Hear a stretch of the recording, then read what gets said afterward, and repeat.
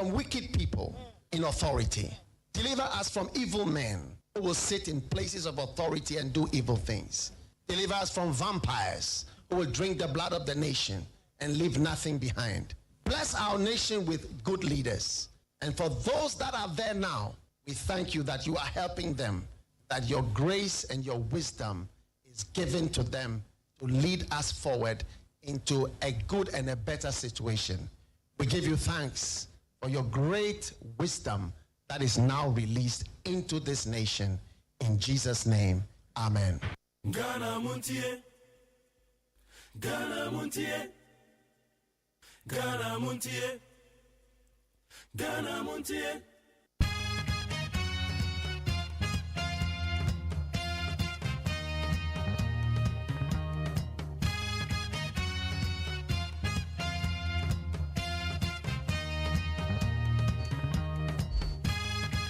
Right now, 20th February the year 2025. Yeda trade up on your coupon says, "Sir, what boy, who buy all the and swatch your radi that was you. Yakwa catcher so ya da se wufo. Ya sorry and said, didn't be crying more. Now said I could tone the Adibamano. I hear you could tone the Adibama trade up on your man. Many am about told him, sir, what that way I saw young Roman Tentamo. And now over quite Jumabako meetings. And now, oh, no, my baby, and now you want what the hell? Oh, yeah, dear, sorry, anytime, sorry, anytime. And could I never go school to be part of Mr. Wa and Razzle homework? No, yeah. Now, could I tell you, school fees and just say, one, Mutiano, my much I could say. And school fees in the more mobile crown school. I buy so good, dear, baby, I said you wanted to answer one day, you said them to your school fees. Now, Mamma back crown school now, my you money no. Pepper school fees, we and a crack a cool. Obadi feeding if you know the canna. Anna and normal man day, it's all chamber, and ye is you. There's a make a crown and ya damn it to my bow. No more may and carcana make a cow. And you'll be able to for circle to your best school fees. So, no more make a cow keke. All right, 80 and Kakra crash on Kakra Crebe, Anya to crash on mobile phone the good town. Auto data goes when answer. Ghana, so don't say data no boarding. It is yeah, guess some Georgia Baby who be my hair. 80 meba chow Aquadano Yanano, every cataso. Manaya teta praprebi no beya money and tentem. And Quadana woman soon yan when I shall see a jerry jarom. I am a Aquadana Juchen say 1 million 5 years ebano. On where Chuchi and now watching now what they what finalize a man's own. I just say, oh, what you chilling ye, mano. And so what said what you train said you seen the pants. And so said on one bit to my son at tardy, on one bit to my son the socks. Then Pabwam on one share into a mistake and watch Reno. 80 and so many said no more way under the parental guidance. And just a war for what they saw work down. Obandi homework every school, but main yarn is on no quanko you. Would there's a wooden crown, but my answer be you be to my church and homework in a while. I am being Yaquadan, the shepherd and shedding some son or Yaquada or minor.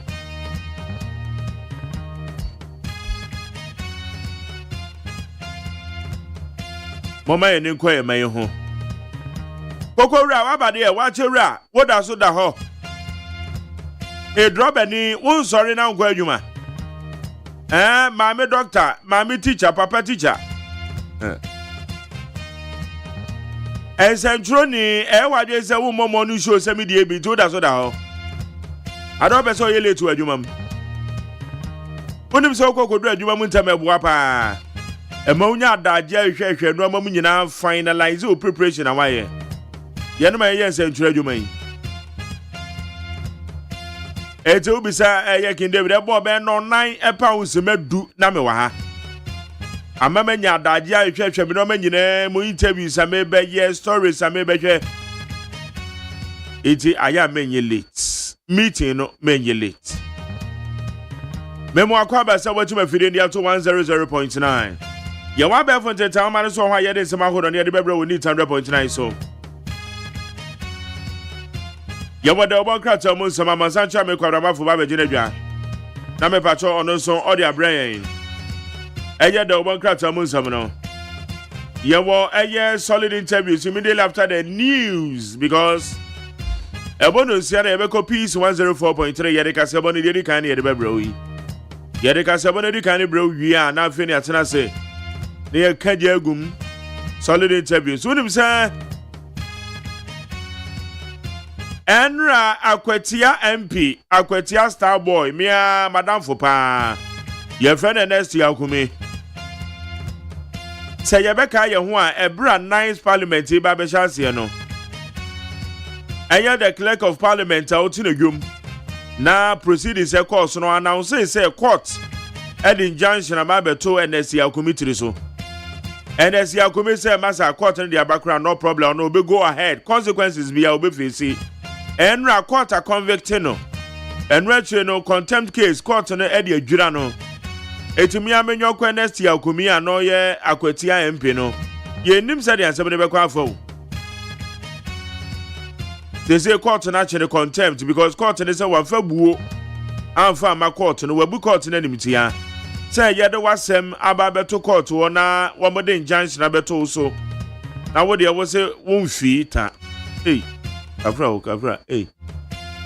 What's over there? Ufiobia. It's no song with some about Betujano. Do Rafa no markings and one baker so bedim ran so until yes, we are ready. Beco. Mea Minia Pena, your friend, Dr. Adam Bona, or your security analyst CEO at the Mass Security Warehouse. Dr. Adam Bona, your body executive secretary. Small arms and light weapons. Congratulations to you, Dr. Adam Bona.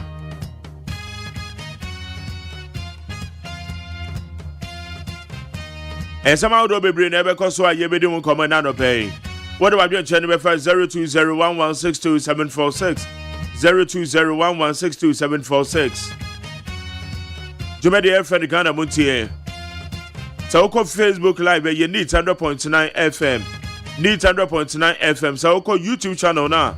And when you're Despite Media. And in the YouTube channel. Mwamba. And your Facebook and YouTube. So ne TikTok so amoke no. Na mi shiramu. And the drum matches am wan. Am matches am for crowd baga na ha am for nche dan sorry. Okwa ma no ne kra na dodo na so de da ibi asori de. Then so be usa am for di achi. Amanfo ehwe yan no petutu to say eyan ho a isi answer me check here yes so you know just about we find say 15 minutes in here we have about 237 people watching us both on YouTube and Facebook. It's a watch back end I record 237. We say God bless you all. Okay, ya kwa enim ha ye need 100.9 ya kwa enim na ye hwe nsema hodo a edi ehim ewa be fonten time homa no so ye da se na peacefmonline.com citynewsroom.com myjoyonline.com check out ghana.com star fmg class fm online any other relevant news portals one the boy chudo ma ye jumedi ye de bra we need 100.9 ye just said answer me this here.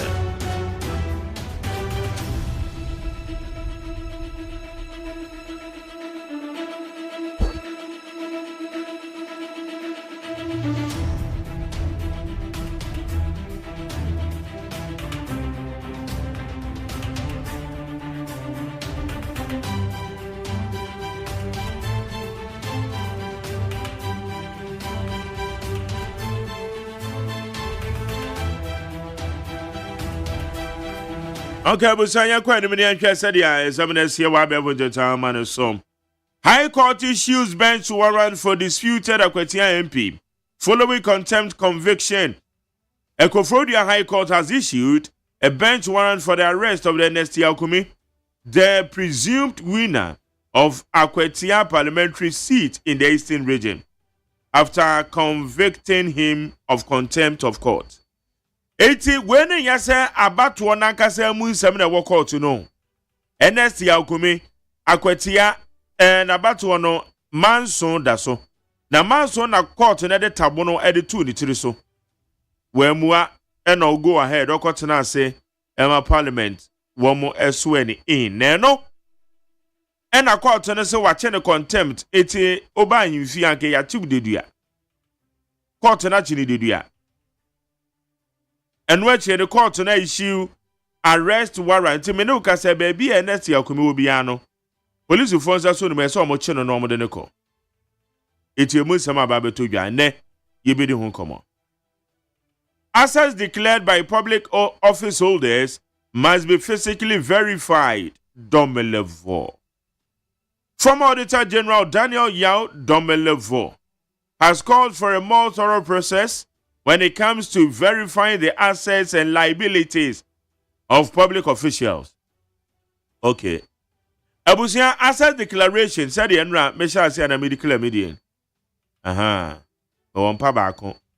Me fridge there me mienu odi freezer baako me wo ye di si ono baako ena me wo DSTV ba DSTV ne kura no enkoda no pe na me mo hwe ntie no kiss channel na me yewe television me wo baako e wo me ho ena me wo baako me bedroom de no ena me say me kodu fi a me nhye me ho akonfu ntie bedroom de no disconnect no me so okay.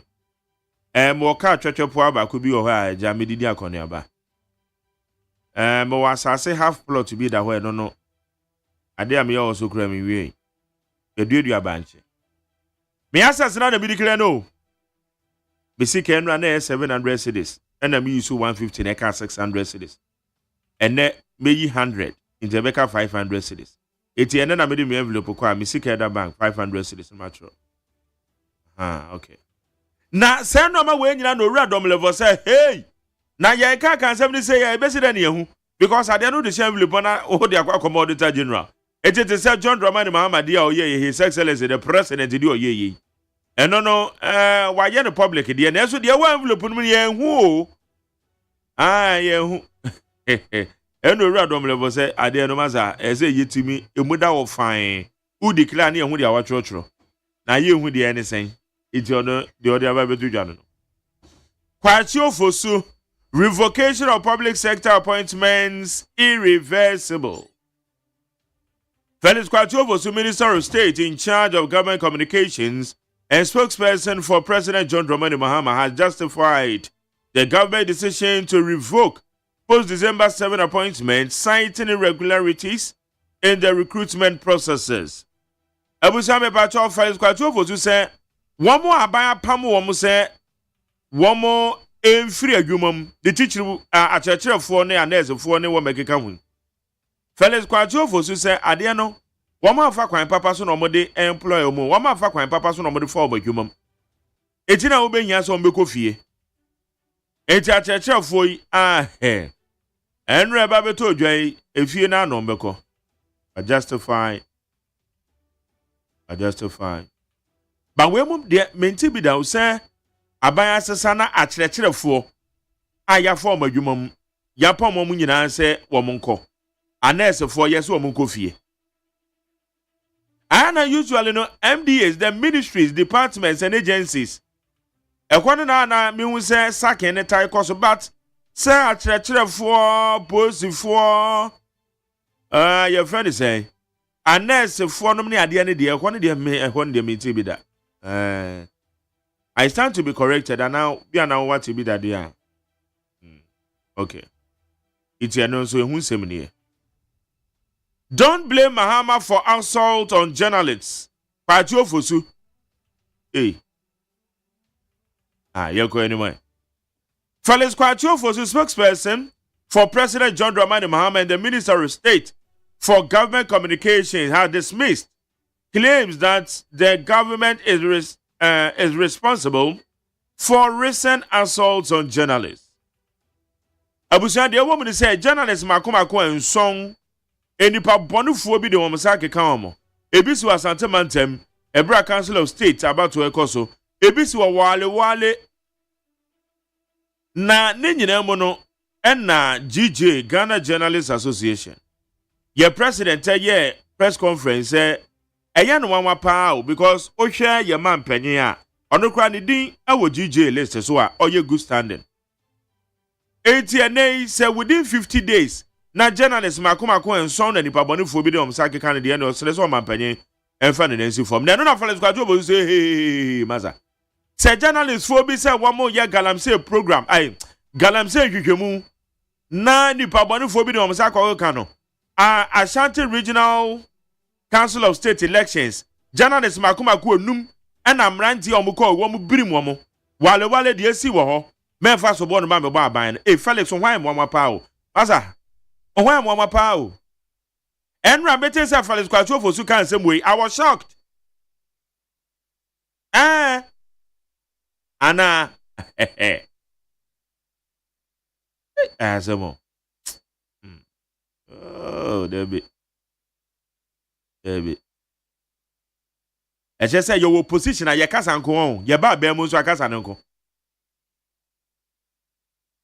na baby afeli so fosu kwache kan ya kra mi wan say o say aban ensoma obia so fa ne sanko journalist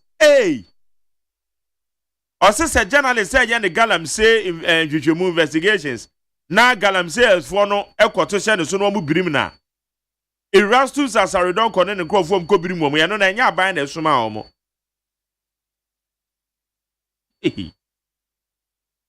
okay yanko anymore but there maka consistency it will be the order of the day. Closer to strike over unmet pledge to remove birth and death registry. The Civil and Local Government Staff Association has called on its members to prepare for a nationwide industrial action set for Thursday, February 2025. Wow. Bepacho clocks at for say, oh, Papa bi a yobo ni ding say on be death and birth and death registry. Your friend is Samuel Adumboche. Looks at for say or you're politically exposed. Sa position no be no ayenim say or you're affiliated to a political party or maybe this position. Inti aban consider me kra mete yo. But say aban so besa adwen ho they will take it into consideration. But then press conference at Felix Ofosu kwachi e no say closer muntie wa han. Also rescind your decision to strike over Adumboche's appointment. Economy related also the government has called on the Civil and Local Government Staff Association of Ghana to rescind or to reconsider its decision to go on strike following the appointment of Samuel Adumboche. And na a year Clocksack for say or you're politically exposed one better to ya Felix Patio for say Munya de Amokano, a mamon teacher, a papa or you're qualified. Papa wabe, a Juma no be to my Anamotia.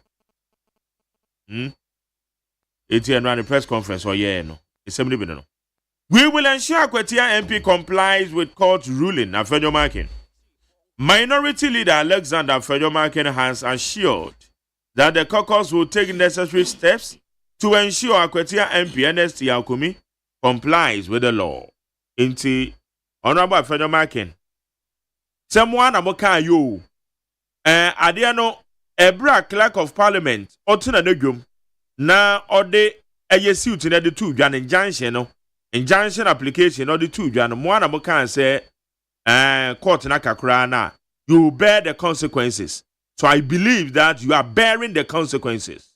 A federal market so mbekwe se mi amenyonko NST Alkumi obidi emrano so pepe abusu ansem no eno no right am asacha me kwara for jina dwaye da se na p7online.com citynewsroom.com myjoyonline.com check out ghana.com star fmgh other relevant news portal Jacob and so also Mark Jerry, good morning, God bless you and your family, you are doing a great job. And now Lamprekin Rashid said, hey, greeting to military officer Richard Komela Nyamado. At Whistler Barracks. Hey, I will take it.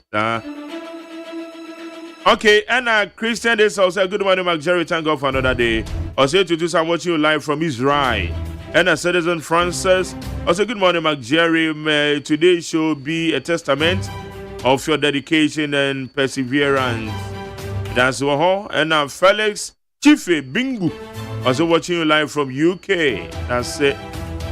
Richard Mensah, the president of GJ, Mr. John Formas, unreservedly apologize to the president and the government for his unprecedented speech. Okay, Grandma Mache. I'm going to cry. Yeah, prepaid toner. And prepared in there, said the above your way, and no sana beto. Prepared in it. Hard in a pie. And then peppers and so I register and also. Get to a baby. Yeah. Okay. Young Queen. I was here for the Boca time, the Mamma Tiamamu acquired by a Ghanaian times here. Professor Miller, or your president, Emma Miller Open University, and walk at and say, Adia, your friend is organic fertilizer. No, Yama Modia see a baby near Congo, near Krakran ye, na organic fertilizer. No, I had papa. His Excellency John Dramani Mahama, or your Ghana Mampany, and walk at the Council of State if was say, some time ago. Now call for board Council of State to Subua say, ye wuna juma woman ye, but this time around, woman proves our critics no wrong. Woman ya juma, bibi kosina nyanswa, woman enka.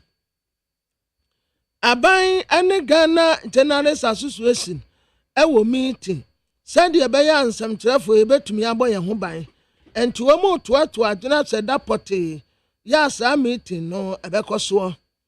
Professor Samuel Kaba, what in infony about your data general Ghana Health Service, and what I say, Ghana Health Service at dedicated health desk at the Amman Regional District Hospital say, woman fan supporting any anomua, did demonwe, said ye bay a bit to me abua, now what to me dear in our kama.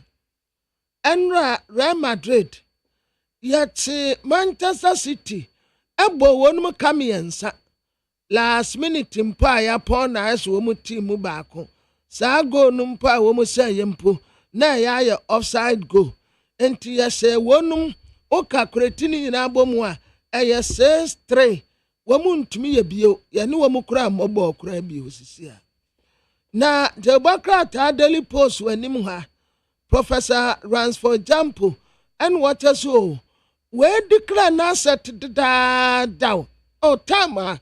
What did the Brescian and Sape and what declare na setting and to what the Bibiako a cook when you know Ninya or the Tajana. Afe Ferris Quatiofosu and what I say was a public sector appointment, irreversible. Yama will be appointment here. Yen to me, Cassie, as I Jeffrey Nipacronsem, and now one crack cross agifui. Sa appointment ya yedema papai bibia ni wa kire se etiamra se bibi na samo antimoda momfamra kwan so afi wo kire se Martin Kpagu wo se abraso se Godfred Dame ya tinidi no kwagina January ga cancer nim na wo mu kire no ba bi awiada court wa se sa na de bokrata na kire no wa ho madawruma wo se court wa convict wanabi akwatia MP wasi ya nkwankwachi no mra na no wasam mpo na minority fo tire se asam no wanya wonum de enti wo mu ba se wo mu de no bekọ te se de mra ne nsise no etie pepepe daily dispatch anim ha cross agfo atu a wo mu te no enne no Ferris Quatio su tire se ensanda mfamra kwa so enti wo mu nse no wo mu ntensan Council of State for and do ajaho Ekatra His Excellency John Dramani Mahama say, Omu babuano, Omu man in sense from da, enti obetumi de ne re ahyɛ wɔn mu na the insight Democrat ananim ha wɔse hungry winter Ghana disuafo a wɔ Russia yɛse akɔm de adu wɔ mu paa nya kɔm ketewa enti muntwa moni na monkonkɔhyɛ wɔn His Excellency John Dramani Mahama 120 days social contact na achievement achieve so far say na esi etie God dangbe nsase en wo mo kyese obi a wote wo mo asase so obi a wo krata ewuo no bra na besan be renew no kama the new crusading guide anim ha mark edodu yo ebusia beko peace 104.3 FM so na ye da ya wada magtere osaje agina konwan ensem ewa ha Bono nsia peace 104.3 FM suni my ya mamwache anopai kasia yensa kana bredu a yede ebremu no na kasia yi every peace FM so one grind esa na okay 101.7 Avenit FM 100.9 yenyina ye worship house Abekan Junction en grind and afi hello 101.5 FM and also Kumase Edum. Afi radio stations a would be braji kasia yi a wade petima dom wanya biti no pay ewa Ghana any abroche amaman so and semi nyina wo peacefmonline.com and GhanaToday.com. Na kasia mu nsam a edi akotiri bi ene se abaya babontia betwe mu se ensem bi a Kania ban NPP abane eka efa eka ene sika abane tua eka ho no enye nokre nya sa na asem no etie mrase bedwamu dom kuma minority ya honorable Isaac ya opoku da oma no e dia tuja se koko boto bo aban etua no wontum emma no nkwa mu bebre enu ba se sidi mpem nso ene ekire ahanan Kani Auditor General Ora Domelevo edi susue bia todwa kwan a aban befa so na waboa amaketa asehye yetimi akoatia wei ani nsem bi ne aka bom anopai a yade ebe so mo se kase na enwuma ko bia daroma ena waso yasene anopai eyeje Ebani Company Limited da wade bind stain remover ababonten ani new bind 20 disinfectants ababonten a wasistens and no din stains and any din eyaka utarazo so asene na wa paper wa twa na enko water house so asene wall tiles water closet nim bia mia tetesa no bomodi ma wonsa enka new by 20 disinfectants na fatwi na anafe bind 20 stain remover na be won say yes edro bia ne den si efin bi ebetu ase ma wate nwan am wadwaye ayaresa bia asodemo masalachi sukuba bia wate nwan na asan ayesham wo pebi ato anya na kra okwa ba bia me ate se China Mall Melcom Shoprite Dream Bell mile 11 omunyina etuntombi etu phone fresh 0541 8096 a bind stain remover and a new bind 20 disinfectant edie enono Kivo hot pepper mekwo show mekwo anu ohye na eno nsu ye de na ode aduane a ede aduane a wo hia mekwo bia momodi ahwehwe Kivo hot pepper ena mekwo anu ehye wo ye noodles wo ye spaghetti wo ye shito stew enkwan ba bia wo ye fry momodi asa won sa beka mekwo anu nsu de wo fa kakra bia na unse atirimu anu ohye na ede nso eye Kivo hot pepper okodwom ba bia enye na eti mo no anuane ton chobaf wo ba bia osi Kivo pepper eye mekwo hyew midimafo heba se wode asamode enam amanfo amotin kan ne mpota mo midimafo heba se de wabie ne nkrabata ewo enkran Dr. Time da so anene sabi yare hawadwen wakwa na nko se bra no de brebe to so ama wobesha wo brebre ni bedru so no nyame adom na wo ho atɔ eti ba bia wo enkran ne mpota mu bia midimafo heba Dr. Time da so se de ordinary akyere enkran wo ye obenfo wo yare ti se stroke mu obi a osisi ya oya obi a ukotodwe wo chiri kase ne sabi wo pe awo ni nyina wo ye ho adwuma owo pokwase mayira na opese one ne kasa 0244 774282 enwuma koya daroma ene de anopa no nsia kase ebremo bidin de adwoa yeboa agye ave kase enu nsam ankasa eni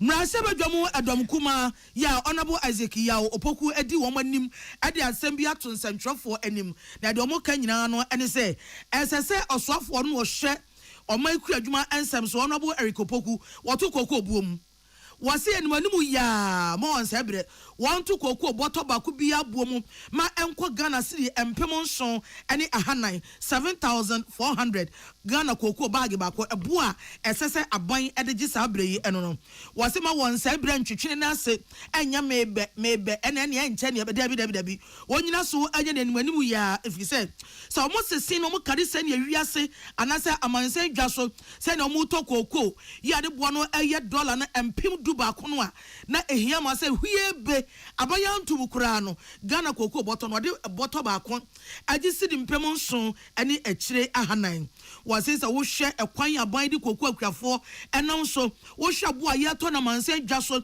sika aban enya ene sika odi to kokko ofre akuafo ho no a sabi na akoye asisie kakra etesese aban etu ho anamo enmanimu ya no wase aban no ehye se wobetu kokko buomu amana dru ba ohamu nchemu aduoso 70% e wo bag ba ku bia enti bia de se aban di sa asam no wode ose ayo wodi ne bo hye so na watu kokko bag buomu efri sa bra bia aginan ko sidi mpem nso ne akire ahanan wode sa asami tudwa ebra wo bo dwa friends ntwefo nhyiam wo mrahye bedwam na moma yentie na asem a okaye ne bi. Honorable Eric Opoku, Madam Fupa, no, Obia mi bunu pa. Samre no, onna na ye ranking member for agriculture. Ena yewra atofos, Dr. Kesel atofos. Muka se omuka se, cocoa board any aban no esisi akuafo. Na enkese se sika bia yebenya ewa mansen dwaso bia no. Ye chemu miensa na de emu mienu ama akuafo. Samre na oka no na mansen dwaso no na cocoa board no na eye $10,000 per ton. Ena omuka say your mercury no 6,000 or year calculations no what betina konwa so friends and na aduanan and ni enne me kan ye na aduanan nan akuafo nti bibia nti na promise na we ye no na we ye na de apɛ abato keke o de pevos keke ana say you meant business yeah nipa ya te ni ka say eye minority ya wo mrasebedwamu ya Honorable Isaac ya Opoku wono anso na ye mrasebedwani ohwe offense south odi wo manim kasa ye no no de sa asemi atu edwa William Gentu ene Emmanuel Akoli de sa ensemi ebreye Obani a ohwe nkita wodie so no kasa de ma aban Owura Felix Kwachi Ofosu e de ansem bi atodwa se ensem bi a kane NPP aban mu mpanifo bi e kanonya no korɛ se wo mo jasika bi ato na eka bi ada wa ye aban etuatua eye domestic debt exchange program won wa ebi kan wani e from say haircut for bond holders sika no wo mo sika bi o mo jato na aban de atua no wo se sa asem wo mo nya eka na Ghana fo nya itie na enya no korɛ enya sa na asem no etie eni say kanisi kasem soafo Owura Mohammed Amin Adam akotro agunu Facebook post so say kani aban ya na o mampani dada ekufu adoda no Wamu eja sika bi to ho eye debt service reserves account wamu de sika bi atum na no na wama ya chesesesi aban we yaba ene wabafa ede atuatua eka no a eda ho ye bond holders wamu sika akodi mu no aban we say ede atua na eno na Owura Felix Kwachi Ofosu ababonte abechemu sa samu a sofo dada Owura Amin Adam eka no enya no kre de biara da no wamu ja sika wamu jatu mu no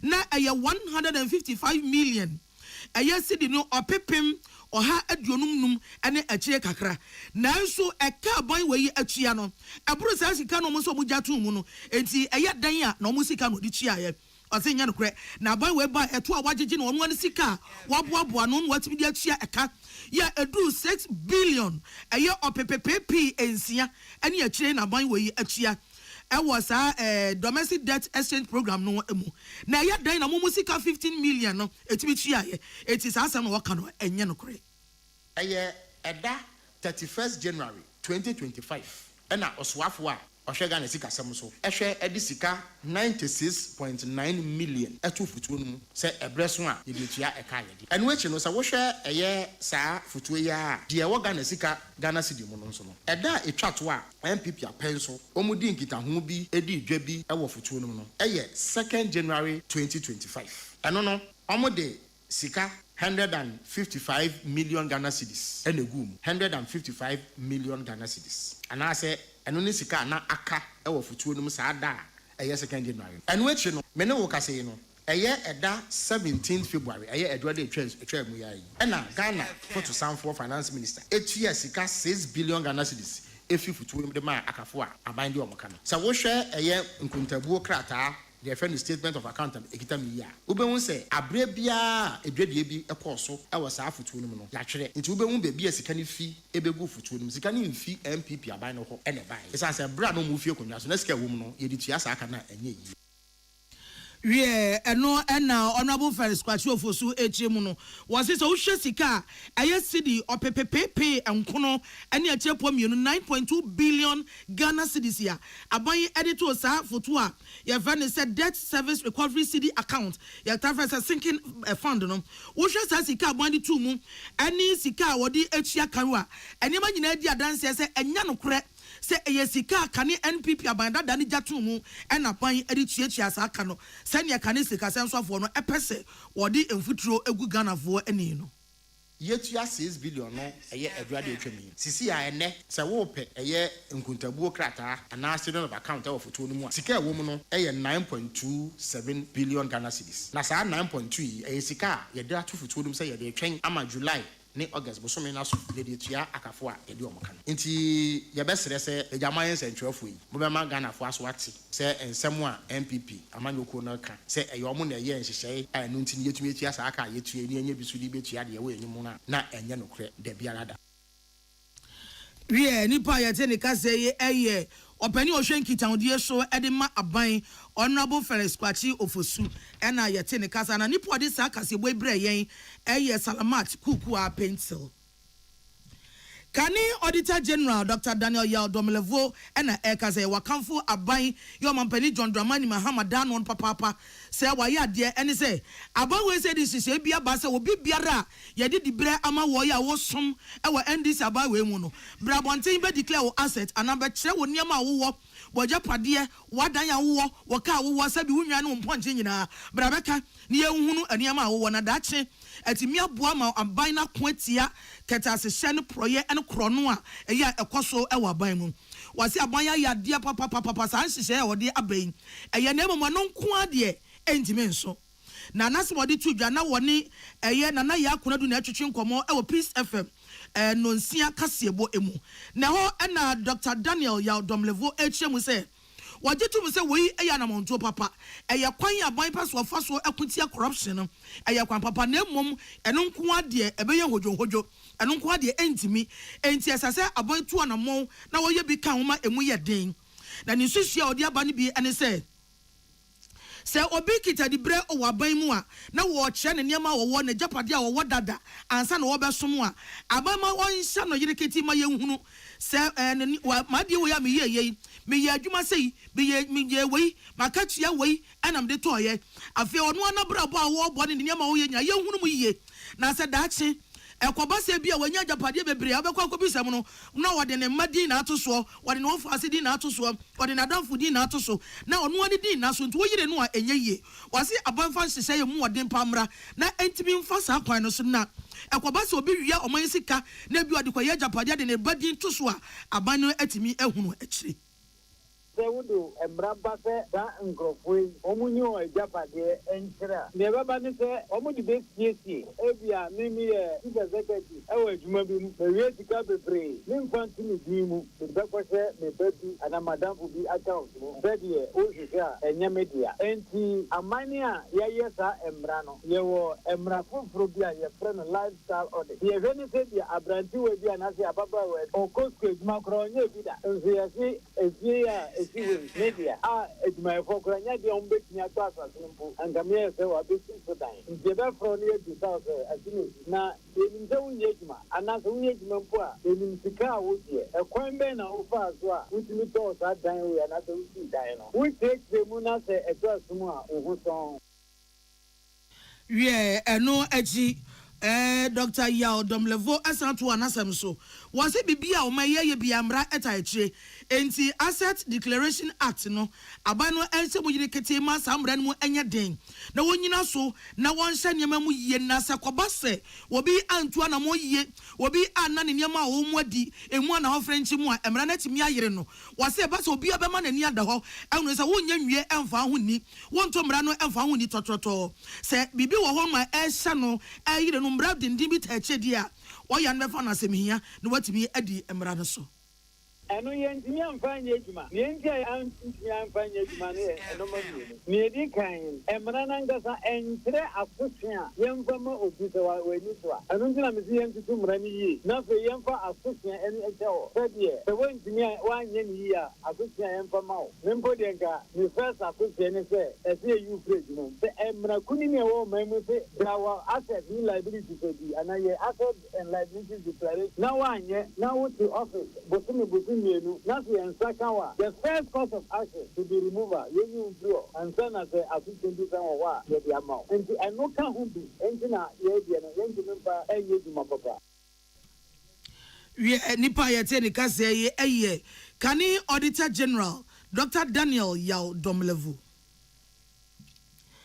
Abanswa for share amanonin semso Honorable Samuel Okujeto Ablakwa one wakasei was in a share ya wadano no wamobed and she be begu kwemo as the son and yamamutitu obi kwaje passport asika wochiano obeyensa cry bebre womo ama ebuona ba form send obia benya kwanya ono so akwaje passport ni ebie oswafo for the sanse mu nyina to dwabra wo kwa pro ewo passport head officer ewo rich ewo nkrai ana ve passport officer ewo ministries ewo Accra no kwahie mu adwumayefo no wo mo twetwe nkomo etietie wo mo nso so ensem na somebody ko to dwabie no ene se si a wono be hye adwuma asi wo ba beboa amaniama asesa passport gene de befa abefo kwan so kanetiti de ye biometric ane de ye adwuma sese no wose wo be sesa no be yi afri ho ade ye friend say chip no bi na aba wose ebesa no a ye de passport emma ebe ye mre de be ko ohare enso. We are saying that we want to make passport administration more convenient. So if your biometric is in the system, it's known by passport administration or is known by NIA and all of that, why stress you to come back and be doing your biometric? If you already have your biometric in the system and it's just about renewing your passport, the passport has expired, you want a new one, why should you come and go through the process afresh, as if you are a fresh applicant not known by the system? That has changed. And then number 3, we are also saying that when you have applied for your passport, why do you have to come back? Even if you live in the Greater Accra, imagine somebody who lives in Sotuom or Domekwa or Adenta or Amasama. Look at the distance to this place just to come and pick your passport and go back. Can't we have a courier service that when you are applying, you indicate your address, if it's your home or office, where you want the passport to be delivered. And then when it's ready, you just call. Stand by, your passport is ready, we are delivering. In the next 30 minutes or 45 minutes, the courier service will be at your doorstep and you receive your passport. Then it also eases the pressure here. Yeah, nipa yete ne kasei oswafo Samokujeto Ablakwa no achi wasan ehye bose 2025 budget no working kan wie no wagitum wie asika ode be ma won no omo bebie passport head office no omo bebie mu aye bia kan won na amadwuma na timi akoso ohare so akoso wano eno achi 24-hour economy enhyehyɛ ya ban boss so nti Honorable Ablakwa say passport office no mo ba be run shift na hodo miensa ebi ba no pa ne apon bi awia no mienu na bi atem do mienu kwesi anwe no nsia na bi atem fi bi no nsia kwesi ahomache no nan wase sa shift miensa yi ebeboa amani pampempem a epe passport na so mo nsanka no ne nyina wotimi aso ano entem wasan ekanfo passport office adwumaifo no e wo modern mo ene atu ho acha ode eye adwuma no. Passport administration is such a significant national assignment. It is so important. Every country issues passports, and it is part of the pride, the citizenship, the nation that we all share as a people. When you own a Ghanaian passport, you feel proud that you have also arrived, isn't it? And that you are recognized by the state as a bona fide, a citizen. And so the work that you do is so important, so important. I mean, we all have your documents, the documents that you process, right from the president, the vice president, the chief justice. All of us cannot travel if you don't give us passport. The passports that you process. So the work that you do here is so important, it's so crucial. And I don't want you any day to ever underestimate your importance. Yeah, nipa etene kase eyo swafo hwaman on nsem so honorable Samuel Kujeto Ablakwa abusuafo mutie kase boy free Peace FM so won cry wadaro ma ye homeso tew e besan aba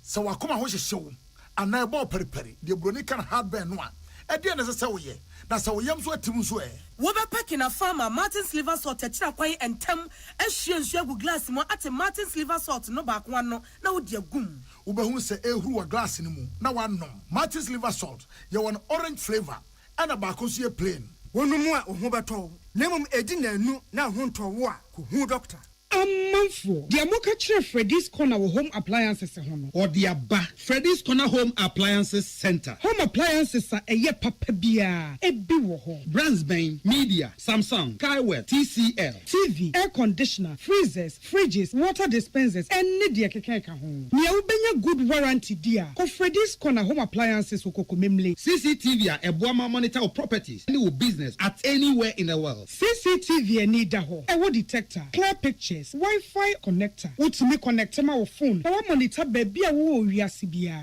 Freddy's Corner Home Appliances Abeka Freddy's Corner Ejosua Hodwa or ton phones any a home accessories no. Fresh 0544 959195 and 02079373323 and now so Brako Komemle City Light in Chehwa. Na ya can discounts any achadia. Ubetiasie. Freddy's Corner. Home of authentic home appliances, phones, and its accessories. Amen. Yenim samu busasa ni je yase ne sen. Asia ne se, wo de amen agyanse ne ani, e wo herbal ayaresam bio, na nkunimdie, adasidie, na asia ani abasobode nko a. Apomdim ho to a wo de abra manfo. Efiri ye ntiri so, ekosi ye na asia. Ehina yade sha, amen hu ensaw yade. Wo de ne nro ne abefo efidie, echi yade no kunu what time. Amen e de herbal accommoding was signed the naturopathy and homeopathy kwan ekunye nyarewa. Say, sukuu fofri amanone besua ekwane a yade herbal say yade e wo amen. When you enti ena yede anigye fra from say sanye pa wo yare bi hyehye ho ana yare bi abagye akonya wo nipadua mu a Allahu shafi onyame ne yaresafo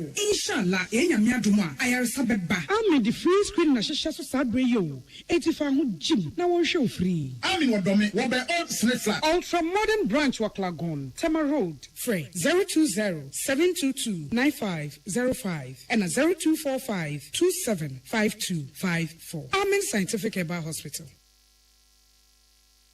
Tune it in, turn it up, Peace FM, and rip off the knob. Yeah, busianfo ya mama akwa aba yeto akase no eso. Yekọ Uganda de yare ready say Ebola or say hwen kra omomunya bi no mahome mu. Chese fiti afi 2000 ena Ebola di kan unity e wo Uganda. Omu ana tuate se boom na jenipa na kum nipa bebre na se jai omu ana ji boom ma ntabasa be empen wotwe na no asapeja ni tibie e wo Uganda ama enipa bese ahenu aduosien enum nipa 265 ene ya quarantine omu ana se do omu agudam se yesuro se do omu si amontan hwe ya no omu di bi ayankrofo na no nipa nwotwe koda yaresabia nyame adom omu nyina ho ato omu na omu hu se omu yade ne kono ye di kan test di kan negative omu ni bi yade ne ko omu nyi ni asa ye bio omu ye sa bem prensa asem prenan esi suduasa ampa yade ne ko ansa ne ye gya omu so omu nkofie enko omu abusuafo enchen na anu ye pagya ne mu akum nipa ba ko e wo Uganda ya Ebola yare no e wo ye Sudan no mesrem Sudan memu no wase anu ode na eba etimi ha dwen sai niam na ne konsoso den na enche na asan wo bi saa bire ye de enipa ba ko na ekun no na nipa nwotwe so ebi ye wo mo so mutra ye yie e ma yade no ekọ wi abusuam adaroma ha sei ene de kase no esi na poso hima ajua yeboa ejei na motemenkai mama mu nyina mo ni ti a enya ado na enwuma kwa bi adaroma na wo mo so yasene JA Binding Company Limited one of the bind stain remover about one thing and a new bind 20 disinfectant a two a fee every floor tiles water closet mu adwaye baby am fi asituo na what wine ho ye hwam no wono na wode aba wokọ baby adwomu baby Malcolm China Mall enye na Kivo hot pepper, meko show, meko anu share, over kakrabi, a son quanye, a son bomo, a son froye, spaghetti, shito stew, bibia, and a ve me dimafo heba, or no so just a more denam Dr. Time that so, or be in crabata won't cry. Was it your debut at Babano or the brebe to swamo, send ye tibia humbeto, a year pokwase mayra, and no wabe be in crabata. Yadanuma koi ase.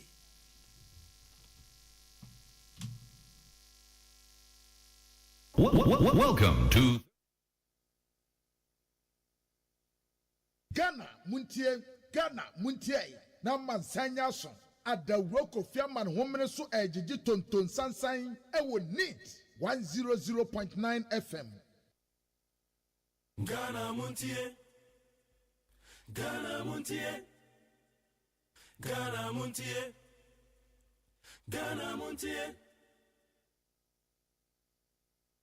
Ghana Muntie na mansanya so adawroko fiaman homene so ejiji tonton sansan ewo neat 100.9 FM. Nipa enyiro na nani ahode ebafo empo emabunu bi ebre ewonim nanso eni yade biara wo no mekanfo Optovision Eye Clinic ediamao. Optovision Eye Clinic provides diagnosis and world-class affordable treatment for all eye diseases including glaucoma, cataract, any yade ahodo pi. Dia yasronko kra ne se Optovision Eye Clinic wo quality designer space ahodo ebe fatal send ye wo penny biara it is awani ya anasa wani ahode abafom anasa wo pese wo ade here unim ba bi esesa wo ba Optovision Eye Clinic. Call us on 0553 270806 or WhatsApp on 0558 517556. Optovision Eye Clinic. Hey, catch it. Listen in here. And you ma beto to dia me baba no hwan de no. Twem so betumi a. Hey, asew. Hey, now beka. Ya John to mami ensa duku portmanteau. This way chocolate drink. Na kan wo hwe afibian so beri ni waware ne a. This way chocolate drink. Na kan sia. Oh, asew. Wo den kan no tumu ho. Me be mo anu nso hye kura de aka ho. Wo hwe de wapi ho. O ka sa batete. Eda fom ho. This way chocolate drink.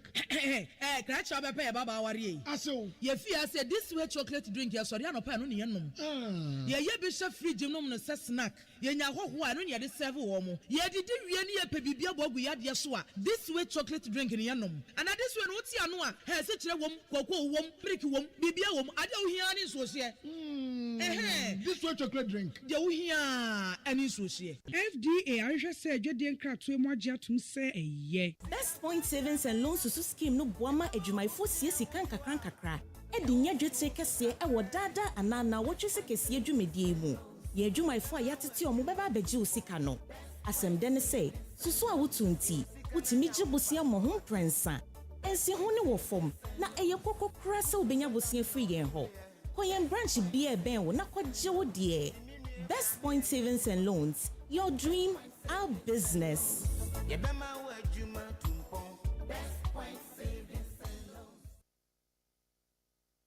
Ghana Muntie na mansanya so adawroko fiaman homene so ejiji tonton sansan ewo neat 100.9 FM. Ghana Montie, Ghana Montie, Ghana Montie, Ghana Montie.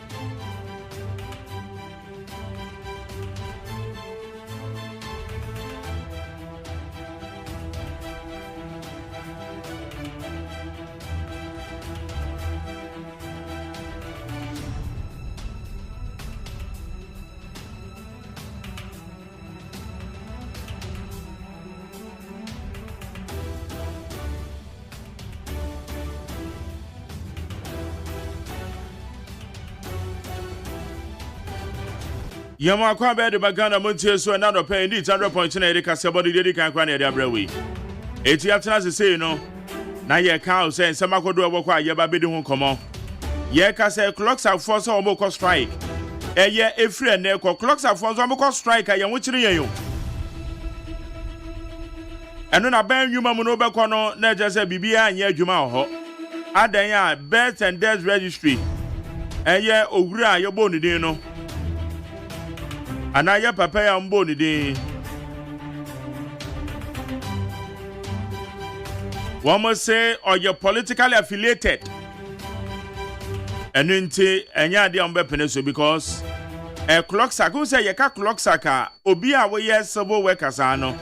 Wono wonya amanyosem mra ne se wonye amanyosem. Actively wonye amanyosem obey kura ejomu. And into one must almost strike. Now Felix Kwachu Fosu say ade appointment na be you into clock sack. Ya ye de enya do metima reverse. Na revocation of appointments and so far and so ekosen. They say a church for nurse for the end dey say bete say one more atwentwen so. Na a church for no so am. Eti eno so da ho.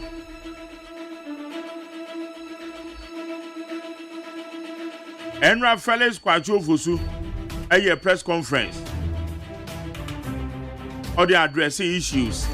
Ghana Journalists Association for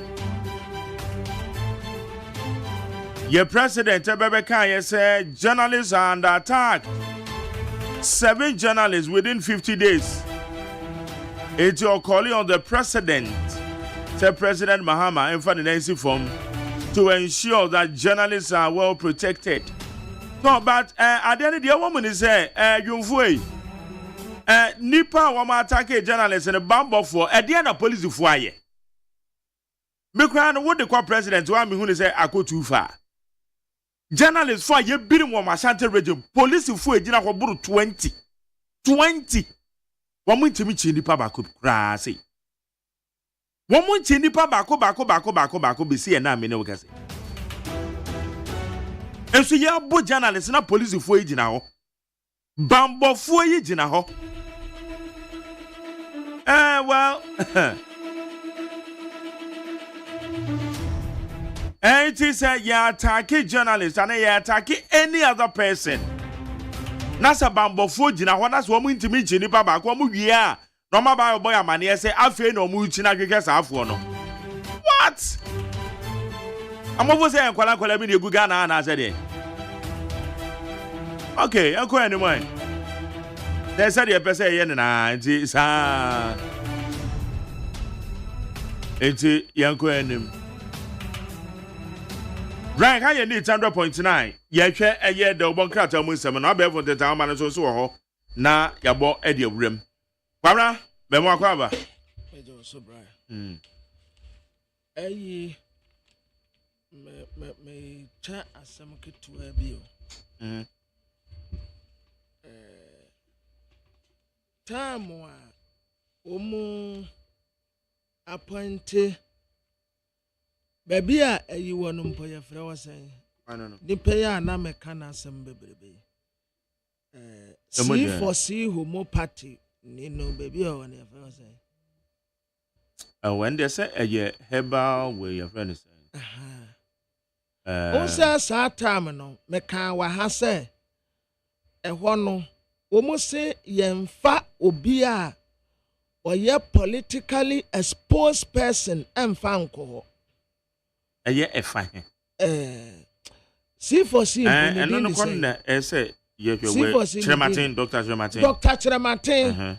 Ono kura minim say wa resign so wada so ti ho. Dr. Chirematin C for C. Tamwa yesi adene ko nkofo yi din ayira me ya papa. Ma me nhwe omudin no. Omudin ne de bibi. But it is a woody can establish and say a whole woman ye members of Clocksack and as a woody can establish here no first. As a way to my be other point. Because we're your Clocksack and the Casano. Omuka. Why is that? Omuka. To the appointment. A Clocksack. Omuka Clocksack. When I would the chain to Kraman Kumana, one hanging an answer day. One, my pen appointment in Crano. Oh, yeah, maybe. Because one day I don't think so. One more year part of Clocksack. Who said we are talking about Clocksack? Let's establish first. To say, yeah, establish it first. Says, actually, my appointment, and you're part of Clocksack, and then you can establish your facts. So only a TMPC. But my mention say for TMPC. TMPC. The person share it in but don't himself, but as I be established, no. Felix Quacho for Suna Casacrano admit you. Say Clocksack the Omokano. A legitimate, so they will reconsider. And son enra obey a press conference or can say appointment in the day anya baby into a irreversible. Into all these facts must be established.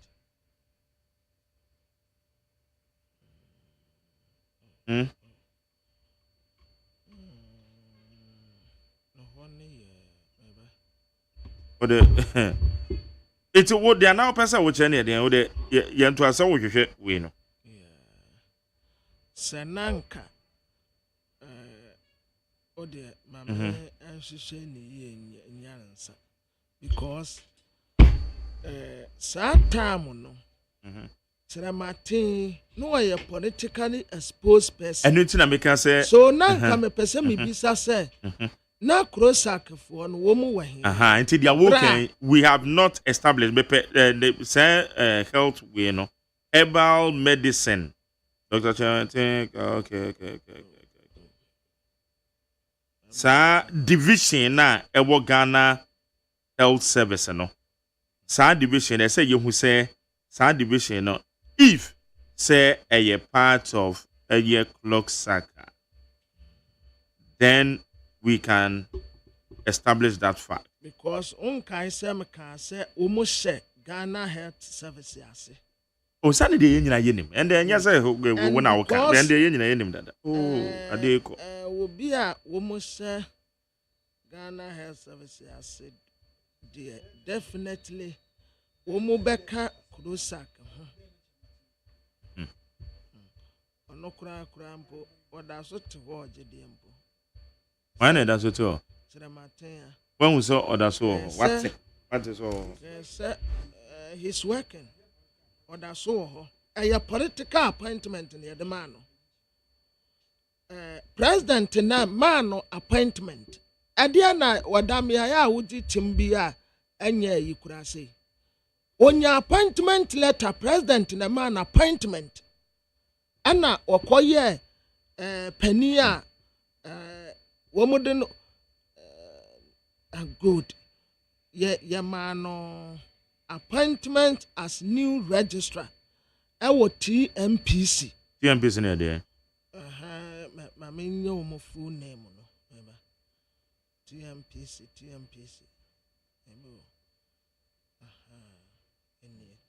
Traditional Medicine Practice Council. Excellent. Under the Ministry of Health. Bepacho, they are not. They are under. Oh. Majari, winnim. I know for sure, yes. Bepacho, Yabotre. Oh, Yabotre. I don't know. Asam ne Canada ya konto kwana. Me too. Was it they are under the Ministry of Health? Yes. But are they part of CLOCSAC? Yes. When we are part of CLOCSAC. Agency be under Ministry of Health, a part of CLOCSAC. Oh. Ya ka CLOCSAC a wunim grofo. Majari. Me say, when we are under Ministry of Health. Okay, it is all part saying. All part saying. No cry no. Me say all part saying no go ahead and you say into part saying. Near say no. Fa political appointment. It is say obi oya politically exposed. Enko ho. But remantia na wakwa akogina ekwa pre asikumu odobe bra akwa ho. Esa akogina ya no okwa pre constituency chairman. Yeah, man appointment, president man appointment. Emma Okoye. I'm not saying one too true because one I will say journalist say what same we make course work I want to be say me no nyina retire. Yeah. One I will can say journalist. Yeah, man appointment. And say nya atwom. Yes, journalist. And say you too futuro. Journalist. And just say when you sycophant me one. Yes. It can some say the tie. Yeah, man no president man appointment to say on choir registrar. Traditional but just Traditional Medicine Practitioners Council, Anna, if I'm right. Traditional Medicine Practice Council under the Ministry of Health. Yeah. Okay.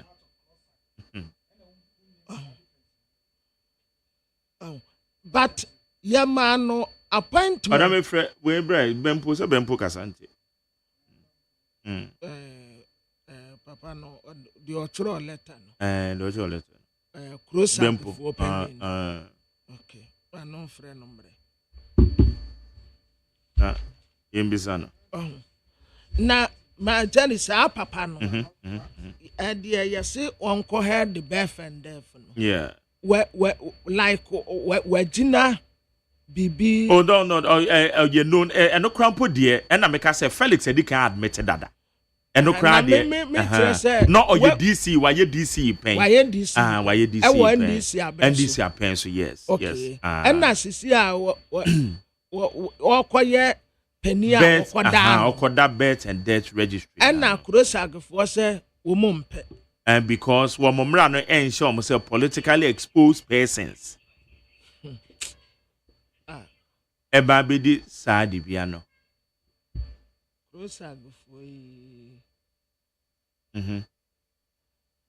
That is what they are saying. But me issue because the point is the members can say said say well one of them ran a casa. But number two, I'm calling a letter. My main just a bit to me home a letter. Appointment, baby, I best say, cause some time ago, a binom politically exposed person. You do what to do to some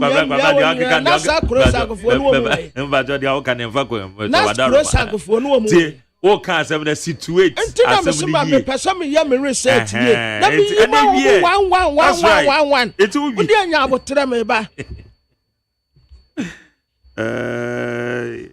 erade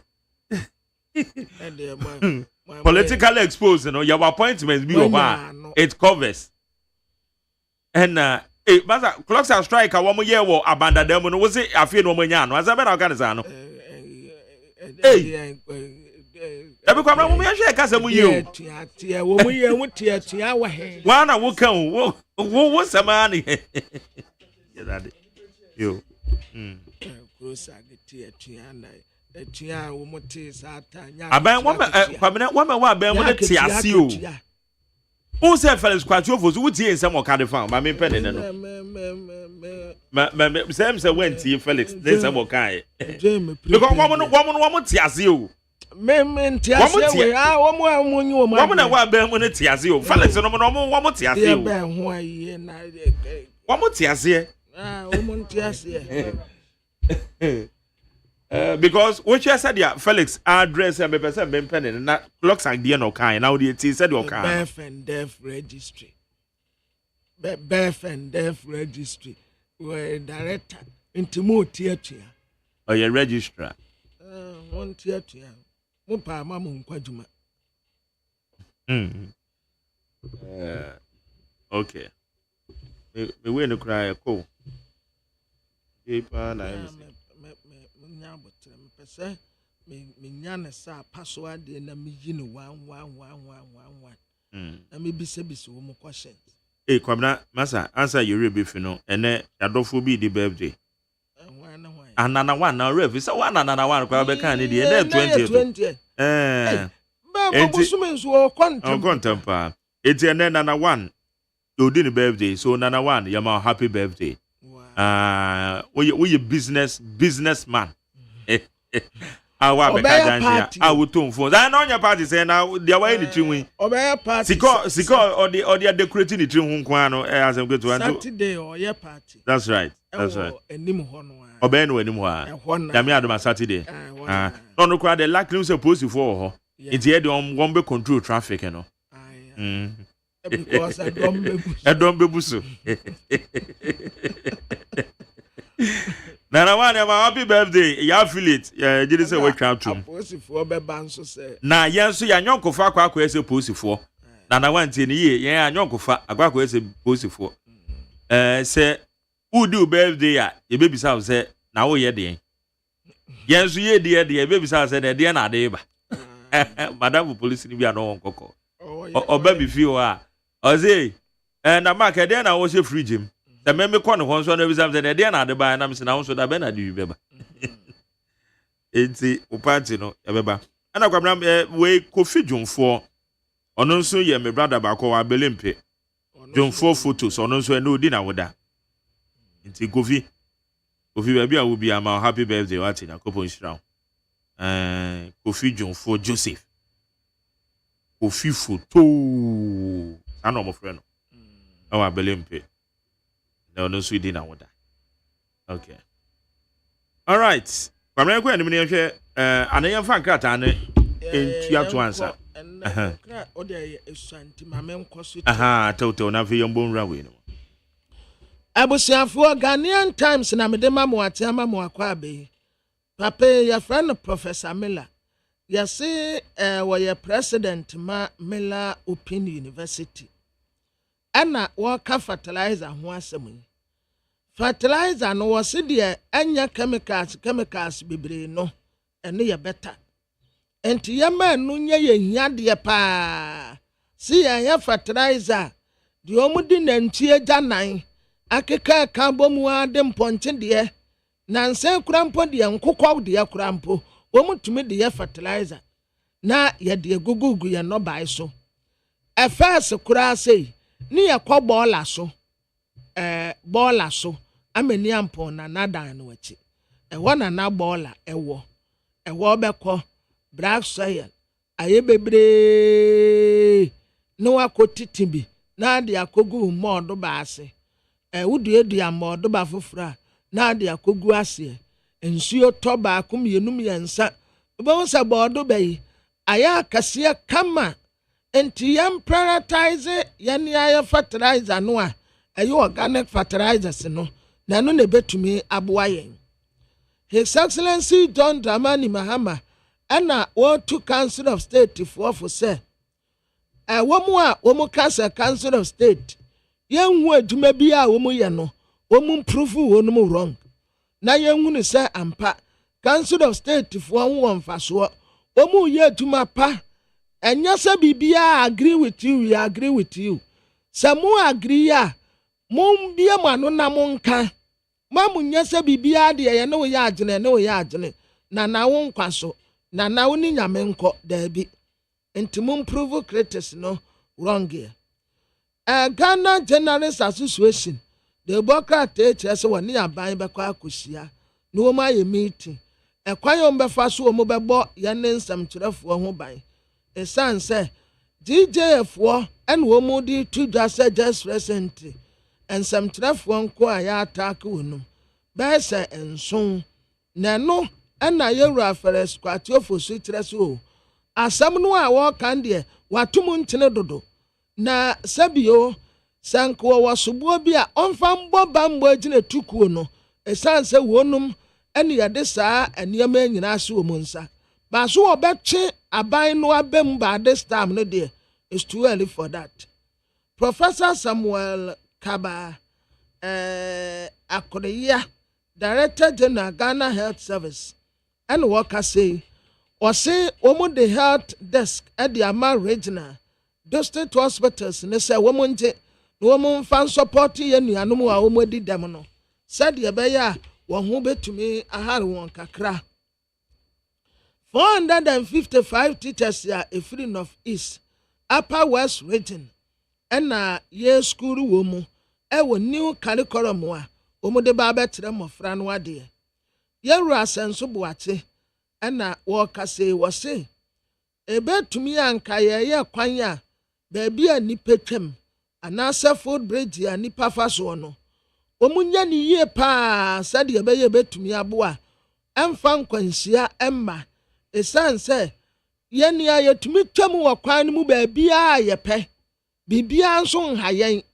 ka abɔ nipa kro na abɔ na kuno yebetumi a food bridge obi ase wo mfa so de saba akuye wo adanta hɔ no mu a ansa na obefura obesie no na wanso wa break akranti wo mu da so kura atwam e wo kwan no food bridge ni so wonso wo mu mfa so na eno wo se ye kwan ya ye ma saa nioma no enye yade Daily Post the Democrat anenim ha Professor Ransford Jampu odinimfoni abeto anim say ya wo send space kama abodi send nsumu aye white wotra se ebre didi brema no ancha kura ena odikra ne asset ne bibia wo bia odekọ kama emwo mu huniye abrante ye freno enesia okumi woye mrasebeteni ma adesia wo akwetia court wa chese yenkotwe mra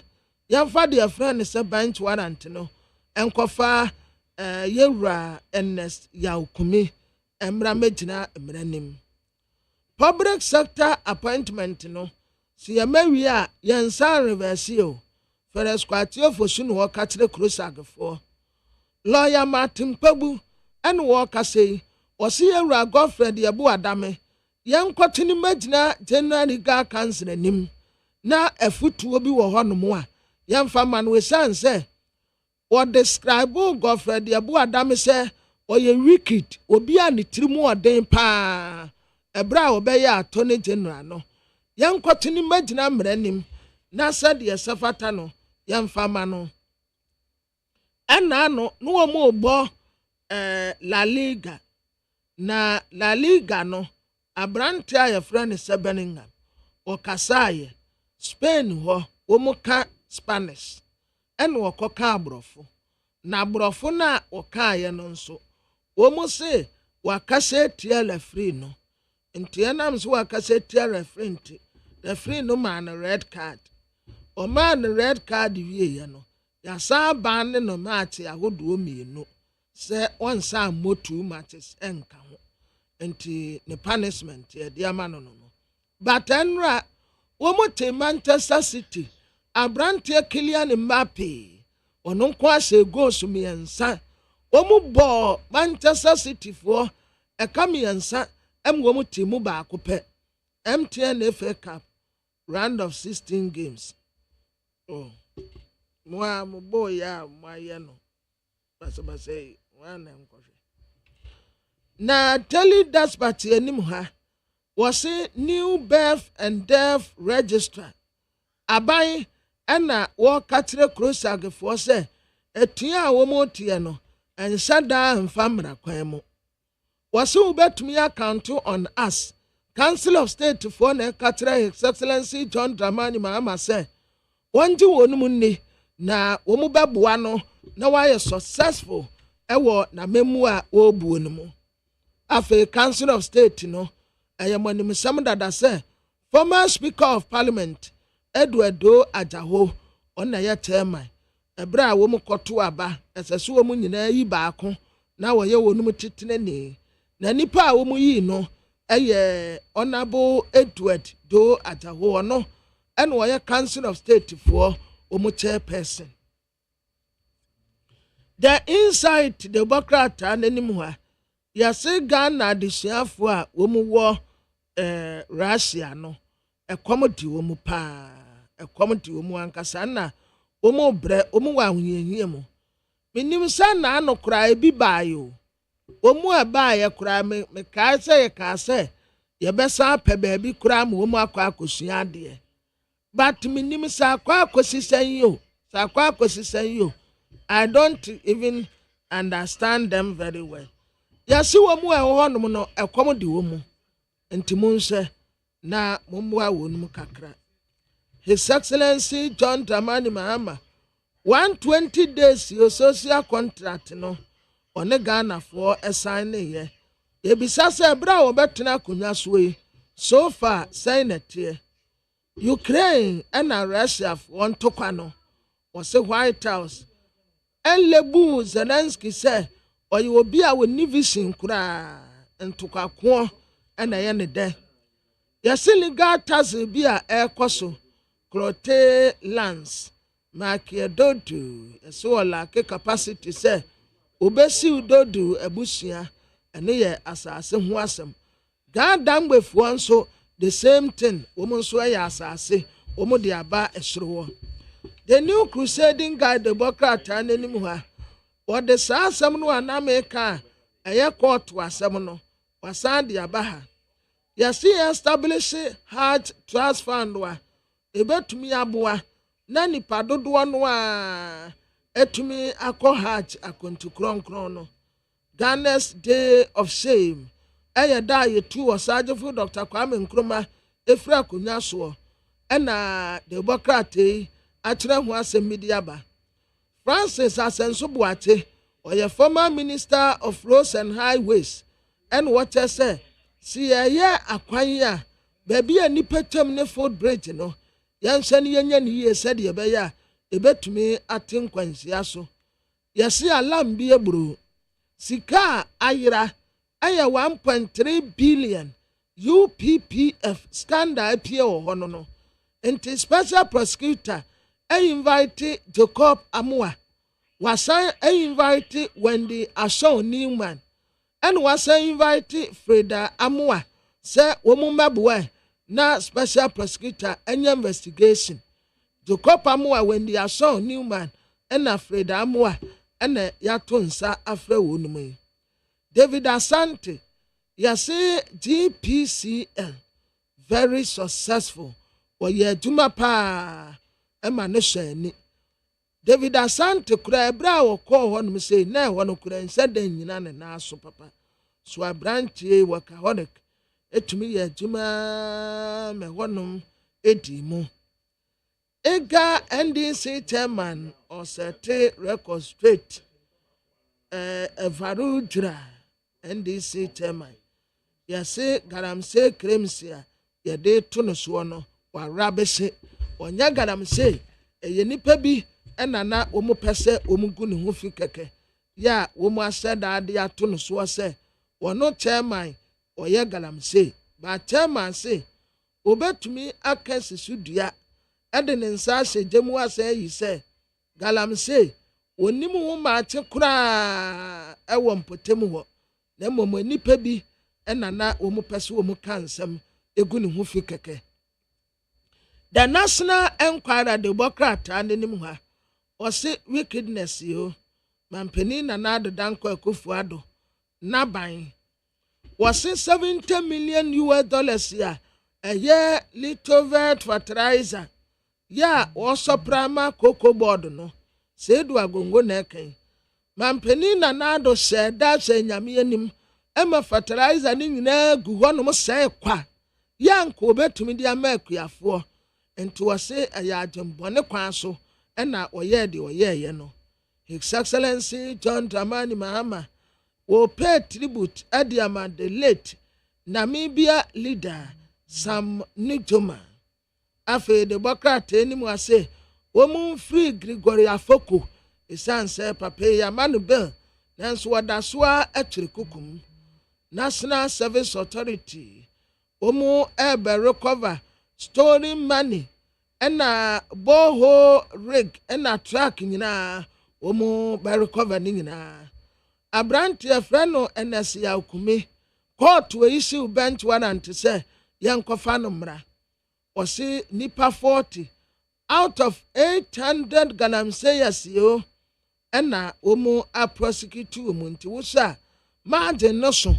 Womu asasi a prosecute womu no ankasa womu da so nenam ho se ena no krobia asante kotoko hene otumfo se tutu a wotoso mienu kura ka kire imano amakofibu ase galamsefo no womu wo ho womu ankasa so ntakracha womu no womu titekuroti eya ne akwache innocent fo no ne adimirika ne ade womu akogina court akode ya wogina wei onim ade ne ho ma atimpo baby a ye to excavator mpo onim ni akotete safo ni ade womu dimirika nti wo chese ni nyina ya ade bi a enya de papa kura nti womu nhye na omu entity chickens no yamfo onum nkogina court we afa telegraphic yenim ha en wo chese Catholic bishop nanka womu pese aban adesua ya ye pese ye sakra mun kakra nkra adesua ndie no kura obi anim se nyansa kraye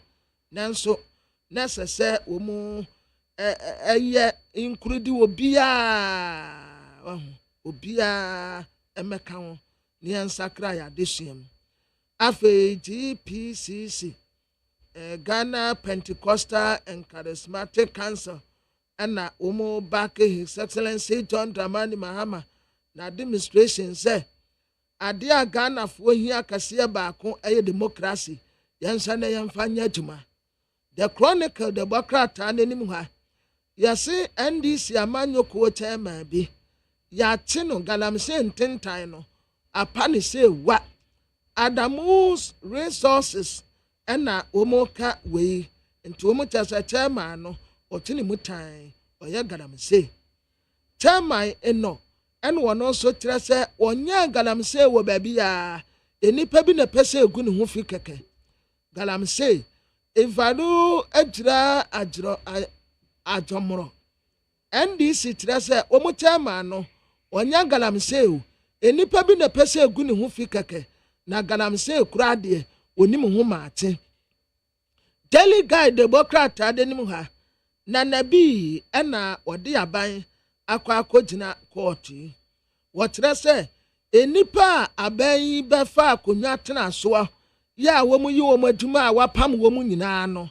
emfamra kwa so enti Henry na naboache atam aban no akogina court bench warrant yo MPP mra sebe deni a wogina ma adehia wa akwatia court say yankwatene mra former NSA officials sa ghost names no say anya no kure cocoa price yo minority for katre erikopoku say anu adeje bosi anya no ane editua sa time a watu opposition ya minority no cocoa bo no eni kwase ye ton say kasase ye ton say asase ye ton say ene wo mo kai ne sa wadawroma omo antumi antɔ ne saa yato abetia wo mu enti beton no te sɛ deɛ na wo ka no na fama koko akuafoɔ wo mu tɛn no de ne sɛ koko obuo no sɛ deɛ aban dadaa no kaa sɛ wo beton no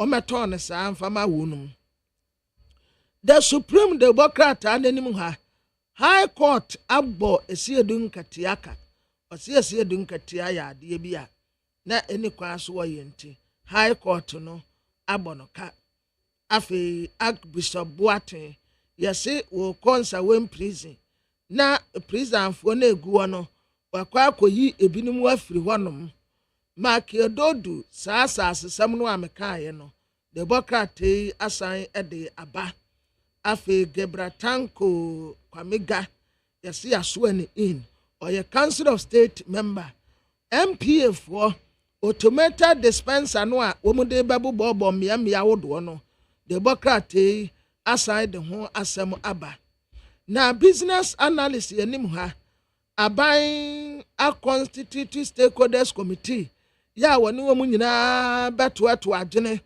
ɛwɔ ɔman tetereyɛ adwumadie ho sansa adwene eni baako fuo tirim passport office wɔn ba bɛyɛ adwuma na adwumu nyinaa nti 3 shift 24-hour economy no ɛsaaseɛ ɛde efiri hɔ aban ɛbɛma soft loans ɛde ama young entrepreneurs a wɔn ani abere sɛ wɔn pɛ sɛ wɔn yɛ adwuma no ɔde saa besia ɛde ɛma wɔn from October 1st 2024 ɛde bɛsi December 31st 2024 Bank of Ghana conducted audit ya transactions ya course wo mutumedie mu nyinaa omu betumi ebu ho akonta ɛde atira mansan ya Democrat register anopei ne mo boso bie na maboboso eyi ne sa password ya mamu baako magtere was agyemesom yɛbɛkɔ internet ne so okay yɛbɛkɔ internet ne so na ɛhɔ so akɔhwɛ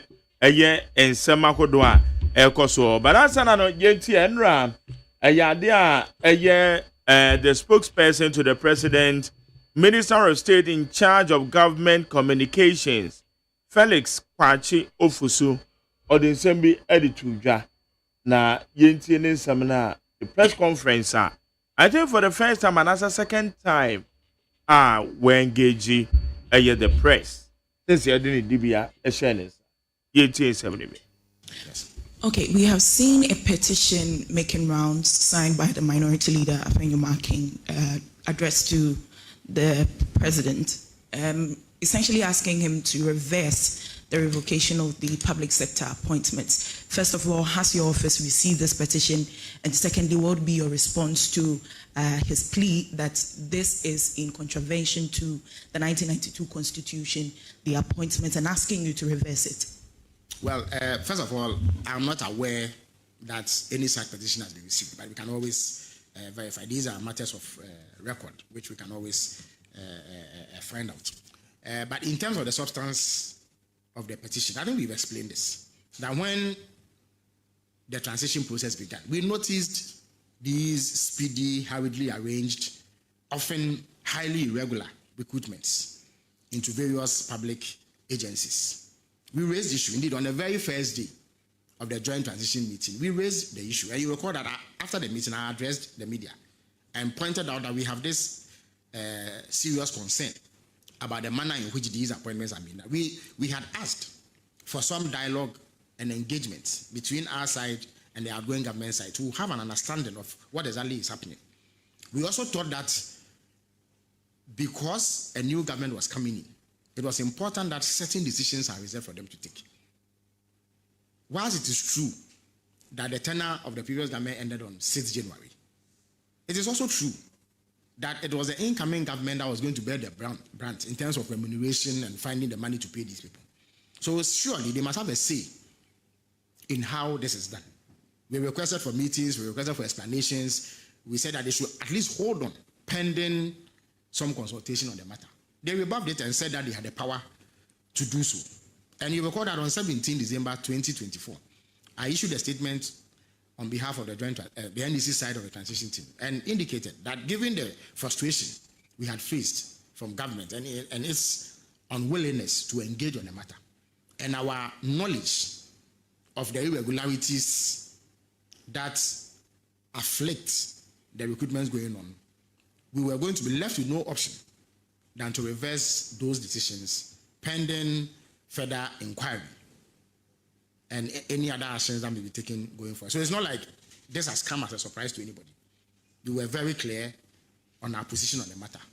And there's precedent. The MPP took a similar position in the past. You recall that when they came to power, some nurses whose recruitment had begun long before the elections, their recruitments were put on hold for several months, if not a year or so. And it was because the MPP took the position that an incoming administration must have significant say in any actions that have fiscal implication for the incoming government. We also spoke about some payments that were being made and how they needed to stop so that we'll be able to have a handle on things when we take over power. So, yes.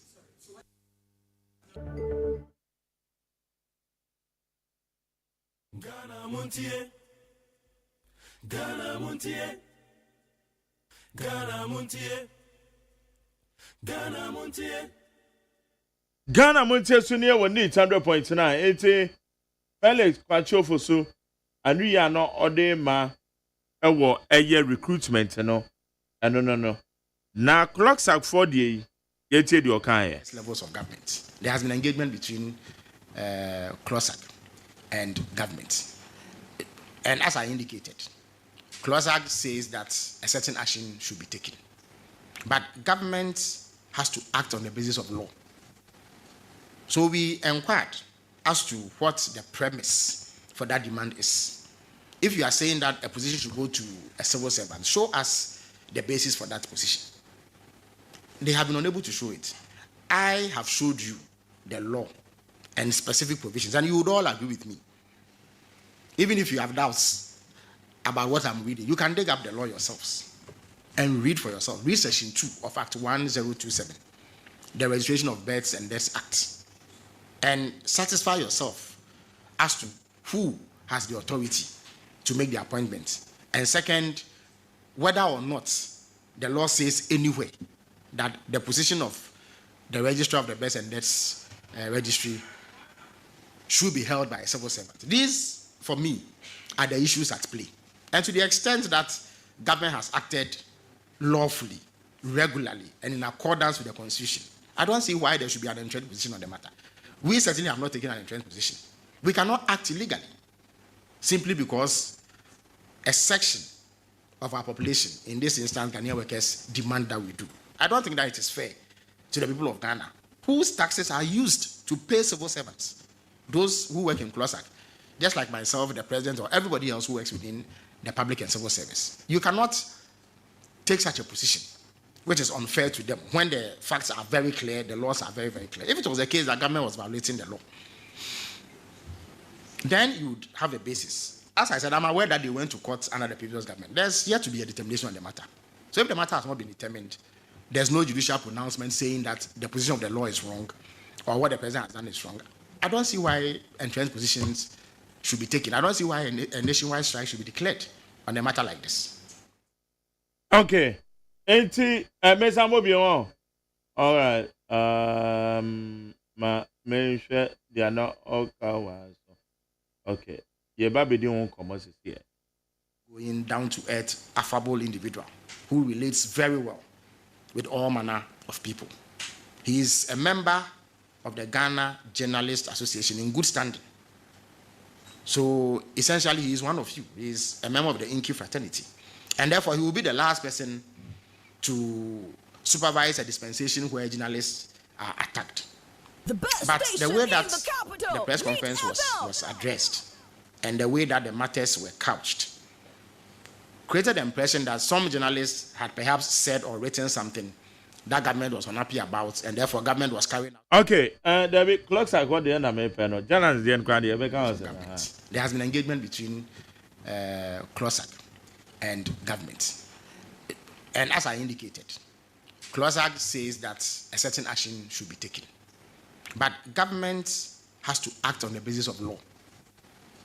So we inquired as to what the premise for that demand is. If you are saying that a position should go to a civil servant, show us the basis for that position. They have been unable to show it. I have showed you the law and specific provisions, and you would all agree with me. Even if you have doubts about what I'm reading, you can dig up the law yourselves and read for yourself. Read section 2 of Act 1027, the Registration of Births and Deaths Act, and satisfy yourself as to who has the authority to make the appointment. And second, whether or not the law says anywhere that the position of the Registrar of the Births and Deaths Registry should be held by a civil servant. These, for me, are the issues at play. And to the extent that government has acted lawfully, regularly, and in accordance with the Constitution, I don't see why there should be an entrenched position on the matter. We certainly have not taken an entrenched position. We cannot act illegally simply because a section of our population, in this instance, Ghanaian workers, demand that we do. I don't think that it is fair to the people of Ghana, whose taxes are used to pay civil servants, those who work in CLOSAC, just like myself, the president, or everybody else who works within the public and civil service. You cannot take such a position, which is unfair to them, when the facts are very clear, the laws are very, very clear. If it was the case that government was violating the law, then you would have a basis. As I said, I'm aware that they went to court under the previous government. There's yet to be a determination on the matter. So if the matter has not been determined, there's no judicial pronouncement saying that the position of the law is wrong or what the president has done is wrong. I don't see why entrenched positions should be taken. I don't see why a nationwide strike should be declared on a matter like this. Okay. Yankwa Amano so Yane Kwame Asamoah Adwomo, Director of Operations at the Civil and Local Government Staff Association of Ghana, Yetwanitia. Ewa Ashanti Mantem, in the Ashanti region, Ashanti Mantem. Yetwanitia friend or Eye Clocksack, no, it didn't come on. Obanka Kwame, Maje. Yeah, you know. Now what to say? I read no problem. Yeah, then Yakopon say. Na Kwame, Adena Moya ne chenchena se eye Owura Samuel Butcher. Yaboni do mampenya boni din se registrar birth and death. Once sa no amonko adwume. Ni ka me da se. So mam sa kwanya. Ifa kwanya ntia mo tie ko ni na. Na me tia closak. E manyi na Ghana mem. The thing is bia ni individual bi ho time na se bia nani mo fa na ni ye fe ni bia de ye de no na de tie ni ko baby 2014 ho na for ba so say civil servant no e ma e kwa mo ye politics and the time bia am the see bi o bia so ye neutral by law, constitution, which way. Any police, or so everything. If one security meaning, yeah, several things. Open so your as a free movie. Dear Coco, that time, Madame Sophia Kufun, a chief justice on a precise day. Tablet Grand Nanka, we are civil servant at me assembly member. Back court ruling, no, in a bus, Supreme Court ruling, in a bus, we are civil servant, Uti, and quiet politics. And as even assembly member, so you are between Sunday. Name of the moment you are being in the source, you should obviously say, we are party, and into no with me, and yet, and quiet politics, and quiet civil servant. And you would, yeah. India also what to be neutrality project in a launching neutrality project as an Ethiopia. As a civil service institution in now, you protect said the Beya politician, Emma no may best Sani Politica with the members, Nubia Kudinachi, Akofat, Mwambama, no Yakwa Kudinachi. You go not the Oba or no a politician and that. Into Owa will be a Bianca. But Nippans over any Nippan I egg. If Sunny or the best side would be. I'm will be a Sabi, not you more, I can be back with the you won't be you. Yeah, you need to be bread, but me down to complaints and grievances. Yeah, you are to be kind. Emma almost sign almost cheap. Emma yes, I'm for we also or see in a deal of call. Where you so and look at local government, of course, district now, and the CC, but woman, who's a law, no, my say, President Nelson appointed at the say, registrar. DC, you know. Okay. Yes, that we not it was later after the ruling and normal yes amendment. Yeah, it's a government appointed, president appointed. We don't have problems with government appointed. But we won't say appointed yeah. So and as a neutral person, the whole you say for your politician or party A and now party B. Fine. But our complaint will be our DC and as a MC pen our party from then you want to come and infest that political civil service in one. Young penita.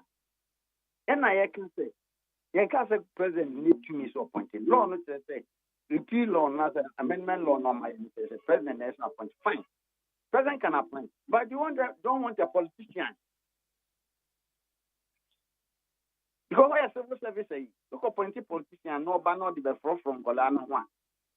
Not for you see a Colana there. A Colana to buy a bay in a Jew. You be in a Jew. They be brave. Yeah, me making nothing. They be brave. You know, you want to prevent against. And you can say, President, yes, and Rana shall also be appointed. I don't know point to say only probably Ghana. If you cry, it's aligned to a political party. We'll be him. So, I say, I don't know where the opposite will be because I don't know. Federal government and a year Samran. On my man, and on Ponty, that lady Bibaho, and you fight it and no. And my de court.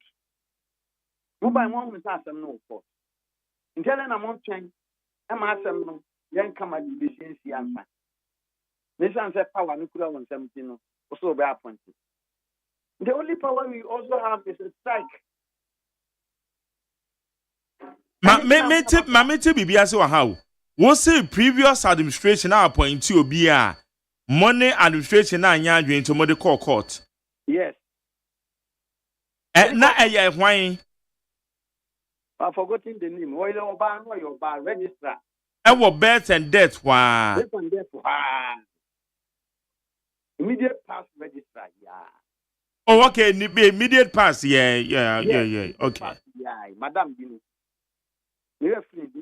On an appointment, no more the court. Yeah, the court, yeah. Assembly that court pending. Yeah, pending.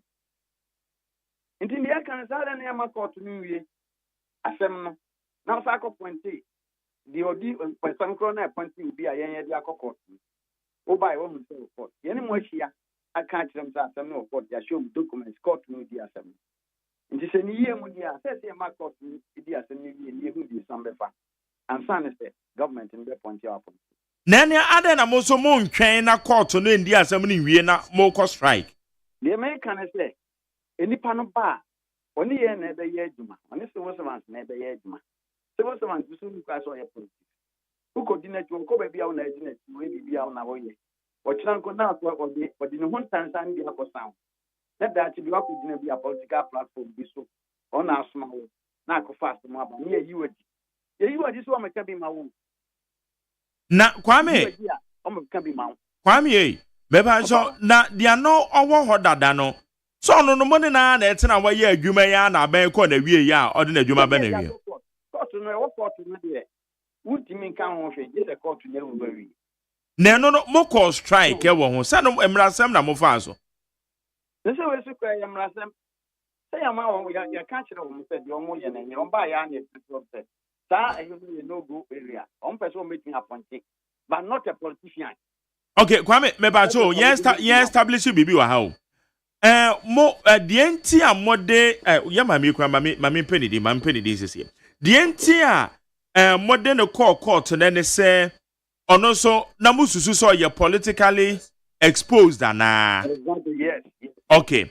Na sana mususu sa na mode court eno no man cost strike o e wo ho. And a money ya mami ye adwumanti ampeni ampa no you're politically exposed or best say bibi asana kana wa say dada. Inti ade na we aba na no mo pending case e wo court with same grievance. Na mo ntwen say court no mo no ebe speedy up na odi anu yi aba na kamodi take more action rather than say mo be strike. Aden. There is say aban so be twen.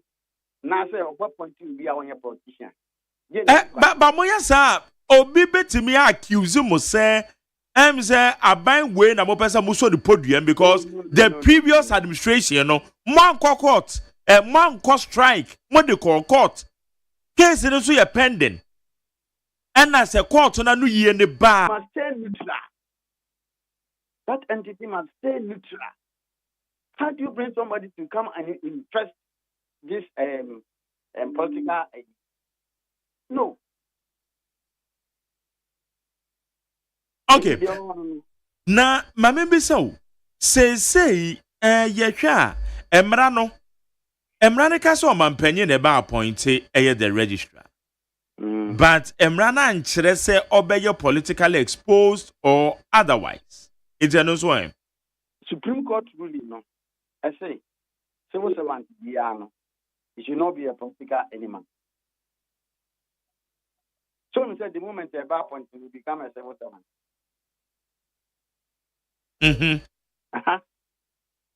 So why should you allow that? A point now he becomes a civil servant, a politician civil servant. And then on per yes, a teacher for now. Teacher, you wait my political party secretary. Emergency inquiry. Police me bet me, police me to me, doctor bet me, nurse bet me, other public servants bet me, yes, no crime. But as a civil and local government service worker, you dare not try. What try to be you overtly, so shows that we are political color, be you.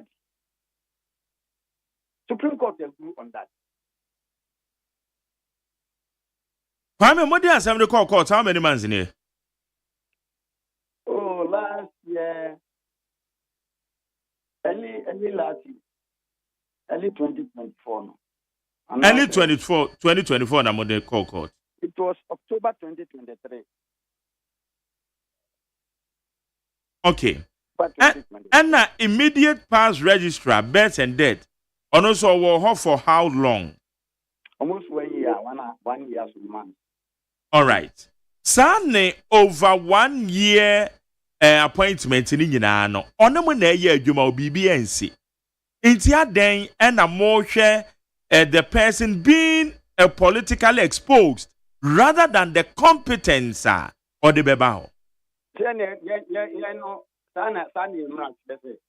Anybody or political exposed should not be entertained in the civil service. Abako na money ne ye adwuma na mususu so ye politically exposed. Munya problem ana. And na mibisa se money ne ye adwuma munya problem ana.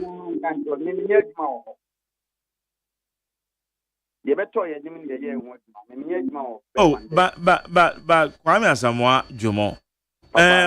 Wo ye regional director of operations so.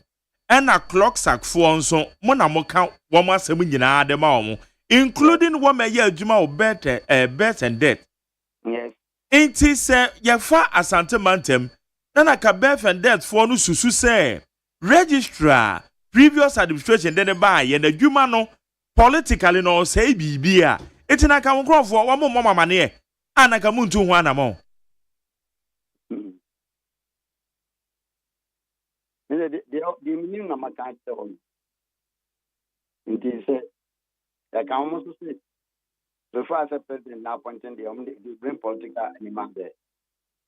They also say it's 8 years man. Enti Modiane says mo hwe anim so man panyin be yin afiri ho. But yin afiri on appointment. Felix Kwatio so say appointment na ba awie eye irreversible unto mo dey. Say wo ho say ono maka yan see kan ya. The brother did it. Enti mo kotena fie. Send the masha say etena fie. Zami yakan. But Kwame, about the sana, Yabeka say man you fair to this government. Would you agree? There be the office of fun will be everything a fan, sir. Yes, and yes, the ambassador me fan no me can me wonyina so bacho. Me bacho me nyina so ne say. A previous administration, man cause strike. Mo di asem no call me bacho Kwame, mama build me premise so wada room bacho. Hello? Me too. Okay. Better say. The American is say previous administration, man call strike. Mo call court. Court asem so say nyame ya domina se court ni bua. Say ansa na wo be ye registrar. E wo birth and death no. You shouldn't be politically exposed. At the moment as a ruling ba beto dwa automatically e ba affect eye JDM appointment. Intia den na mo ntwen ansa. Na court ni ruling ni ma. Na sadia mo ne ba ko ni ye adwuma na ka mo ne we nso nye adwuma saa. Na ruling ni beto dwa wi a mo action bi a mo take. Is this asking? This is not the first time when you are asking this question. Not starting new person. And I don't know how I answer now, but yes. Yeah, me bisa beyond because answers now the mama no. I'm not satisfied, and I believe say Matthew also ain't satisfied with the answer. That is why I've repeated the question. Okay. Kwame, mo ya be adwuma efo. Enye se market ya ho nsemo appointment. Musu se papa yi ontimi nya adwuma na na. Yes, I need the car. Yes, the other again rely on the competent. Na ombe na adwuma. Na mom ruling ni ba beto dwa wi a mo action bia na ka mo take. E kwa na me wo challenge because mo strike here makoi. E be affect abenwumam heavily productivity. And that's the reason that I'm putting these questions on you.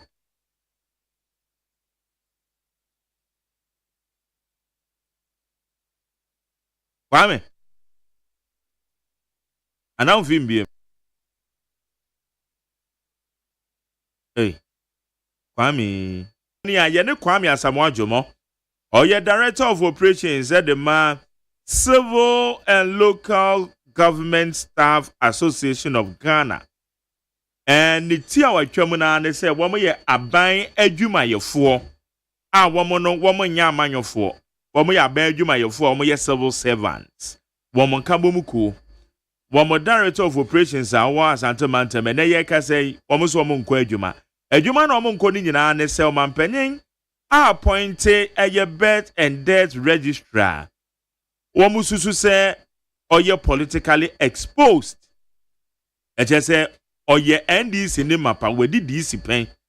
Ewo eye NDC abandada etwa mo no ansa we iba no. Enu nti womo say civil servant mra no so no ene de agitum say mra ne say we civil servant a wontimi enye actively amanwesem. Ene e wo baka koto abaka ma wontimi kogina campaign platform so entimi mfa wonsa ense wo say wo wa amanwoku obi mo.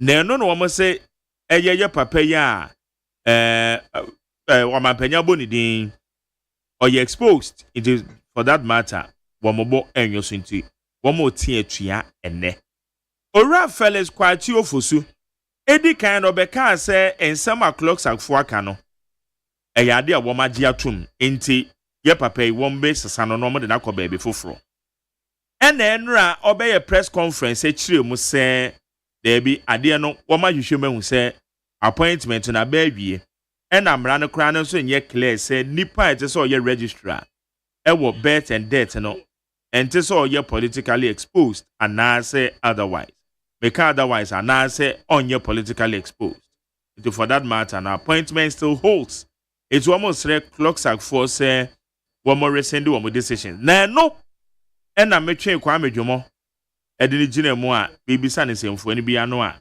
ono de o se de o maka ena womaka ya maame eye lamte odamifu nem ye den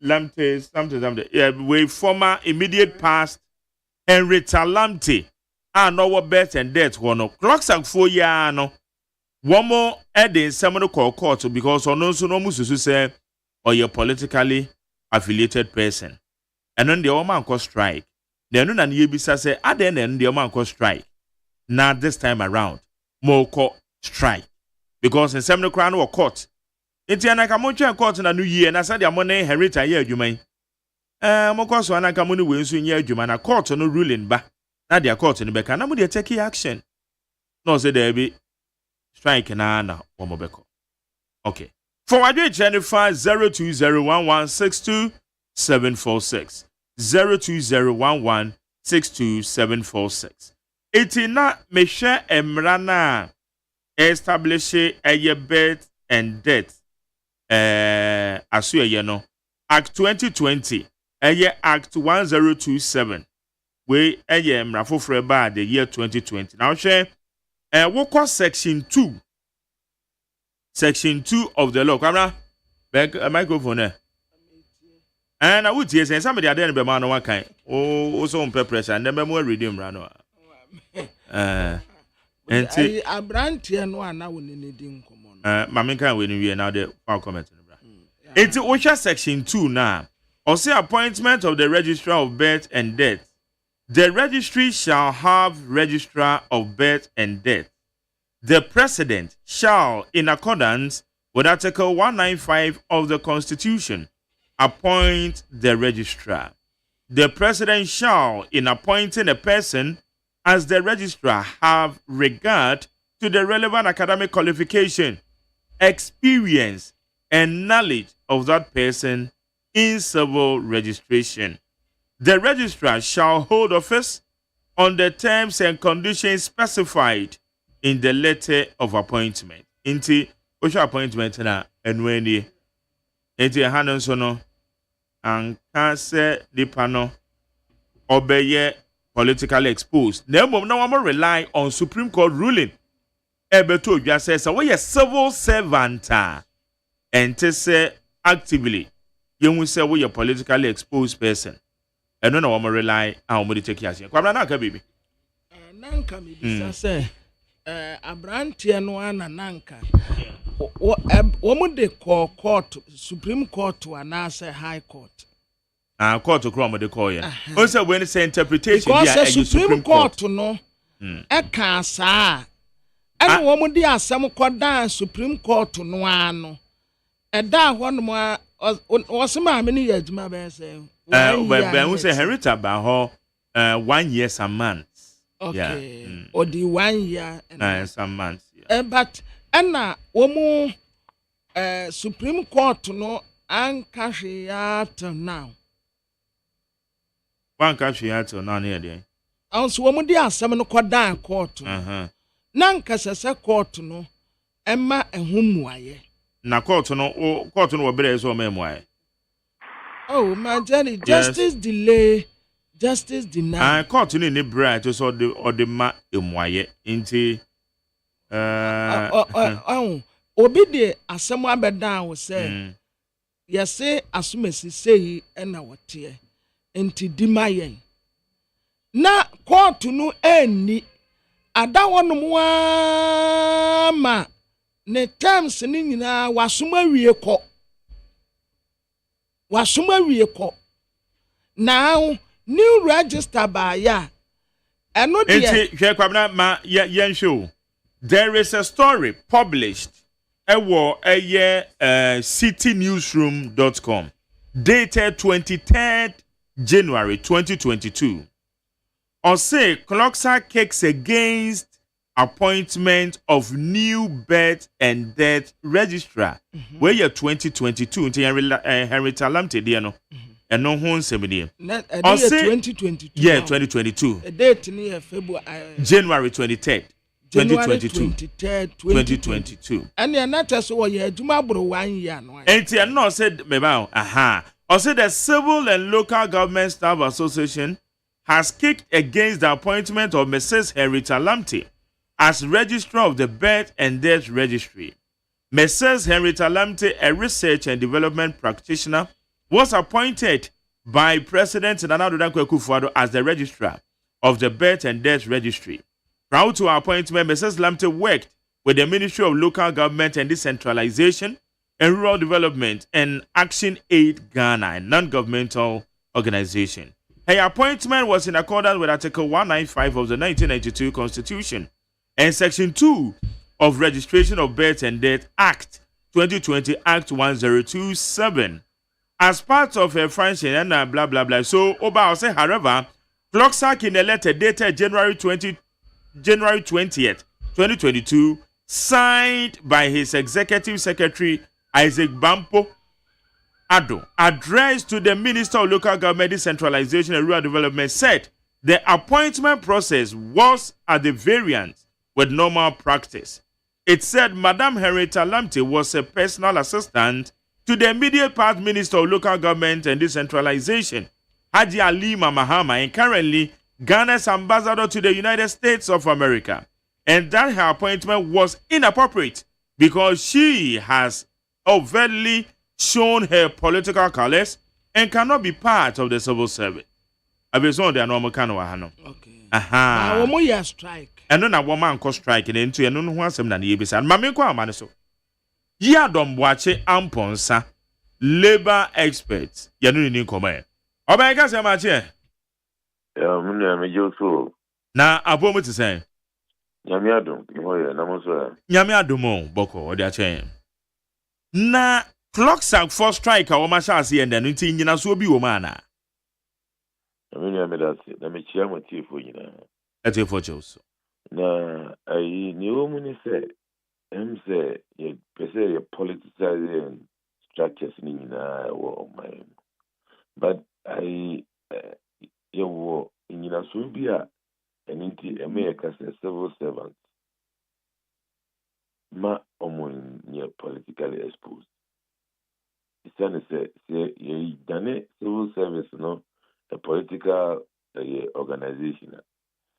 Ye beba ne say this is the problem I want to know say government be about also send the panel because on you will need or is a way party A and a party B. But anka civil service here. There's a kitchen brani. And anka it to me a finfi. Or minister obeba so we party A nipa party B nipa as on no here juma with two full a foot to know the mouno and is a politically colored so far politicians so lead friends a civil service organization that's just a word than the no politics because one would necessarily in politicians in here your fan as minister and as in a baby, Obeko no the secretary, a free fee or the number. No way a civil servant now or no, as in Jay. No, the secretary, a barbetra, or the personal assistant, a barbetra. So we know, and she share no, and more points. And she, Indeed, me visa, I have buying closer for traffic.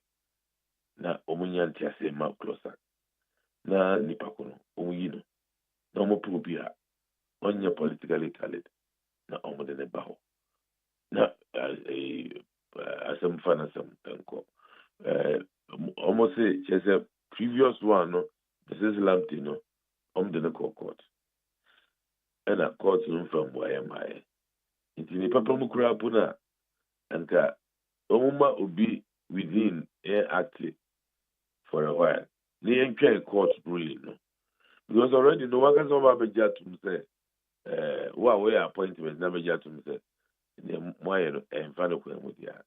And what's the son and also every we have to be tolerant to our institutions. Nankaja, Yemfa, Yin Fanaco, maybe for from because civil service. The regulations, a principle 5. It is there. Say, anywhere or yet civil servant. As I said, or yet politically colored. It is there. Indeed, I don't know ye free one. Say, as this kitchen archie, the very appointed will be a politician there. Not just say, yeah, sister, that was civil service, but are we prepared to do that? Give me the feel any close as can you some boy? And say a bino in Yabutre.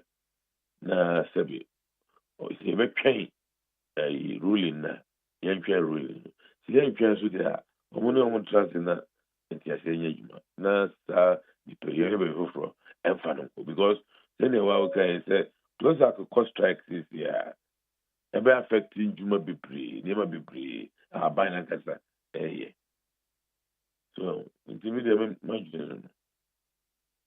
Okay. Na Orabachi Yadom, the Ayebisa say clocks are for action or take it or moko strike. Whether say a legitimate and because a year Mrs. Henrietta Lamte, an appointment in 2022, clocks are for soriti. And no one go strike, no moment in seminary court. It is a nay say a buying for fraba. Now a bobi dina samusu say or you're politically exposed. The anamususu earlier saw you politically exposed, no? Honorable any year, Juma for over 1 year. It is a way swaba. Nakamoman red na Montien court ruling on a ruling about to jar, no more action be an ometeki. Rather than so umbeko strike, no menya boka. And no woman yet is again. What can I say? What can I say? But there's a woman say, you may afford it on my whole day pa. Yes, so because I'm withdrawing services. Na bakwamba yaka abananti or the court. Ababo fraba asemo court. Abananti me the mayor. So we institution this would depend on your rank and file. And you may say on take his action. The idea nka aban no kura ka asɛm foforɔ bi akyerɛ wɔn a ebi a wɔn bɛti na wogyi tum sɛ adeɛ a ampa asɛm a adeɛ a yɛka no deɛ mmara no ɛma yɛ nkwan saa nti yɛbɛyɛ sesae na wosan ba na wosɛ wei deɛ menyɛ ntom bio nti nipa no kɔnkɔ yɛ adwuma ɛgyɛ sɛ nipa no a ɔne ne ka asɛm no kora nea ɔka no kora wontie nti ɛbɛa ɔno nso bɛyɛ tintintintinti nti obi agyina baabi gyina why and no mean and the best of her. And it's really the best of her, no. Say, I buy who 2 minutes, but 2 minutes still, baby. So, 2 minutes, one can answer now by appointment. While you're on crack, I'm in the appointment, now we know at the quem. Now, I want to one say, Naquem with ya, and then I will say, Naquem is the way. Anyone mechanic can say, and nam no kwam with ya to be a different thing and they say in a bobo now what the kind of cassette ya yatu and then them say and fuck them give me any answer and then there's a do us some so now we know there's a one is there and the other party is also 18 strike situation is sanity. Okay, now Ora Felix Kwachio Fosu said your wow can earlier or due to me said your clocks are for kind of twice more and into a binder decided say one be reassign a year Samuel Butchie and then radio bitch said there be or my German who say embrano and yet clear because I'm past just section 2 now and Cassa registrano as I say or politically exposed or otherwise it is a in the swag a crowd more Those are regulation as well. A womb, principle 5 now. A womb, under 5B or today. Yeah. Clearly, there's a missing panel are politically exposed. Indeed, how do you reconcile the two? And I say, you're fair no yajuma. You're fair yajuma. And it's not just a registrar, no, but automatically, no, about be part of the civil servants. Exactly. It's only the head of the institution. Exactly. Now, I didn't say, as a country, you know, you're politicizing all institutions in the country, you know. How you did that? This is who call the president appointed chief executive. Chief executive appointed you're politically exposed. A big issue for the country.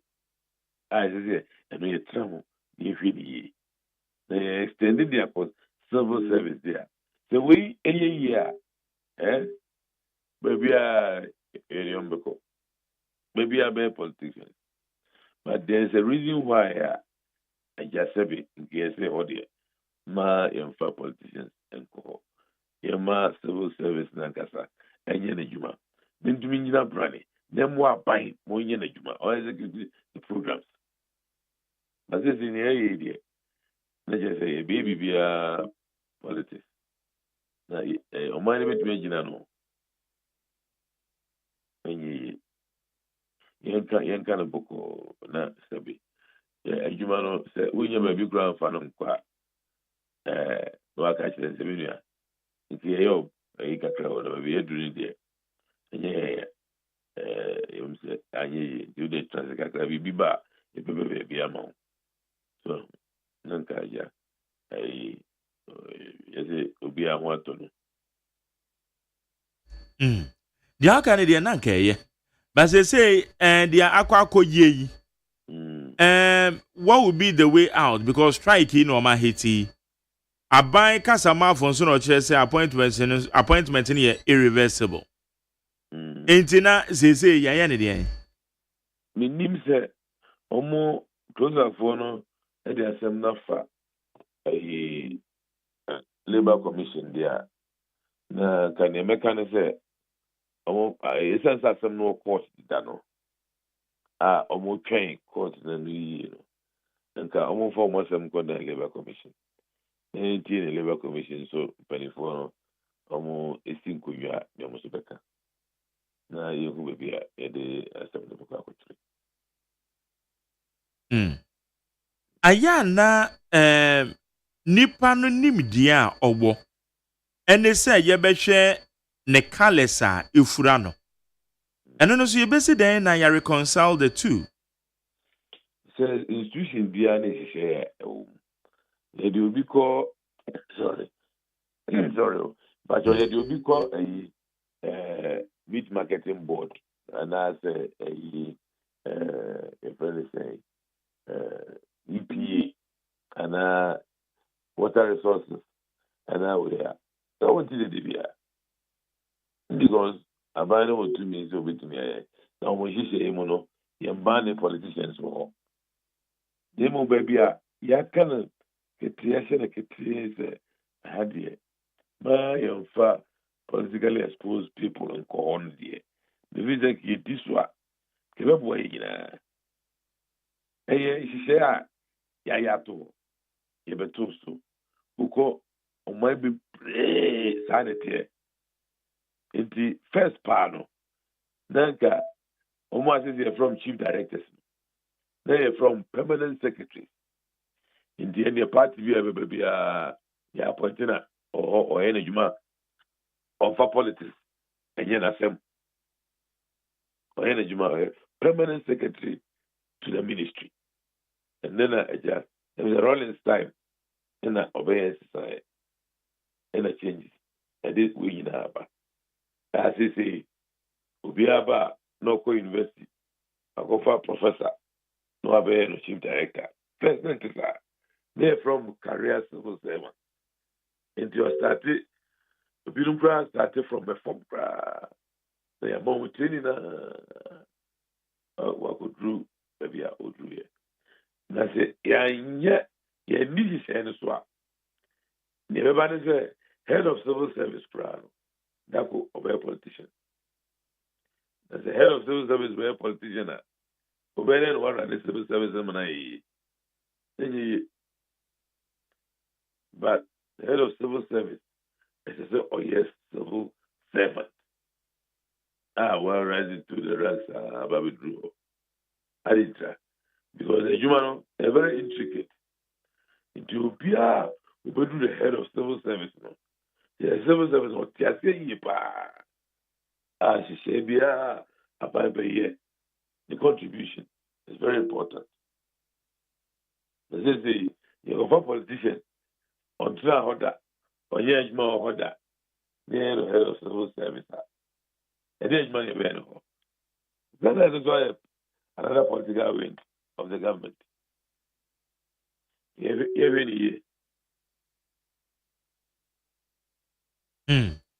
And yeah, appointing authorities appointing authority in Sukuta politicians yeah yo.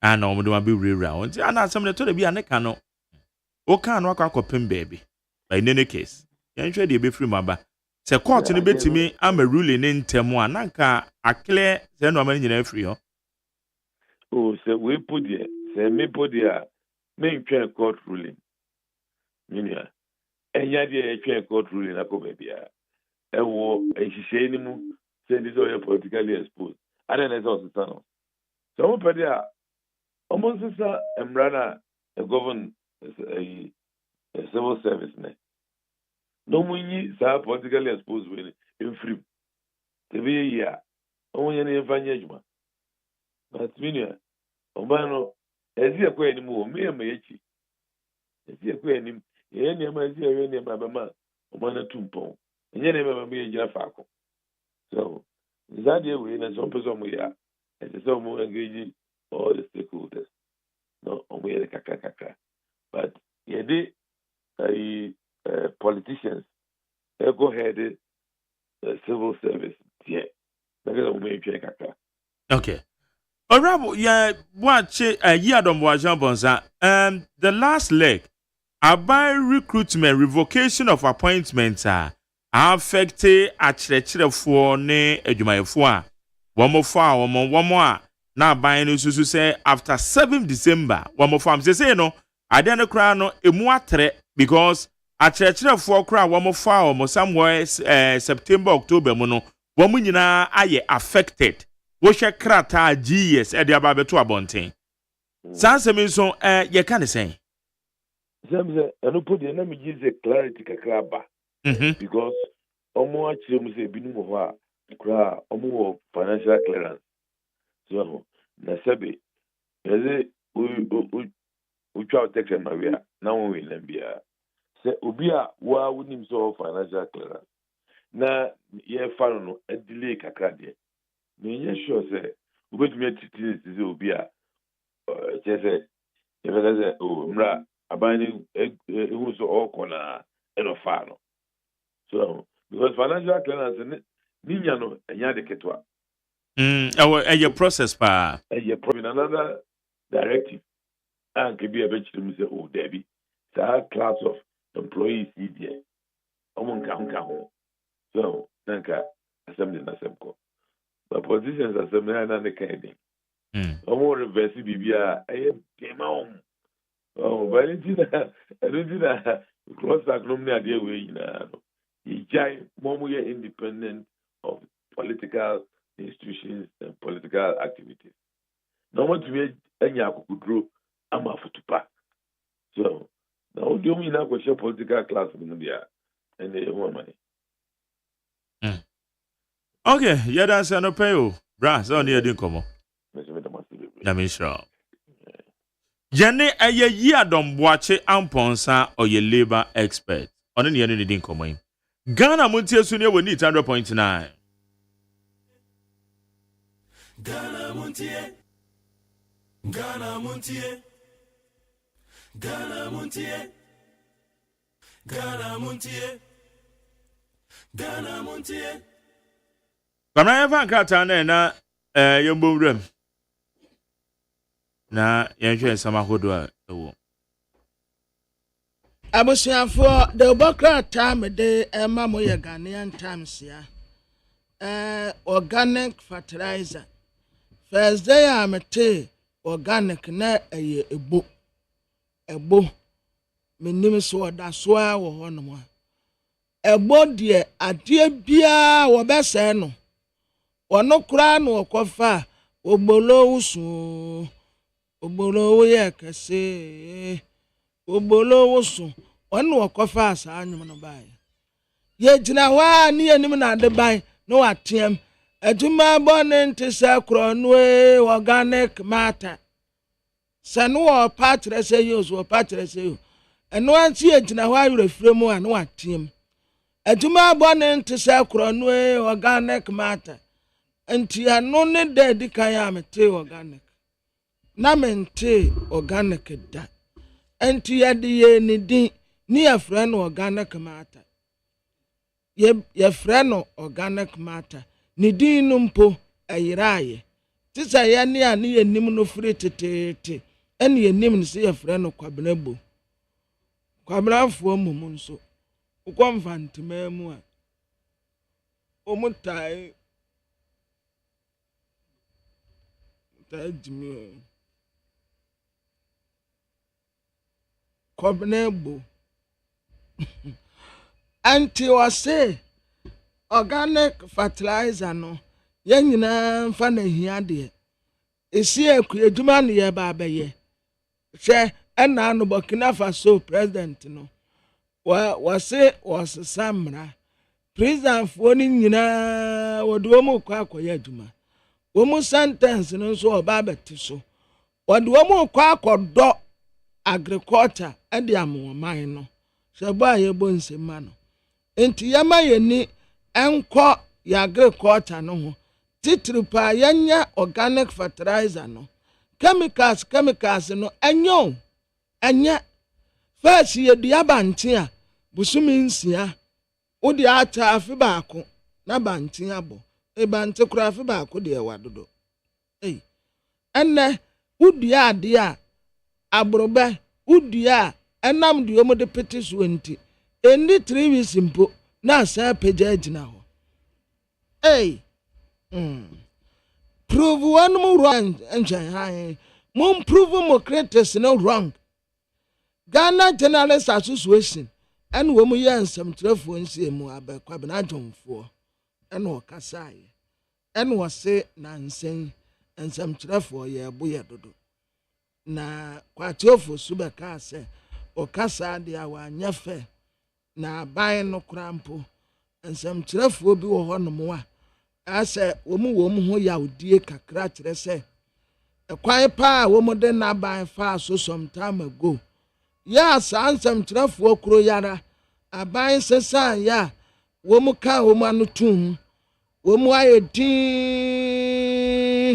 ebi nam ha ebi shaha ebi tishaha santi wohu tuntum kura hose efita na san yaudie no edaso aban ni mu panti and some for this time around yanya careful Ghana Health Services for so mo the health desk at the command rate na the state hospital so one fan support ye ni anomo a omo adi dem no asanso boache bantama asanso boache anaji me sore ya me semi tini radio stations no na metie de ekoso woni tefem afa akoda baabi anajo a me fan say abotre ye ekobofo menim say ye bo gospel no na obi bo bantama kwasibo ache anajo no anajo konkoma ana nipa ne station ne bo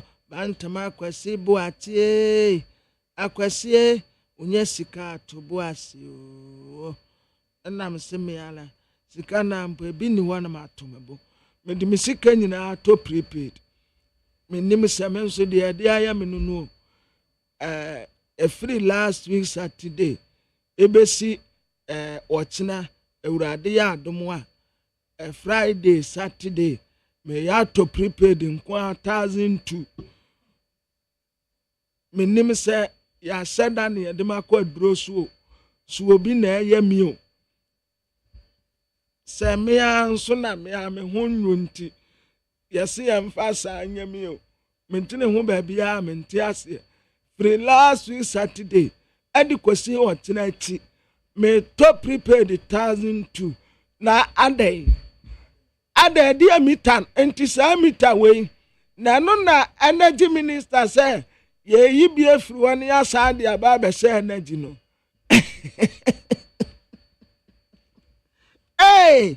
na prepaid be nie ngwana kofa sa mita we ba ye ni pakura da o pese wo kunkum ye ni ana noko kwe babi jai kwe hey na who brought these meters meter pa nie mita no suba te se MONTIE a yabɔ na som na sa mita wenti wa pa na tena ase akoda anopa iko school ma ba adwumam mekwa akoduru fie anajo yenso air condition yenso ayi biara aye fine na light pe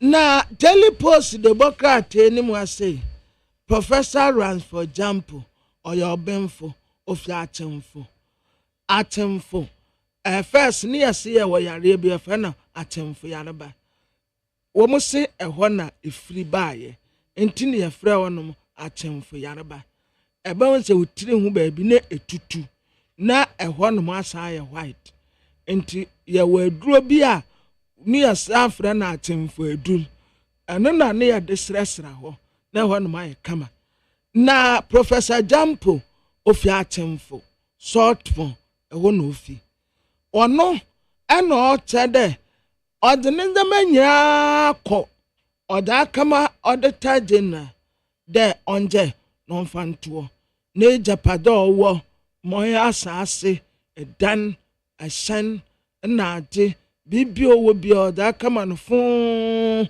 donje no fanto no ntan ne bebi no njo no onye na ejuma ono mpe no asem na His Excellency John Dramani Mahama say 31st March obi amfa ne de enko afi kwati ofosu na woka wa hanum say wo trese appointment no wo mo reverse no a enye yi enti monko na mo ne papa no nko ya aduma afi NS ya okumi ya sekofo dia high court na issue bench warrant ya see issue bench warrant ya enya sa bench ya yetena so enya bench yetena so eye bench ya emekai se ye honum sei na maame sanwa wono oton sefu wo papa kwa mensonwa na otwa abe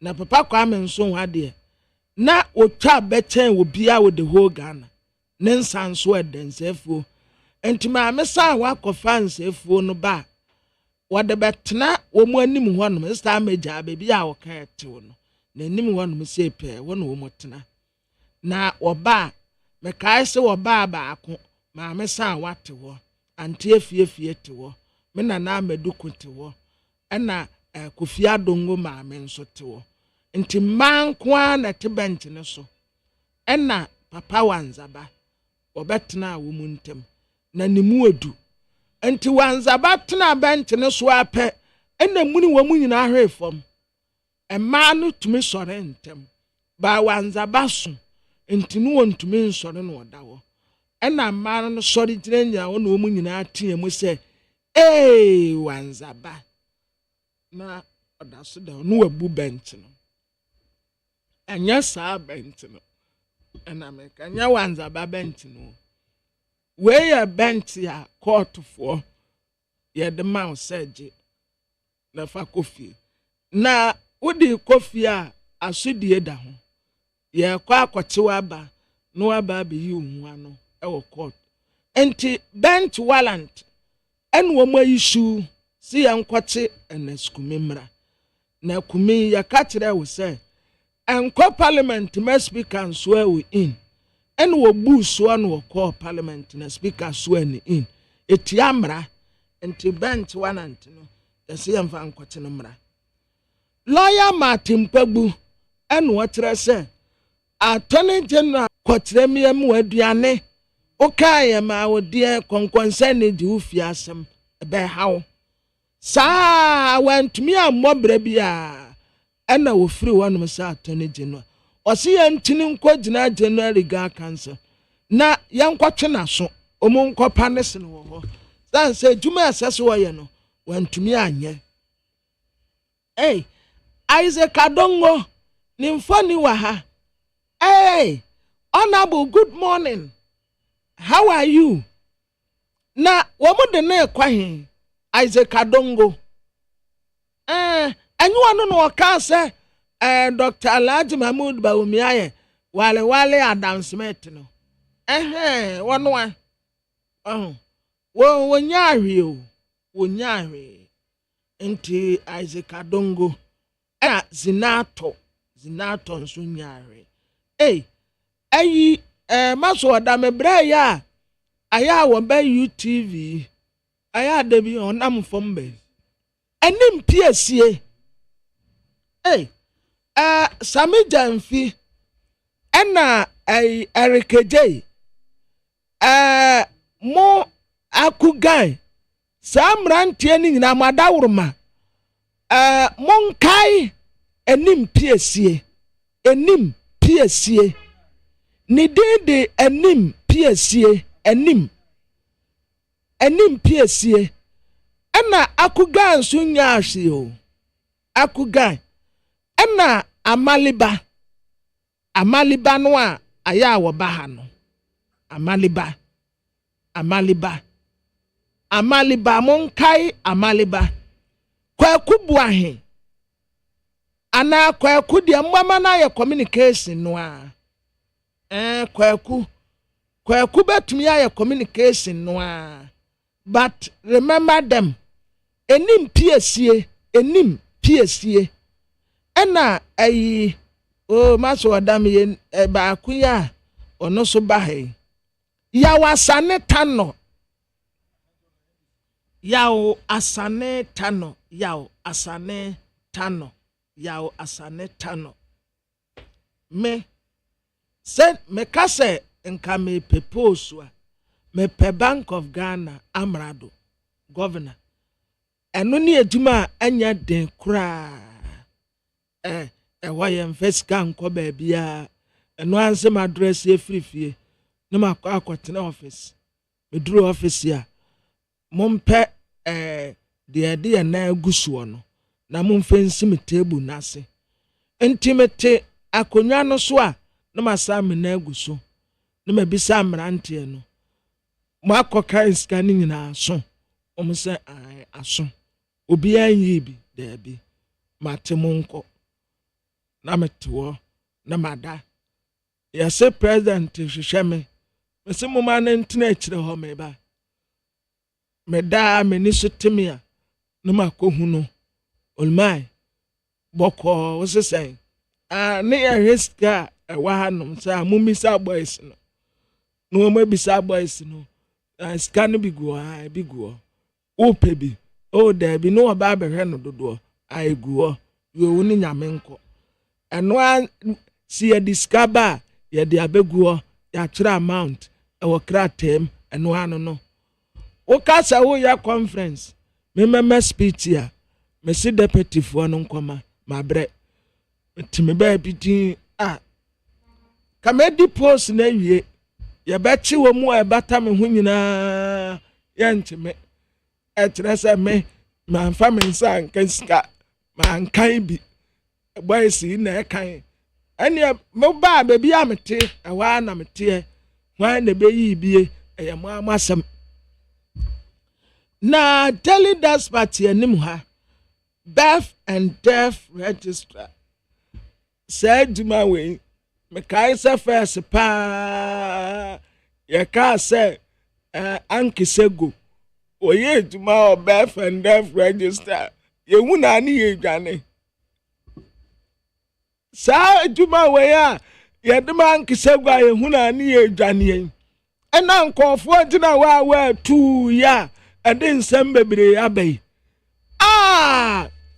ya ka se ankisego sa tam ne yente ase yesu wo bi wu a ono o ma certificate so wo pie krotia ba ni anyina di mirika ye tania ne efe ono kata nse krasefo wo adwuma me ye no wanyim na adwuma bala eto ye nim na adwuma ba krampa wo hwo mo awuso ni adane birth and death registrar na wana mpo dia ya obi awu na matro ya wu obi na matro asa nya no ano accident yesi nipa dudu ewu ye matro accident happen on the so and so date 10 dead people you register se munim nkofo ni din a mo atratre afekwa wie ya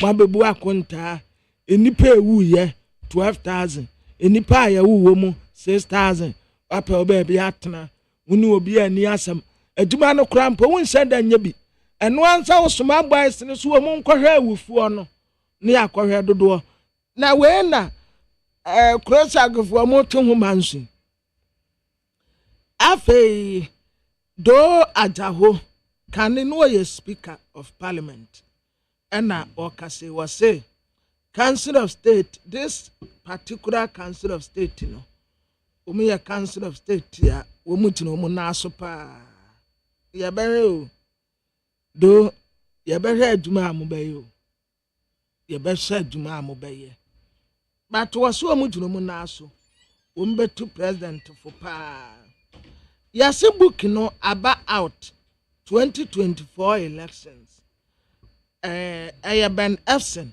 and Troye na book no was say 350 Ghana cedis copy no okota the obenya binie 350 book no aba out into obi ankoto ne de me omu ema me books nyina ehye urobem da ho me mfa me nsankan me mpa bodina keka otena bi ukasa woje wade a na makwa akofa wade abre odin na ada na wonte ya no nipa no ma book se fa ko decorate with them bodina keka no otena bi wakase me nkofa ne book mre no na me kohwe na manhu a me ya ne dan enti obi a wa ma me book Dr. Kwame Adokofo ne de no the Gold Coast boy ono ana sign ma me na ukoyira no ana me ye dabi usemi wi ana masande a rubber ni mama dabi wote rubber no a anya te se de na tie no anti header so da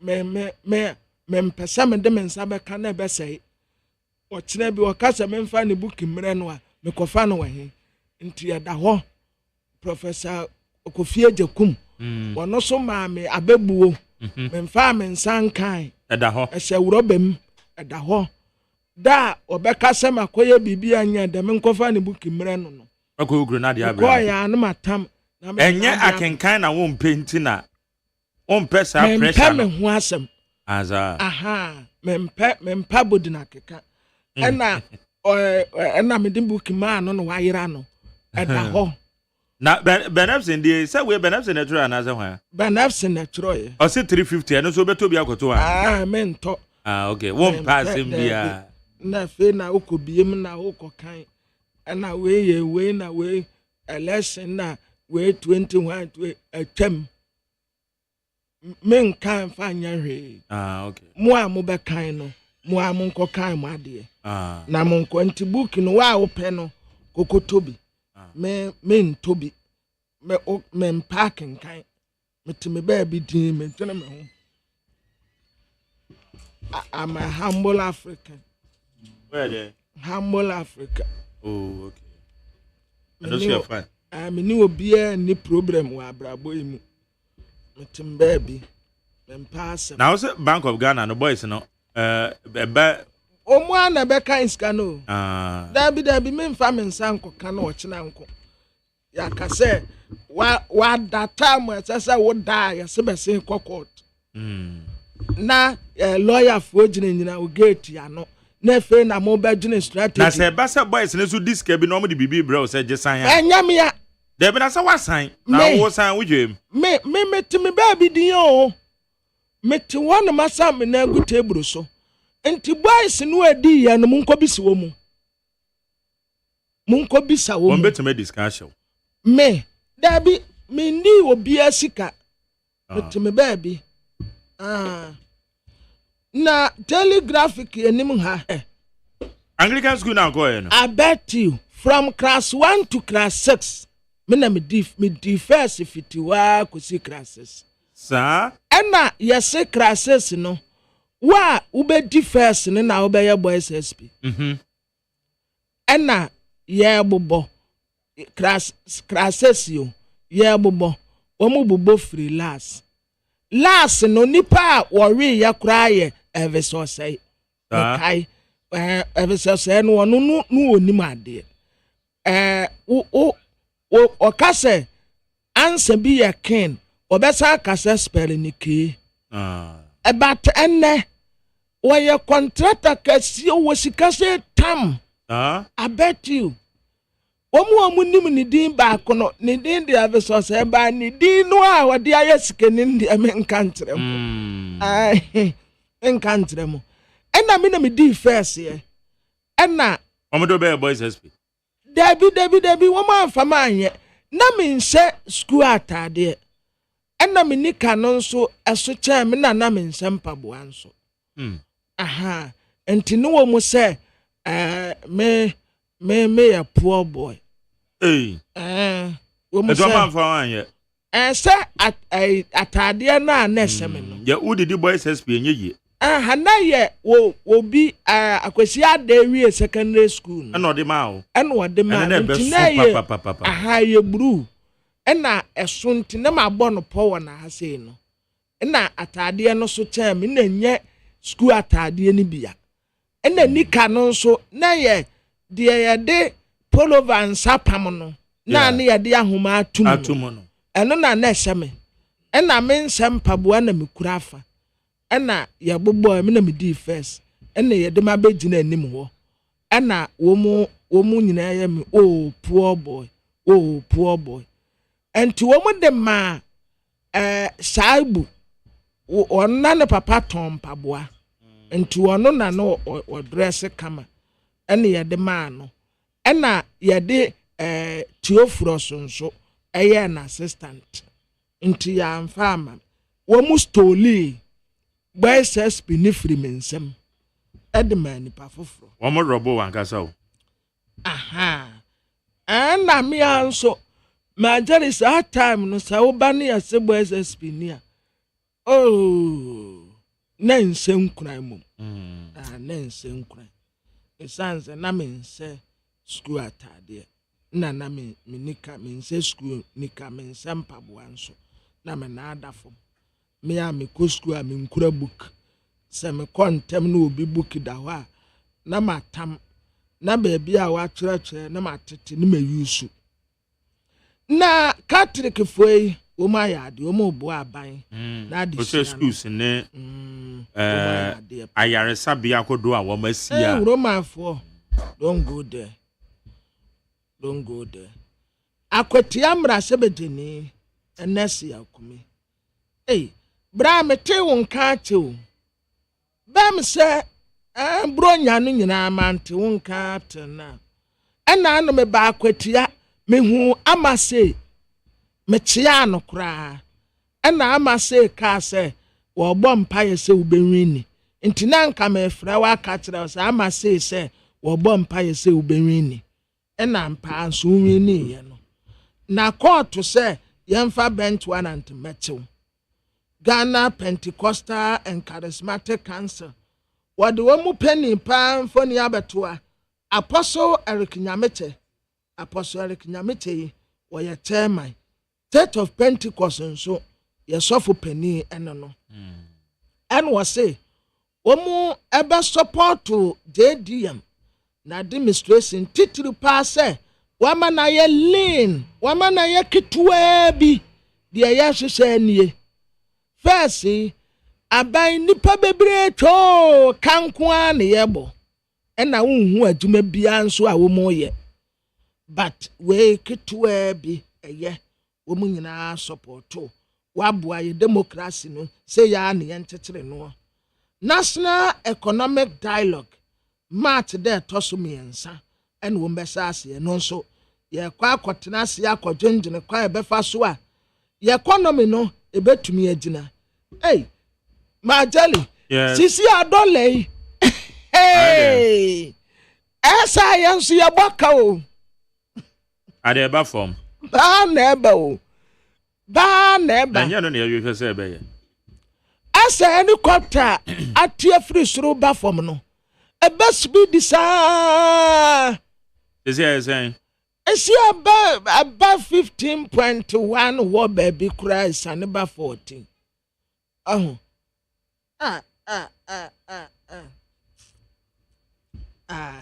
Junior graphic yalante essay contest essay mo niji na uko school no wutre essay da imagine me obi a me di first no essay letter writing what official letter, formal letter, informal letter. That's right.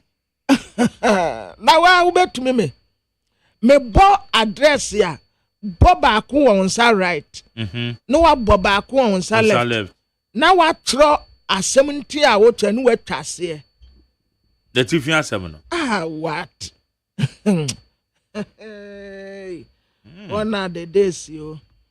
Enti woma lanche ama nkwada ne se obi ankwe na wonkofa ne de Accra is Ghana Water Company Limited na aduma no ada so wo mo ansu amoso no so man nkofo no mu ahu ene da obi nsuo pa wo bu pipe anipa ni bu na pipe pa na aye fi sei enti mo amutu boreholes no ma tell catro mu no mo ntete so kakra no boy dance say adai boho kakra obi tu a wo de sa ka ibesi wono mu a on spend the whole day mpo ebi wo hono mu a ti say bi a ho no eden ana say 22,000 sir adai when ponka moji be 5,000 ana say 7,000 mpo a sanka ye better 7,000 obi pebo ho etu kaka sa bo de nini sei nipa dodo se na betumi etubie munim se mo de Ghana fo mu si ya ho kire ya na mo sa mi ayen ensu ase ye nyina ye nim enya papa enka bo ho yi na nka motu bi de man ankofo we fiefie mu a na matete so kakra ba ku bi a etu ye pa enchene initial na enchene wo aban kakra enchine no firim wutare wi abonche wa pie white aso obofo a wo ba behira ne ma no wa pie fita nti montete te so kakra no obi antumi mpts bi daily guide yanim ha ya friend Henry na Naboache oye national organizer ema MPP na nabi die se wo san gina se yanto no so aba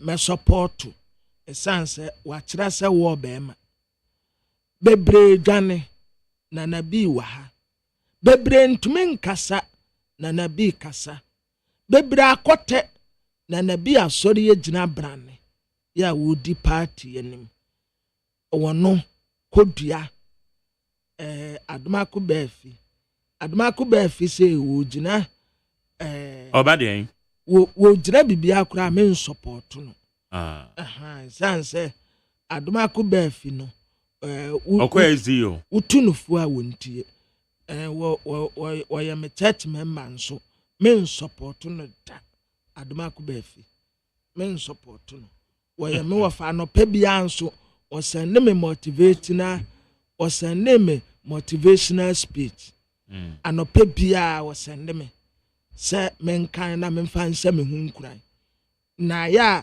men pene kan kire se abrabo no eye practical wo sore no wani tanso wo bia wani kura enye yie enya kenkan wo be sore be kwa kujare akwadwuma eno practical work nye motivation na nkakra hwan to earliest woman to hwan is hwan hani na Naboache na Justin Kodia Frimpong Kodia meti wo gina de ba de kura me support no na Kate Jemfua ma Kate na keke na keke wo be gina de yen wo be gina youth organizer kwasi kuran keke wo be gina de youth organizer there be menyin de say wo be gina youth organizer why not so ko youth organizer na me bisa keke no why kwasi kuran ya ni aye kwasi kuran ya kwasi kura keke o de mechere on nipa no so be ko youth organizer me ana me bi wo na wo bisa kwasi kura so wo free youth mu wo free youth mu omuro 40 o kwasi kura a youth year up to 40 any a question when you know point. A question crowd can minimum back row. Atre.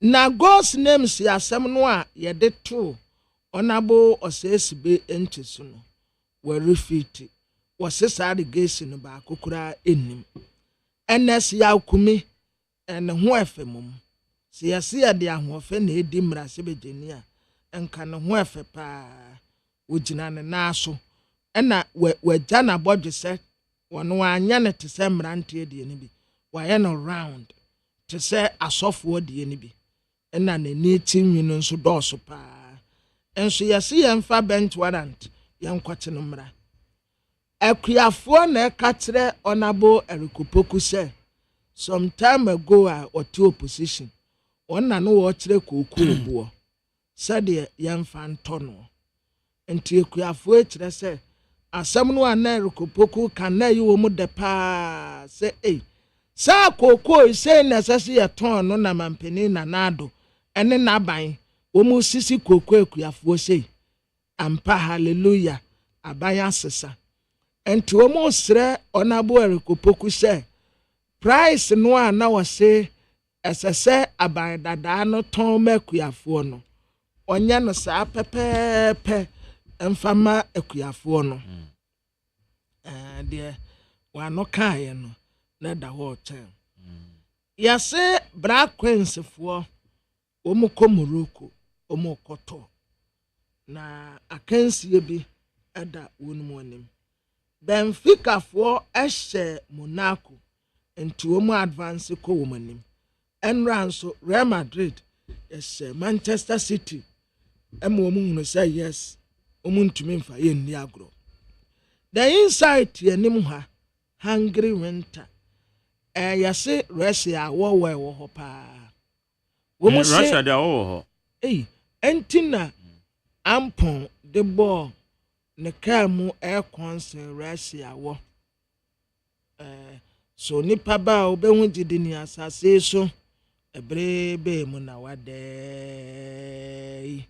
entina Russia say wo mo ensa wo mo wie no mro san wo mo wie na no eden pa wo mo rensa pa oh yes wo mo rensa pa na wo mo san no so say lekọ no anu eden pa ani wo mo tro ebesina no watro wada ni nti wo no mo kra na enya ohwie o wonte David dia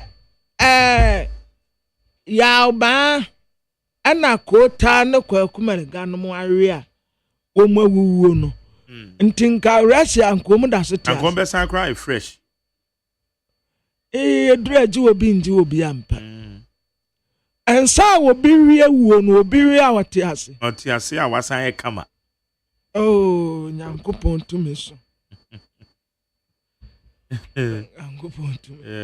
oh my Jerry and bia woman dia na no nya den to see your petition I have percentage so woman dia your percentage ya me every no row oh dia oh ka percentage so woman check it ya no raw ya 100 ni nyina yari ena majari womo se womo de no womo de chemicals frefra enti se owie no a adebet na wuti paaw no wanya hangover na wuti ebo sren ba ye de ne de organic good organic fertilizer owie ya raw odana sa adebet ni wanhu a just say when you trade it one the nende be obabi anya wo ya team pow na application so there wo mo see ama ya kono ne say untumi nya no mo Untumi nya no. Chino beteni no de onfa ensa nombra. Chino beteni no de onsam no nsam nyonkwi. Na se muwa moranko fito mel. Nyamio bona be. Onyim dansa num ye. Chilo beteni no de onfa ensa nombra. Chilo beteni no de onsam no nsam nyonkwi. Na se muwa moranko fito mel. Nyamio bona be. Onyim dansa num ye.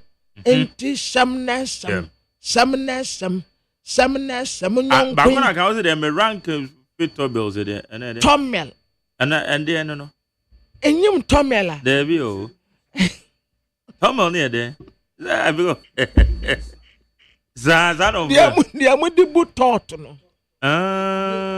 Wait, oh, I know oba I can't my own din. Ozana yadi kube ye we yadi bu nsa no. Ba sisi a ho say ebi kura nyanto mu yusu grass ketua. Ketua na. Minim say grass no e bi wo ho. Some grass ketua bi. Maso ndam ye no I drug store for na de she nura na say yes da ye ma petechifo no. What much that is a fine winter. But I'm saying, you because that glass and a brody there, you. To brody said that the bread say you have moo a pure another day. Because was apart from say you do a pure no. You're fine. And so near. That glass and getting no. And apart from a petition, you do no. Me who be a dear bio. And non any a friend of Tomel. And to say, oh, who crampa. Ne rain fit Tomel. Because I don't know the sense, and no man. Na se muwa. Moranko fit Tomel. Okay. Nyamio bona be. Onyim dansa num ye. Inti sam na samunyonkwi. That's all. Sam na samunyonkwi. Sam na samunyonkwi. That's all. Enti Ghana fwa mo Russia no. Yasi awo kumu na komo nso se kumu. Adusuafo ni de mo bre. Enti ewo na mo wo no. Obi man so. Me mumpa majari. Enti na haya mpo Dr. Kwame Adokufo se. Osuan loy. Me nkoye lompo ono abefa hoka. Me se me nko. Na me be sore ahomate akwatena agempa ho. Na otititi nua na se. Na muanketengete. Mami bi kra ye koko wo nti wo hwe na ye we ya na akope kakra no. Na muanketengete kekawo. Na wasi na dimirika wo pentem. Na kikri wa for steps wa kwatena ase. There be no crowd sana no print no ama. O ko print we. So ko print book bi. Wa je say wo ko na ko print. We. Sa pressure na wo mpe no. Me de beda o. Me de beda. Mo am betumi no mo de mu nkosu. Ye wa ha. Ye beba be fa mo nso no mo akotwitwa agye. Okay. Na yase Ghana disiafo obi a mo Russia no. O mo bre pa anti ado na adreso. Kona kohwe wo mo. His Excellency John Dramani Mahama 120 days on a Ghana force and contract 120 60 million and a 120 until a 30 and a boom year 60 until 120 no by 4 months a January February March April May June I say February no 30 years. Enti memfa le say 30 days. Ni social contract ne be kwa akosi Easter. Say Easter. I feel where Easter near 18th. 18th da ben. I'm sure 18th April. And yanya ending one. Debbie. I feel Easter never fall 18th. Na matini ya me say March ending biya ko April. Easter ni dey rotate you. Calendar no be checking there say Roman phone na check the man. Antinya enye date pot ye da ho. Debbie. Say biya ye 7 December. Debbie. Easter. Enti Easter ne nya ye dia. Easter ne dey. Eya abrofo ne dia. Say abrofo na calculate my. It is a wish I feel we na Easter ne be fall 18th April. Easter Sunday ye 20th April. Easter Saturday 19th. Yes, you need that pot ya wodi wu. Odi wu ya and the rotate pa. Fibia na woda ebisi. Na just wo mu calendar ni different from here there na. We say ngramofo de na so sanet but na de wo mu say kwa na de yen hwa de o. Se fane se wo yire ewo eye wukuada. Na sa date no eye ne date 20th February. Who say next year sa 20th February ne si sa wukuada no. Ebesi da foforo. Eti be susu sa na we na kwakoye. Eti u say Yesu na woda ne de ensesan. Na enam say date no. Ena no koba ni nti no. Enema date na esesa. Until Easter 18th April. I feel Easter 18th. That is Friday. Friday, that's it. Until Friday near holiday. Yeah. Good Friday. 18th. 19th year Saturday. 20th year Sunday. And the 21st is a holiday. And no year Easter Monday. No. Andrew one time. Never. Andrew one time na. Sansa no kra ne wo we 6 March ho. 6 March ne say dano na ye holiday. Dano. By ade 6 March no. 6 March day no ankasa ye holiday. Good. Ena ade ye holiday ma students. Na mom say 6 March ni si weekends eno na holiday ye nyina bomudi. Ebesi Thursday. But we dey say ebesi Thursday. Ebesi Thursday. Makwabra account me say your holiday say yan twen ko Friday so. Na ni adan na a student nkwa because na say wo mu nse da match papa bia o. Oh, ba na no wo mu de ma. Ani wo mu fa ye nyina nka ho e. No obi anyi na ho mebi. But I feel we any crown no man penny so be Jubilee House no. Mantam so be any sen. Wo mu so be no regional coordinating council. Oh sir. Na me nim. Because I can't have me nyanti. There be me assure say ayen kran ha de no. And wo be ye no. But mantam hold on the oma be celebrating it the normal way. Wo mu be ye. Because ye niska ye ho akere ye. Enti ye ntumi ma asojafo nkosoa wo mu machines no emfa mesa line tin embezebete ena nipa ne bi kura gina wacha no watwa ahwe kakra bi me say because nipa ne go gina watwa ahwe a ye nya sika kura de behwe no da bi me contem because 6 March no ma tell woni me say ye ho no na ye ko 6 March ya na entosifo ni nyina be March anti amasesi eno ne he kwande na na say ma ba sa anti amasesi na no ye entosifo nyina peni na no mu sra kreton ne ade no na star makota na no wodi wo manim anti saa time na agrebi wona no ye MC nti so mu piepe no watem se wo mu asra kreton so na eba no star makota ne di wo manim wo mu ye kokko ana wo mu ya abro e ma ba sa abrofo okay star makota na no di wo manim ɛna ntosifoɔ yɛ star masese ɛna no wodi wɔ manim ne ba ne kwasinti no a ɔboro me nua di bɔɔte a mede dua bɔ ne mu no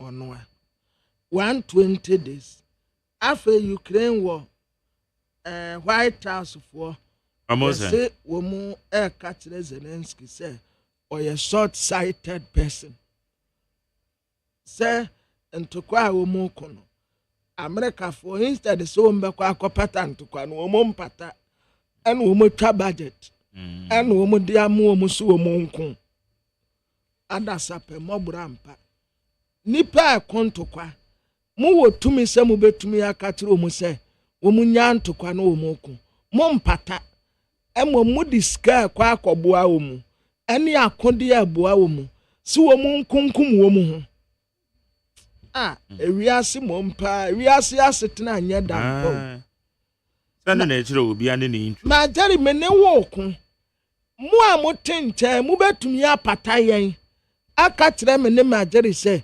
yenya ntokwa ni ebebubu microphone yi nyina dabi wo bre miska wo bre ma jari yakode si enkwoso ankonsa ha se eno na ebe mana achieve ni interest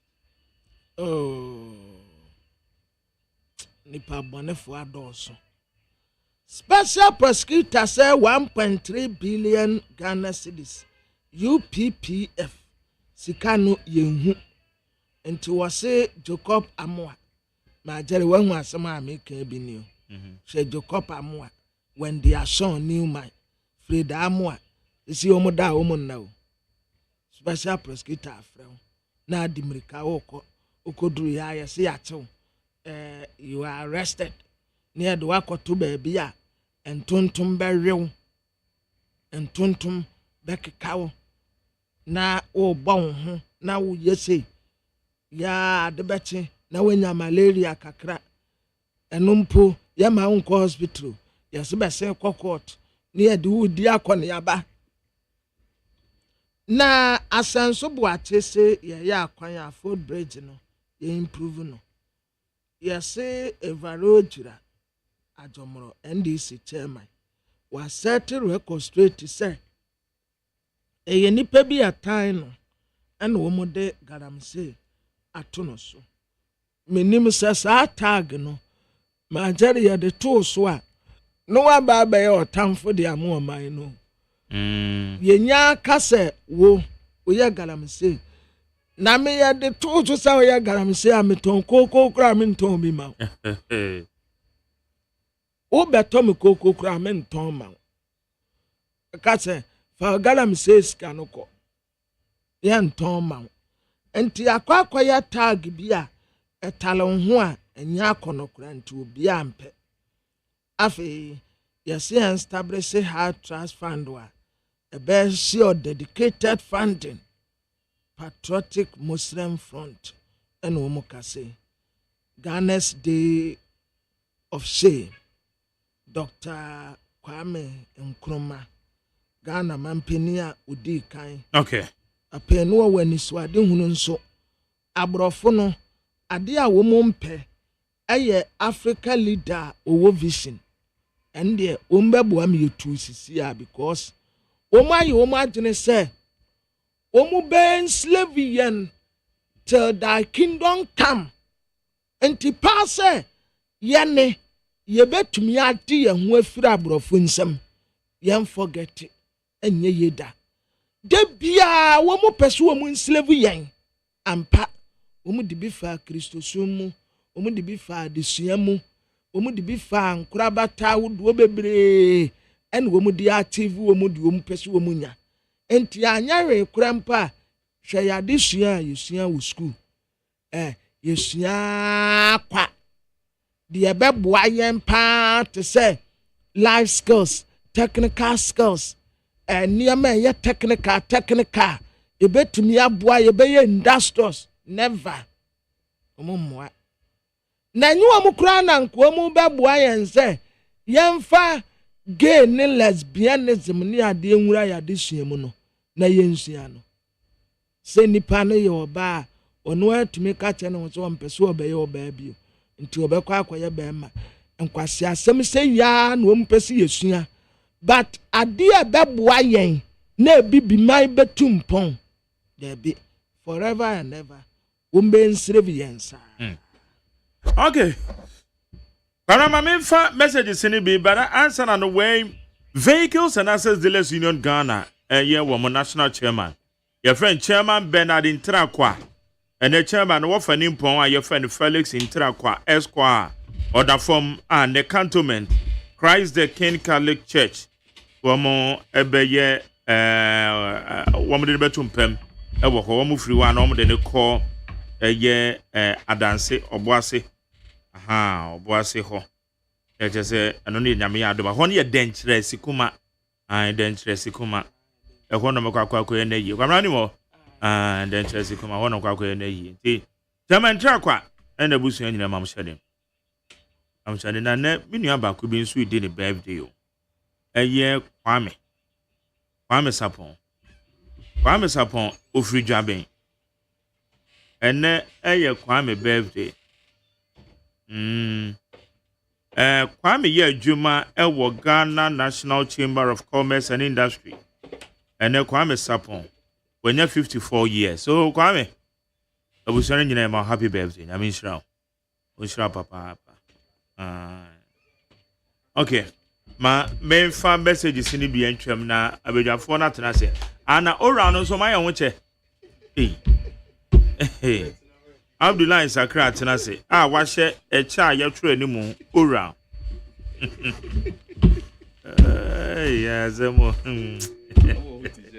politicians we no on bejeje no ma ho saa okay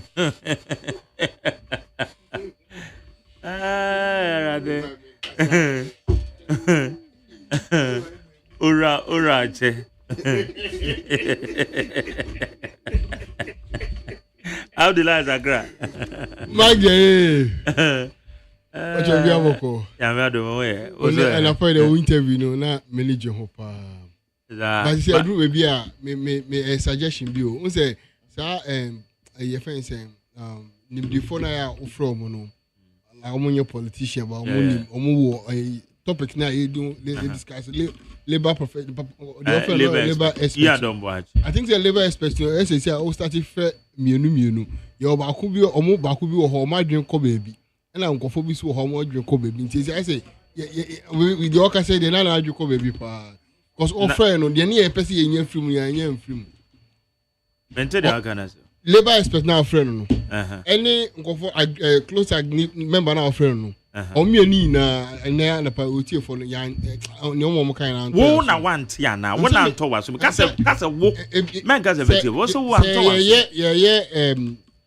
bibia yo ade mu mienu wo na akede na wo pe ti a want me emra akoma emra ni emra obi a expect there ube kasa enye normal say kasa one camera bia o one church emra bia mu oka ya bo eye umomumpo bo mra no e kan mra me say wo umomu bo mra e kan mra ma me civil servant bia no ente say wo engage in politics na me say big dia work no wo no woli kan ka kire na pa no ana woli kan kotu a wakan a kire ntini anim ene dada but now wo pe adwen a nkoso no ye expert no onim de ewo mu sen wo ntia ko oba no ni ehia explanation emu do e chen wo de but anapan we no wo mu ma onye expert no mitu chema wo ye expert because o kasa e ma etoya su wo mu mpo wo ye expert nti say maybe ye call for no ye research na ye yina no we yina bebom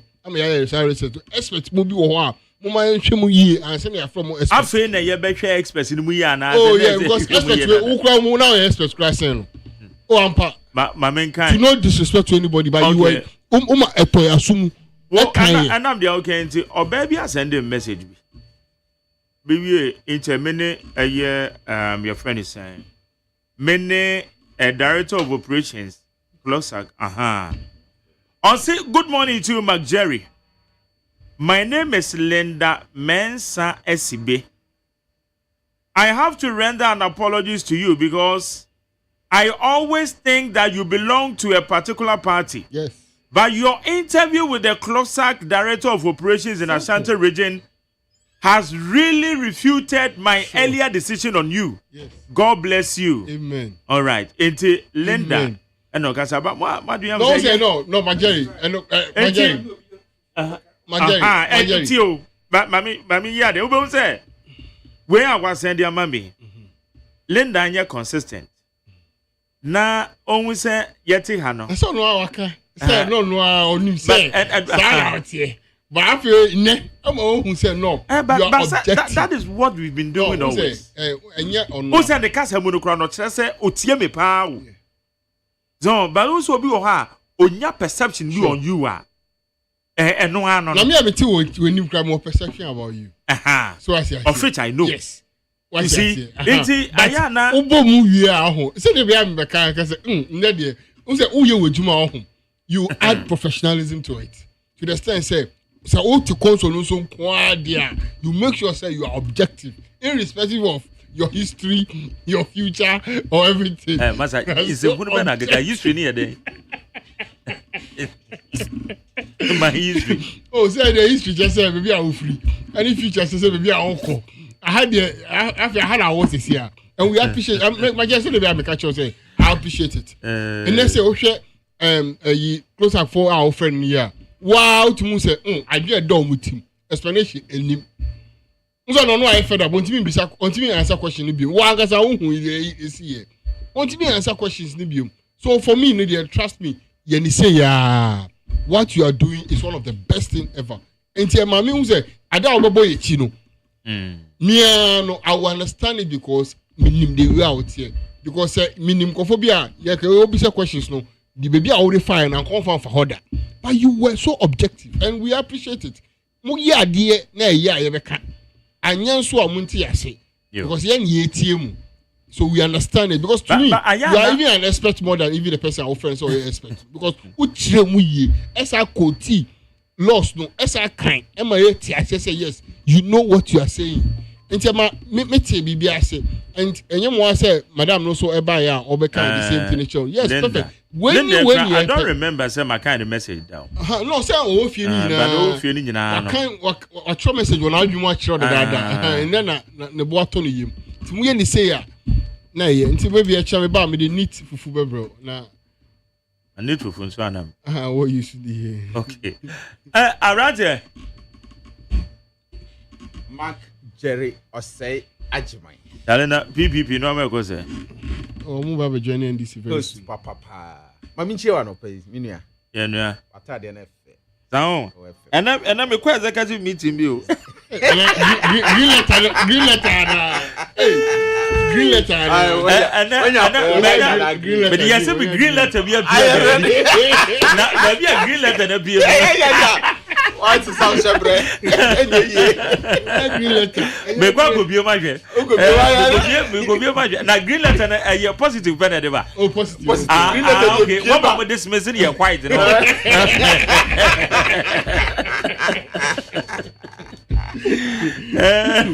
Na be green letter no ni parents or the tomato so. No kada delivery no dey bra wana.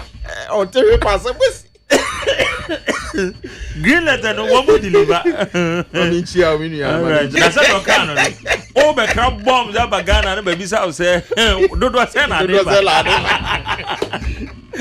On this one boy small arms, yeah. Small arms and light weapons, yeah. Yeah. Obeboy fine. Na me chia doctor. Person na me name no. A small arms and light weapons. Ana imagine say light weapons no mo ni so awo. Isu a chance say na light weapons no kra na e bomb no. Light weapons no bomb na kasa. Me chia doctor Ndum any PPP chita for party na ho you so aye boy homode. That's right. Reorganization and remobilization. Me. Okay. I provide a better thing. Na imumu no kind of your friend say. Ora Mahama say PPP and so you see you till say. PPP. I'm so much anymore. Yeah, anymore pa. Hey, inclusive governance. Oh yeah, because for now they can say inclusivity. In fact, frankly speaking, Yamon Mahama. Okay. And one appointment. One appointment now. all year. My monabaso. Okay. Why are there in terms of bringing all shades of people into his government? Okay. Wako academia, wako civil society. Yeah. Wako CPP. CPP say ya janto. Ya janto. David. That's CPP. Do be free baby by I know just all here. You know, he has demonstrated a team now or mobilizing. In fact, it cuts across all shades of our society. You know, the only thing we can say is say, go to serve Ghana. I've always been saying this. The president in Ninya Reshemu now or the Jumediesa Shawonsa. The only thing you can do is say, so obeshen na undisappointing na afi no obetumi ehusa I'm so wama mabunu mo so wama yes the youth also has, the youth also shouldn't disappoint. Yes, the youth na mwanya kwenya se mo besom no demonstrate say when say me dissertation PhD work no me on youth engagement. Oh, okay. In relation civic and political engagement in relation to peace and security. I know a lot say youth, you know, you can transform your society here. You will win. Let us all work harder. Okay. Towards a common goal, the development of Ghana. No be any person in Kuminya now no kwane ne die no ope ne mum say Ghana be konanim. Enti yen hwe say yenya kwanya ye de be ye osom na ye ma ahomaso nhye. Serve your community, serve your constituents, serve the people around you. Because Ura Mahama or appointed his eyes are not everywhere, say Ebesu Biaso. Intini say a minia or the Ura or share Ura and just Ura team. Your chain appointment. You're not the contract or the Benji in the Funasha CB assistant. Onyanya nti afi na me hwe ono no so koport onti egusu aye lobby yes the person koport onko ye okọ no okoye adwuma ne yatumi akra cars ne bibiaba no aboa ye ne ye because about card to no one farmer me o na car so de anya car na ziwe the farmer me say me ni car o me nam fom onam daade me car ne me nan okay. Yeah. Fine. All right. To me. Now what you me year was boy. You know, me cousin back on ne papa. Ephraim. Into quite ye was boy. Okay. You know, me here fuel or chain. Mama me fuel nam here. Mate. Say na nya hwe kra na so abode na no. No, I don't know. Okay. All right, mama, 5 minutes. Now, me fan running through messages in Ibikakra na yamra discussions. Now, anope some gu yapono so. Ye bisasa clocks and 4 striker. One man chance ye ne. Ni nyina ne se omampanya appointment or the call birth and death registry no almost omobonyo so because nipa ne politically exposed. Bebacho ewo nyina so ana. Ba de ba ko ye bisa no. Akwatia mrahye badwani Ernest Yakume court ahye no say contempt or the attorney so anu akire no court na say issue bench warrant say both forces so ni mu amfa ne mra ono ba fa no marking so ombehwe say won bedi mra no so pepe pentini ebisa se so after sa eye ruling way edien na eka Ernest Yakume be resign ana say no makwa kodi asem ne porting because asem na kasa ho na weni ye enimtia obu court se court den krata koma parliament through the clerk of parliament na wakenkan ebra na womo edu omudibia be hye omo sase parliamentarians na ono ne se ono de bebe bia no be so asa cross no eti parliament otena mu emaye de ni si adwa so eno enna court ne se o ma court biem nkrata koma tro ma no gro oni so ena nam so ma court de sa ruling aba eti asampote na ekire se ne results anankonimdi odi ye no manso bi aba ho a NDC fo a ewo constituency no led by their candidate wo mo de court na ne de eda ho wo munya ndi no so wo ho Felix Kwatio for su press conference a Oye nenra. Specifically issues or attack here. And our issues are or tackle here explaining, you know. And also ye be the home come on. Mame fa messages in the bit. When say Mahama have shown a good example by declaring his access to the state. It clearly shows how dedicated he is to serve the country with no intention to steal the country's coffers like what we witnessed under the previous Nanado's government. Ghanaians have gotten a real change which we were looking for, and some people in opposition are trying so hard to find something to criticize President Mahama, but they will not get it because his experience always lead him to take right decisions. Meshach Asante, Odifri Amasamang, and Odebaye. Richard say a quote by an Afghanistan philosopher, the envious man grows lean at the success of his neighbor. With the above quote, I want to put it to the president of the Ghana Journalists Association, Mr. Kwabena Jomfo, that if he doesn't stop his envious posture, despite his bulky size, he will reduce in weight than Honorable Esedun Ketia. How on earth can you say, since President Mahama took office 50 days, the attack on journalists is unprecedented? This statement is most regrettable, unfair, needless, and useless. Yesterday, I advised the most respectable president that there are envious pro-MPP journalists hiding in his 50 days old government, and he must face them, sack them without mercy. One more hide away. Tomorrow, I will name the rest of the pro-MPP journalists still hiding in his 50-day-old government. Okay, that's it. Hey. Weston McJerry looks like all of a sudden the NDC are praising judges. So it you onyonko and we say it you dream kwasibotwe and the free Australia.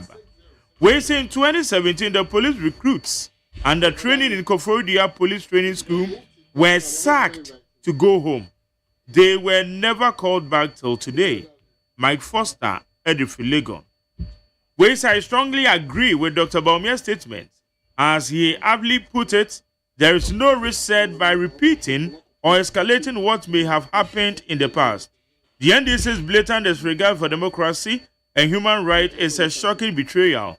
Sacking public servants instead of creating jobs for Ghanaians is unacceptable. Next time, let's vote wisely. Citizen Francis Enodiaba. When he says sacking people to go home is not the best, we need to be very careful. Issa Defree in Sawam Zongo. We say good morning to you, McJeram Diho, watching you live from Tamale. Please ask the minority leader for me. His name is Afenyo or Afenyo. I say the Afenyo and Yakao, which means house good.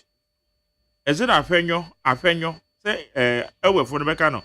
Afenyo. We say McJerry, good morning to you. Neosu Sports is where I'm sending this message from Katamansu. Please also, how far about the 12 containers filled with gold and dollars, which was arrested by the police at Temaport? Are they going to put the money in the system so that the money can flow to the market? When you say my name is Ebenezer from Kwabena, Clocksack should give us a break or period. Galam said that destroyed our water bodies. They weren't able to fight for Ghanaians under the watch of former President Akufo-Addo. Why are they disturbing our ears? We are tired of them. Also, for Mami the freedom. Also, it's shocking to see the NDC sacking newly employed nurses and teachers who were hired by MPP administration. This decision will have devastating consequences for these young professionals. So for my man, it does. We say Ghanaians are expecting NDC administration to recover all loot from MPP and former Attorney General should answer why Ghana lost over $140 million judgment debt to Trafigura Energy Deal. Still, Lankwantanai Madina needs Honorable Abdul Razak Hussein, MCE, Alaiba Abedi from Madina. Na Razak, you know, I'm a friend, and I'm we say, McJerry, we the people of the lower and upper Menya Krobo are pleading with the president, Mahama, that we gave him a huge vote, which gave him the power. Now, our problem is every 2 days, there will be lights out for the whole day. So he must do something about it. Reverend Okumado, Edifri Lower Menya. Home answer don't play too. Also, my fellow crocodiles, let's keep up for good work. Inshallah, 2028 victory is coming. Special greetings to Hadia Safia Mohammed, incoming MBP National Women's Organizer. We say good morning, Jerry. Please read the above communique on cloak sack. Okay, Matthew.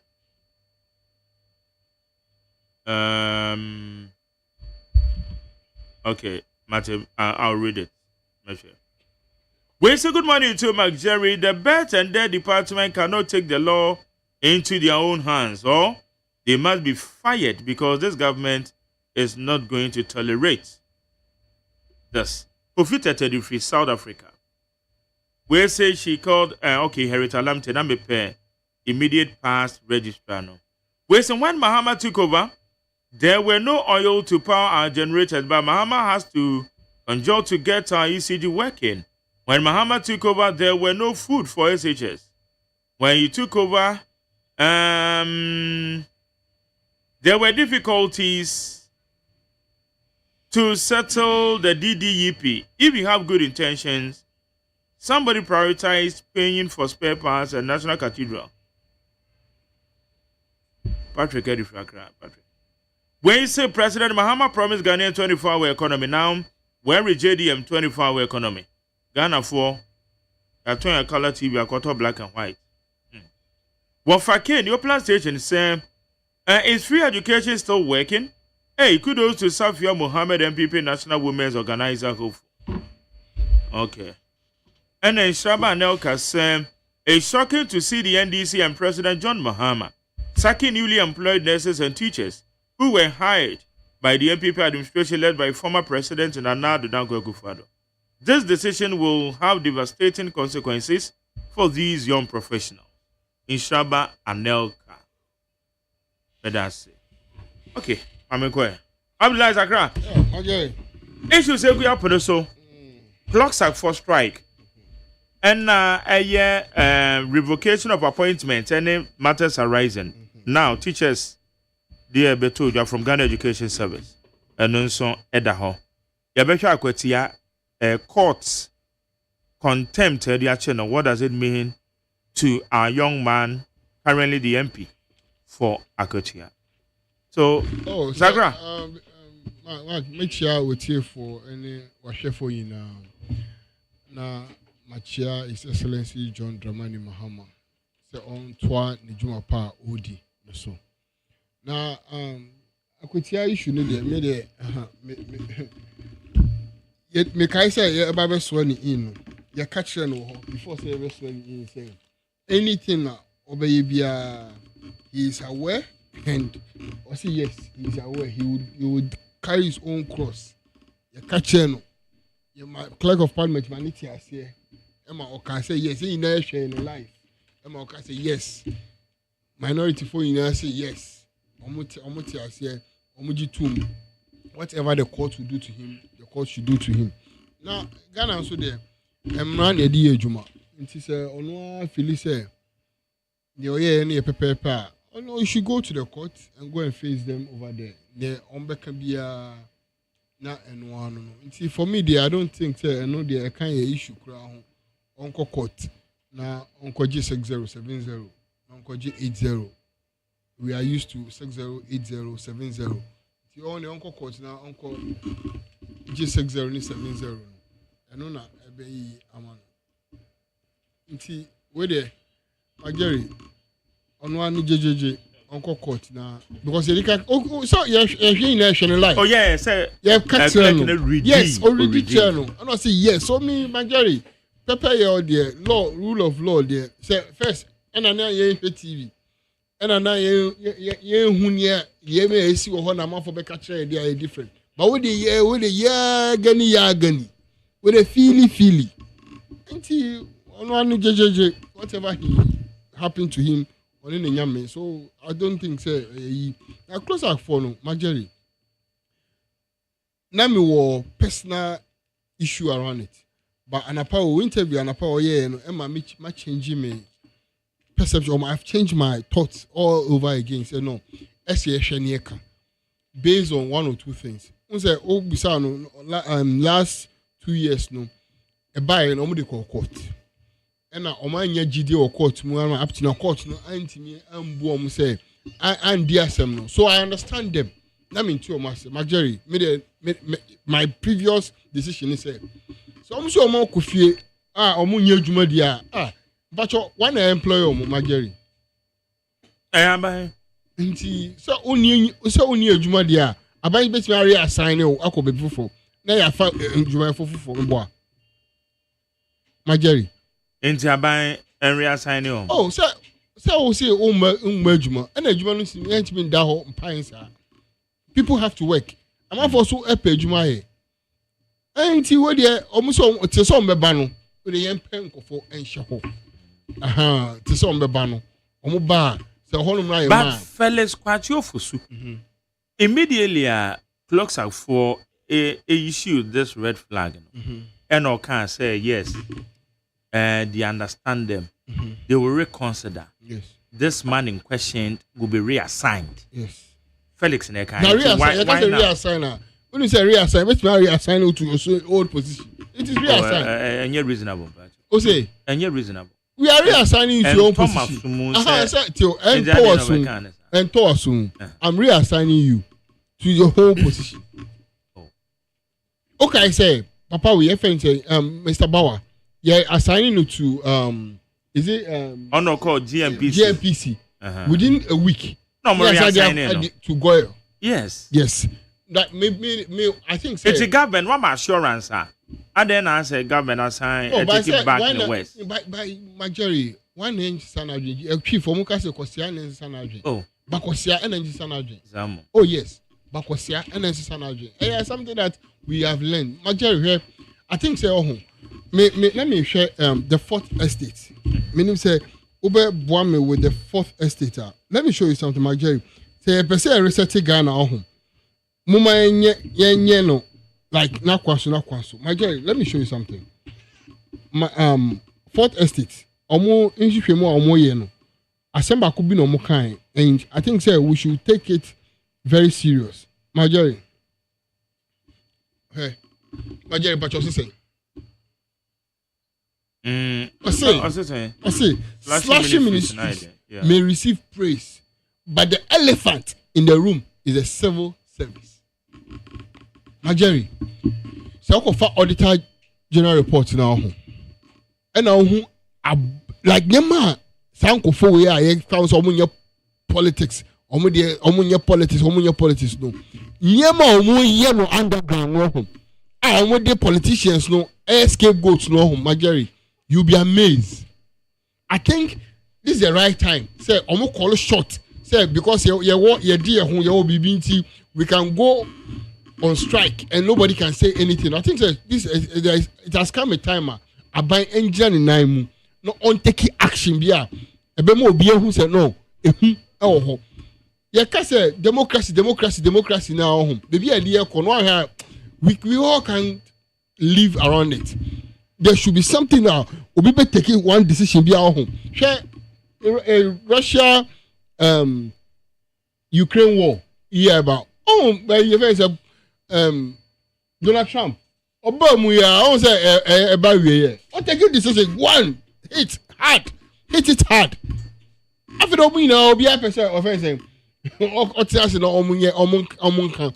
And then you see any election or Ukraine, all I will say, Wakasa leader of even. So I think that we should have a politician or a bold, a politician obetimi di nyinaa si fam dealing with the canker ɛwɔ saa civil servant for no holum no because ọmọ fani sẹ ọba ontimi fa wọn san kame nti jẹ mepẹ ẹna meyẹ and auditor general for ẹyẹ ọmọ auditing ni wia saa ẹyi katahyehyẹ ni nneɛma bɔnni ɛyɛ kɔ so wɔ hɔnom no we don't take them on and we not taking them on no ọmọ fili sẹ they are untouchable they are autonomous they can do whatever they want to do I think this is a time NDC and NPP yẹn come home.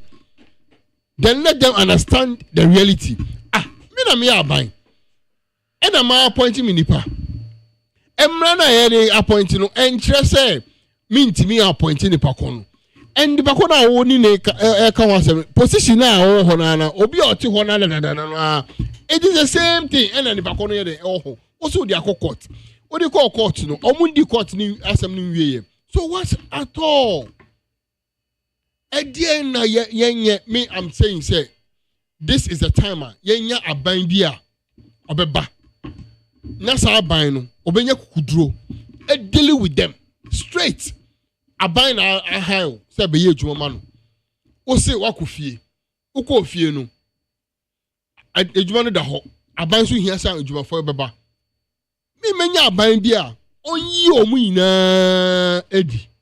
Oyomu ina dia employee obi fufro simple as that and yes every day bia ebenya and we are going on strike oko strike ade buy and do 1 week money aban grant na say o say ene mo bia nko adwuma why will we do this to ourselves o wie so abaje waketua pepepe yente strike akọ en mfrim you will be paid.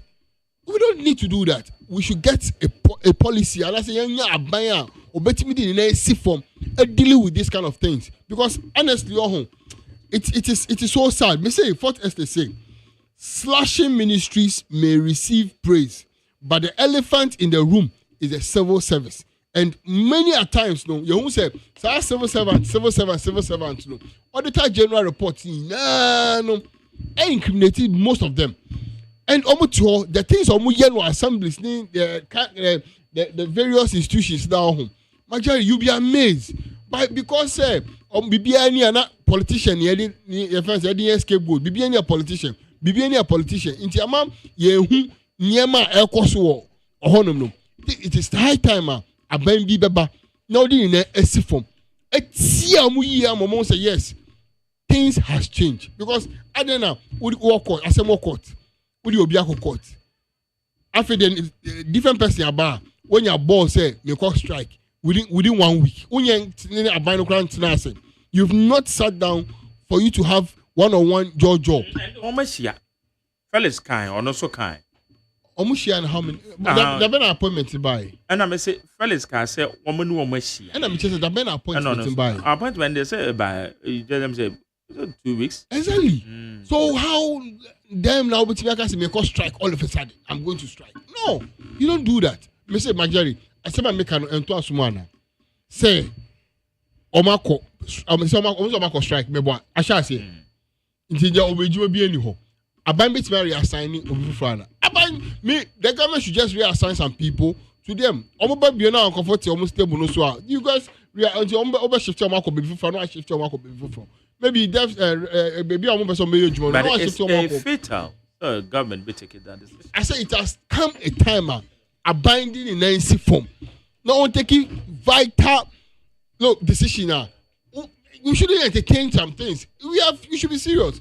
We should be ready to do everything to make sure that Madagana Akoso. I will always stand by it. Say government should stand on its feet. Government should tell them what he want to tell them.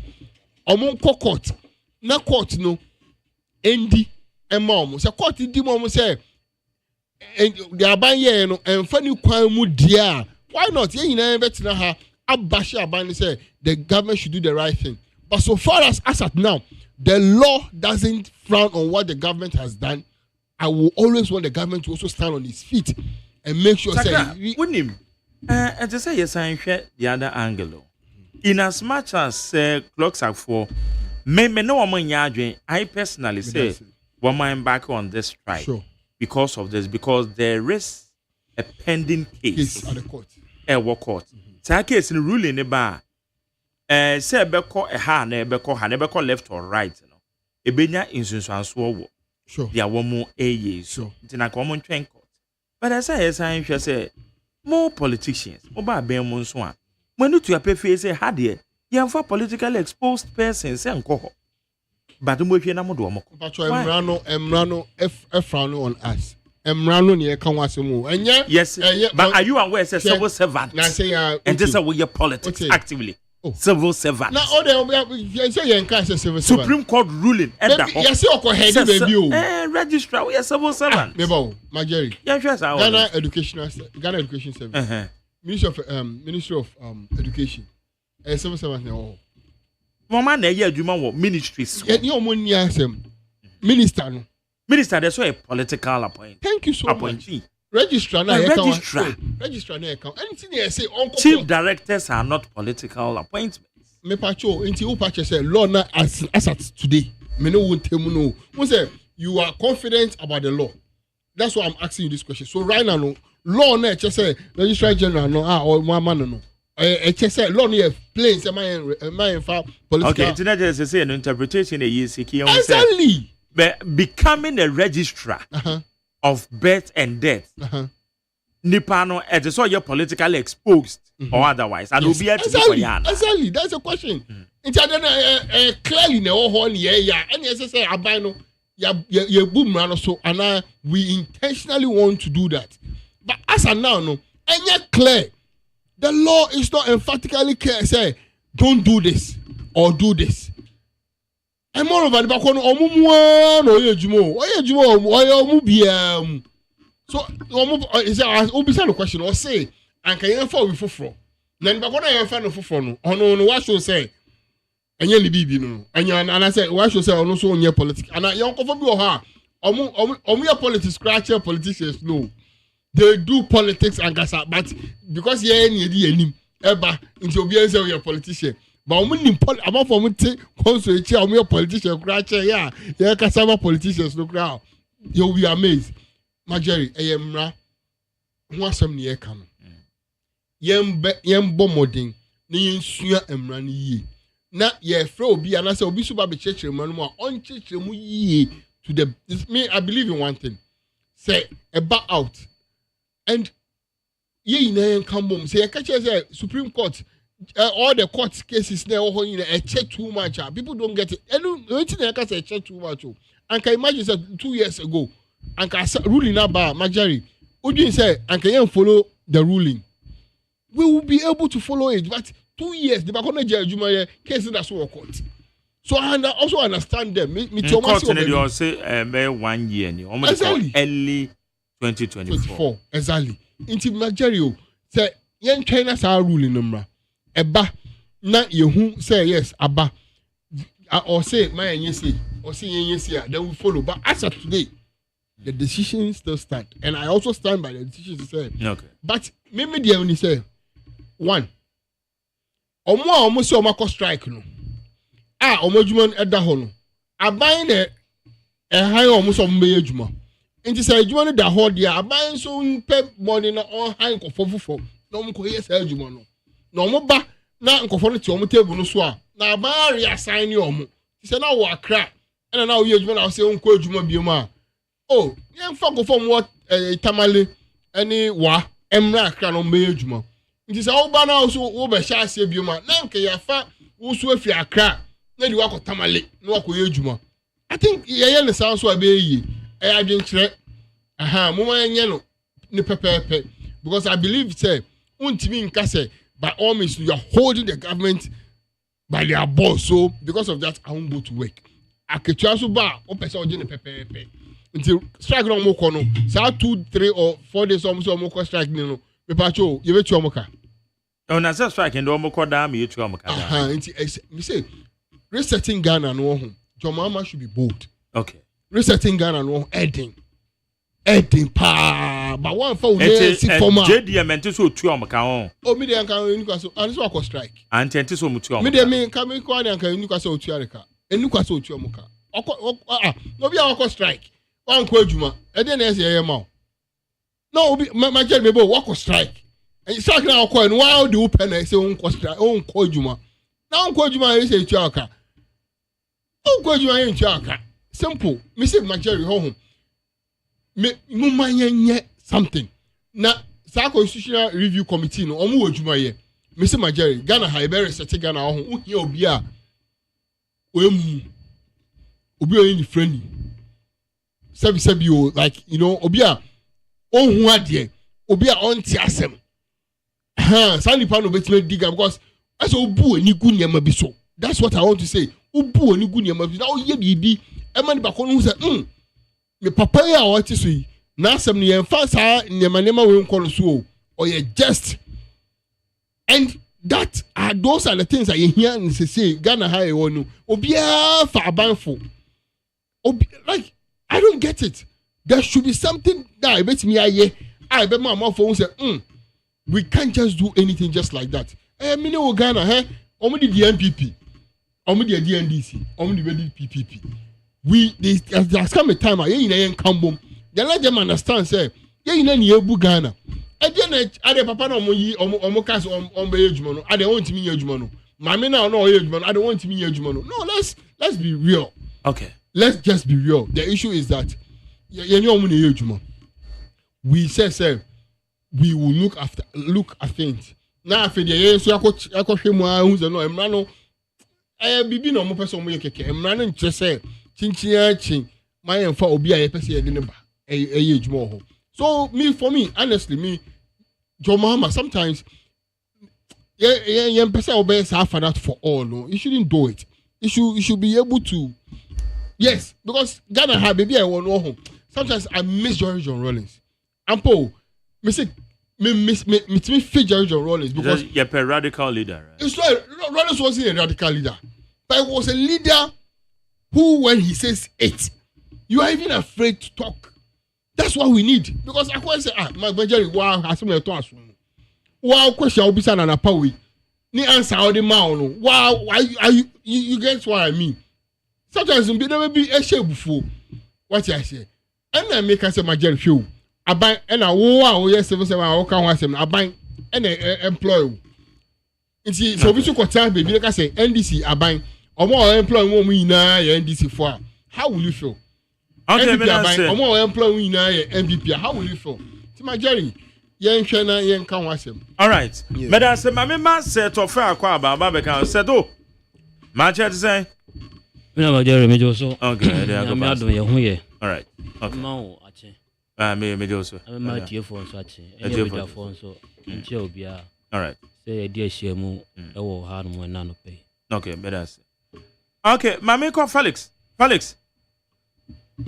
Marjorie. Yes. Close our common strike. You almost strike. And one near you, man. Oh, yes, sure. And the Wadam will be a member where you, man, I can't not report to the money paying for. He for the closer. Civil servants. I'm more fine. So, one more Benjamin. Fine. Ministry, department, agencies. So, which of the ministries are not at work today? Maybe to Obia, woman near you. So, it's just a movie. The movement of just say, I'm striking. And you're effective, Anna. Maybe to my friend, some now for be one. I said, I'll be for business. I was a book where you man and a movie. Yeah, my friend, I started reading the also motive. What I'm saying. Minuya, is it Ibrahim Tankwana and secretary and president? On the Bampo. Bampo. Isaac. Yeah, Isaac Bampo. Yeah, it's much ado about nothing.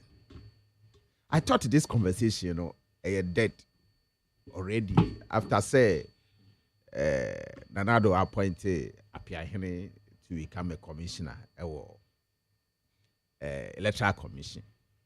See, I can't want some close. I can say, and now anger. Close. I appointed Apiahene to become a commissioner. So close. I can say, but on your member of Clocksack. Say appointment, commission any electoral commission any under the jurisdiction of Clocksack. Electoral commission. Someone just said 7. But you were 1 year Juma electoral commission. And 1 year members of Clocksack. Yeah, what my year, Juma, our ministries, departments, and agencies. And what my year members of Clocksack. Yeah, what my year members of Clocksack. Inti, Boche, on your member of Clocksack. Is that the argument? Boche is becoming a member of Clocksack according to. Who is the determinant of the person to become a member? And say, oh, someone say, yes,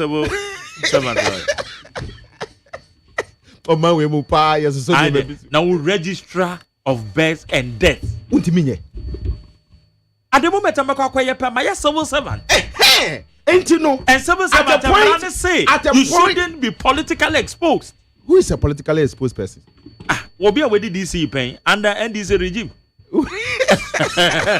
First NDC regime. Why you laughing? I'm trying to let us understand the concept and then the fact that when the DC paying, just say like you are not a political exposed or you are a political exposed. We a PhD candidate to Nigeria. No, because me do ADB ba say kase obi politically exposed. I've been trying to say he has engaged in political activities. Is that not what you want us to understand? Now here political engagement, my Jerry. You're a former politically engaged person, and informal engagement, and even psychological engagement. Bampo, or no crano, your politics than anybody. Then you have Bampo. He's doing more politics than anybody. Non-formal political engagement is there. Ubetimi demonstration is political activity. Be illegal. Who throw stones? Who call spray graffitis near the idea? All political activities. Demonstration, strike here all year. And the knowledge of political activities, knowledge of it. It means you are politically engaged, psychologically engaged in politics. What you have engaged in politics countless occasions. So who is a politically engaged person? Everybody. Obia, you're politically exposed. Everybody. Now we are talking about artisan politics. You are now qualifying the thing. You are now bringing specificity. Say, party affiliation. And if party affiliations are appointment bebreba ye be e bebrebe nyina ministry no almost shase close akashase and your politically exposed person and man and you issue instructions said ma answer no mai and there's a percent so what is the argument? Obasi chief directors on my adjuma for 30 years 35 years there's no and issue. They are still there It's because they are civil servants. And I'm saying it's a non-starter. It's a non-starter. So you should just abandon that argument. Say, oh, nipa ni a politically exposed person, and it's your money me head here. What is the argument for? What is the argument for? Ora bempo ado want to aba. About the same. And voting keke is a politically exposed activity because you vote in a particular direction. You vote in a particular direction. The fact doesn't mean him near vote to man because I'm not say vote in your secret and it doesn't mean him. So they are engaged in political activities day in and day out. So they should stop it. They should stop it. No one kwa juma for the good of the country. No one should say nipa ni be juma. Yes, someone is saying on that is more important than anything. Maybe appear here and oh, no. You politically appear here on your member of blocks. Whether a member or not, whether a member or not, on your civil servant, whether or civil servant or your civil servant or you get any awesome Ghana. They're pointing to the institution. But when him says, years and let us say we are polarized. What law? What is the law saying? There is a Supreme Court ruling.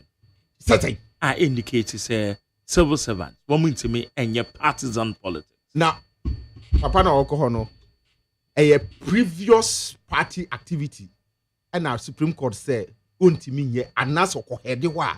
And I want to mean your partisan. And to want to mean your partisan activity. That is the ruling. Understand the ruling. And your previous, the law is not retroactive, it's progressive. So what are we talking about here?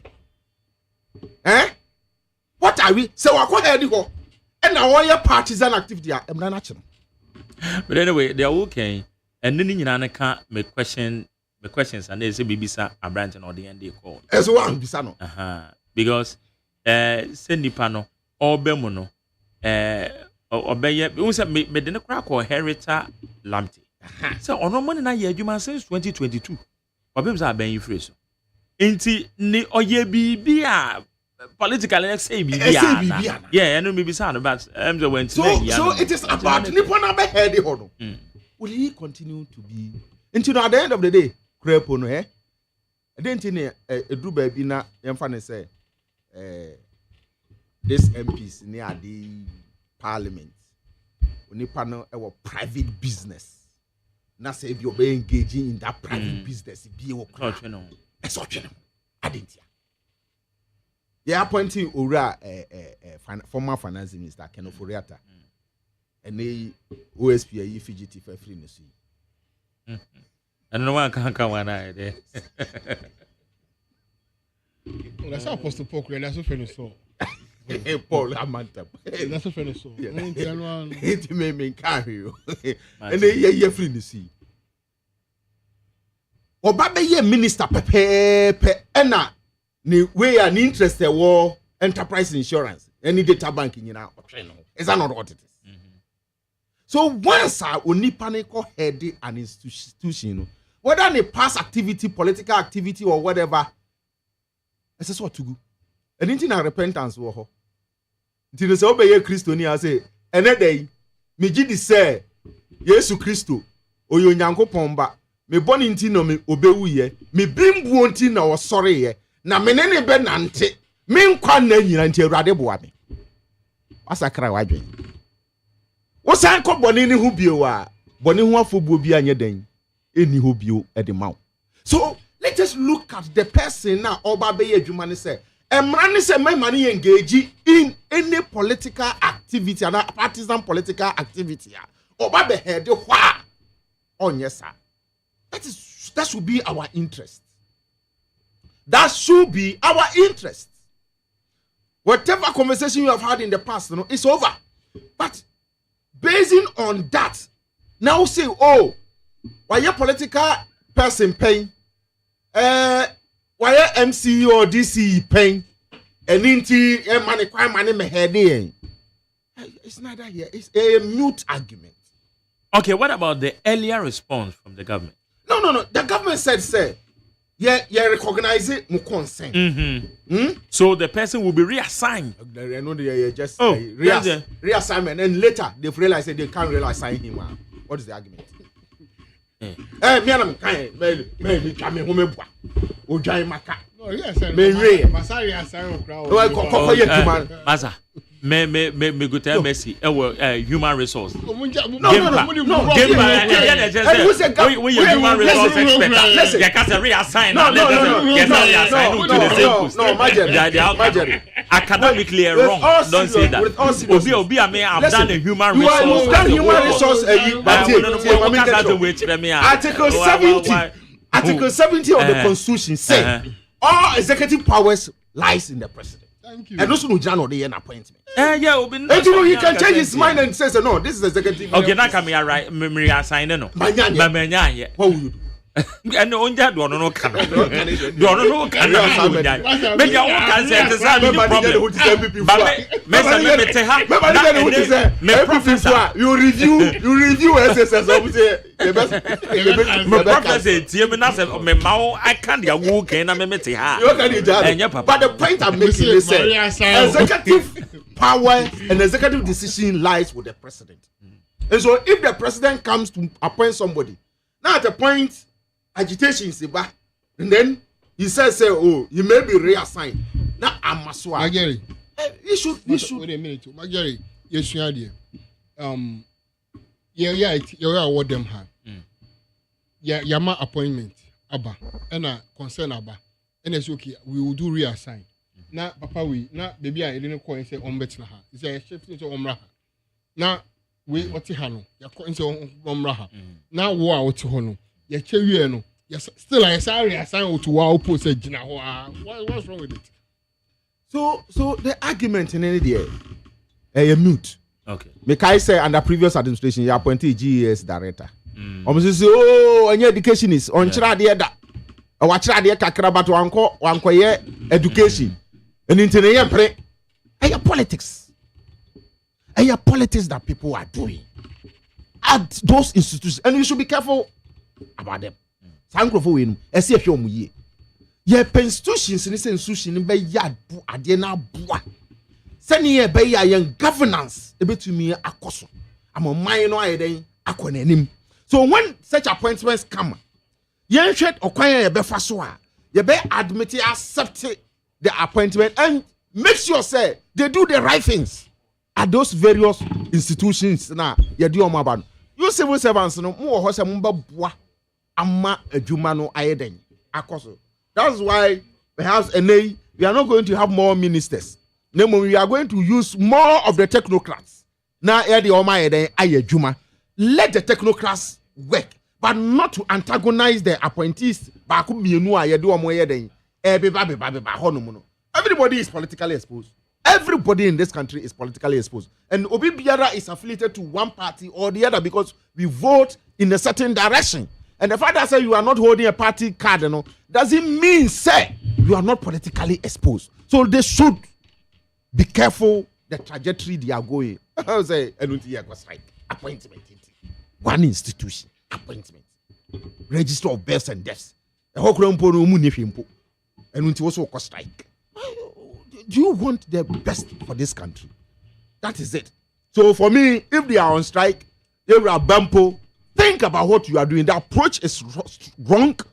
I think they should do more engagement because say they want to use hostile means to demand what maybe they want, and also fast solution and I would prefer more engagement with the government to discuss some of these matters because what you mean, my president, convincing argument. I think they will accept it. Me, that's what I think. My Muno, Mr. Su said, so what mean a driving a more convincing argument to the president or appointing authority on the issue. Say, idea I think that this is what should be done now. The president may listen. Now for now pen on saka. But what kofa host say ya, better say kuta to me few. Na fe akwa bibia e wo na da bia no na antagonism e koso. Now go for the case. Me am madam for. Ernest. In fact, say a patch on be ya kame pa court ne chow say justice with mercy wa from wodi ne party mpanyimfo achi because Ernest kumia minim no dia minim no say so one the jechi question dia no na yem sana na mi hu no but it's a different but o say asembia when married to emra no jechi question dia no na womode ya but jechi question no he was not disqualified though court be a man injunction yes we can yes one disqualified na injunction we say some number and I didn't charge but jechi question there I'm not aware say na injunction so I was some more court okay I'm going say also file court case Cape Coast High Court and injunction no there was an injunction yeah which was even read in the plenary good whichever way it is there was and Kumia minim no in his normal days anka on fan home for it side away so I wish he didn't listen to the party leaders Nanko stay off to fight his case. Okay. To fight his case independently. Now, because I know, sir, definitely you are filing for whatever. Obetimi winning. And can send Krampono, Otimi filing processes in court to set aside the injunction. So that's what they should have done at the initial stages.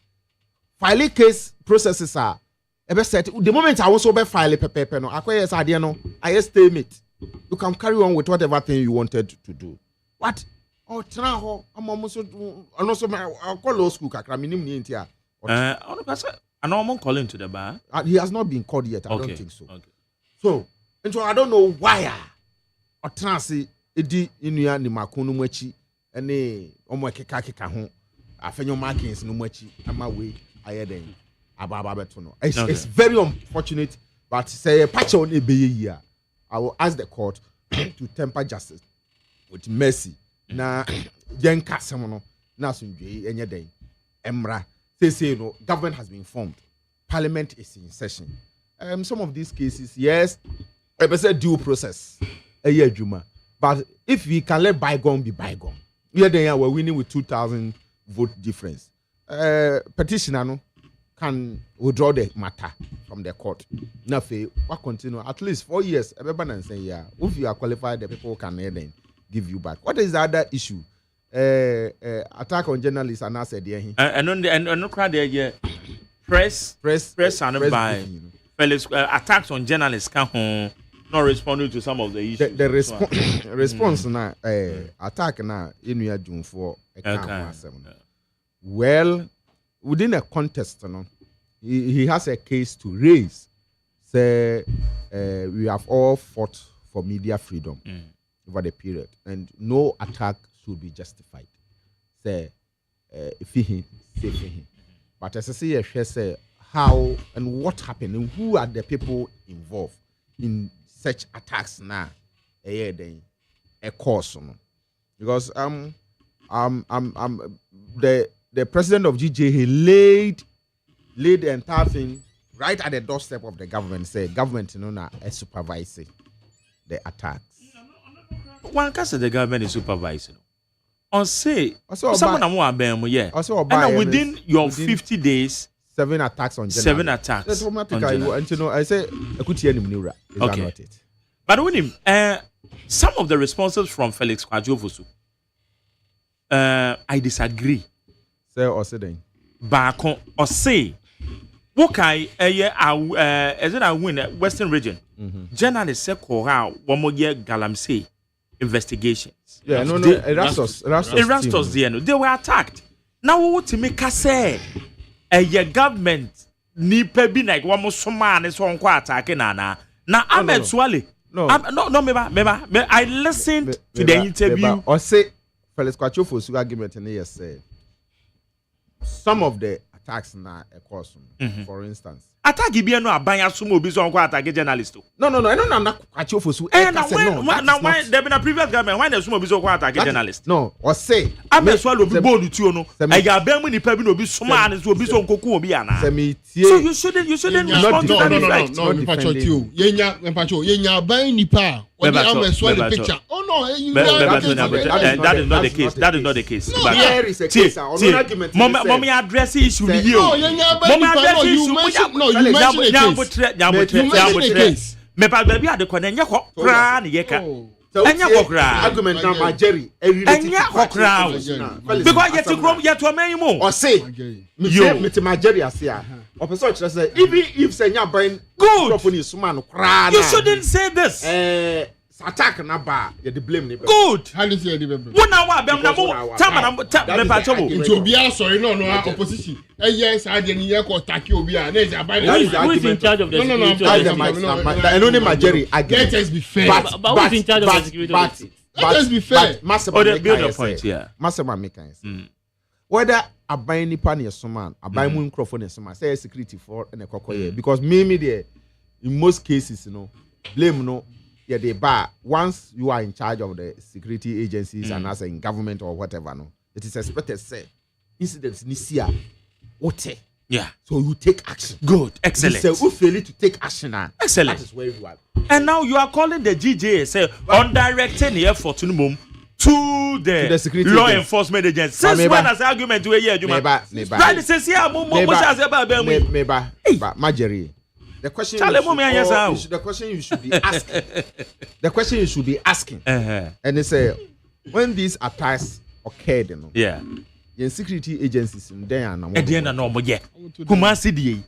more than 20 police officers were present. More than 20.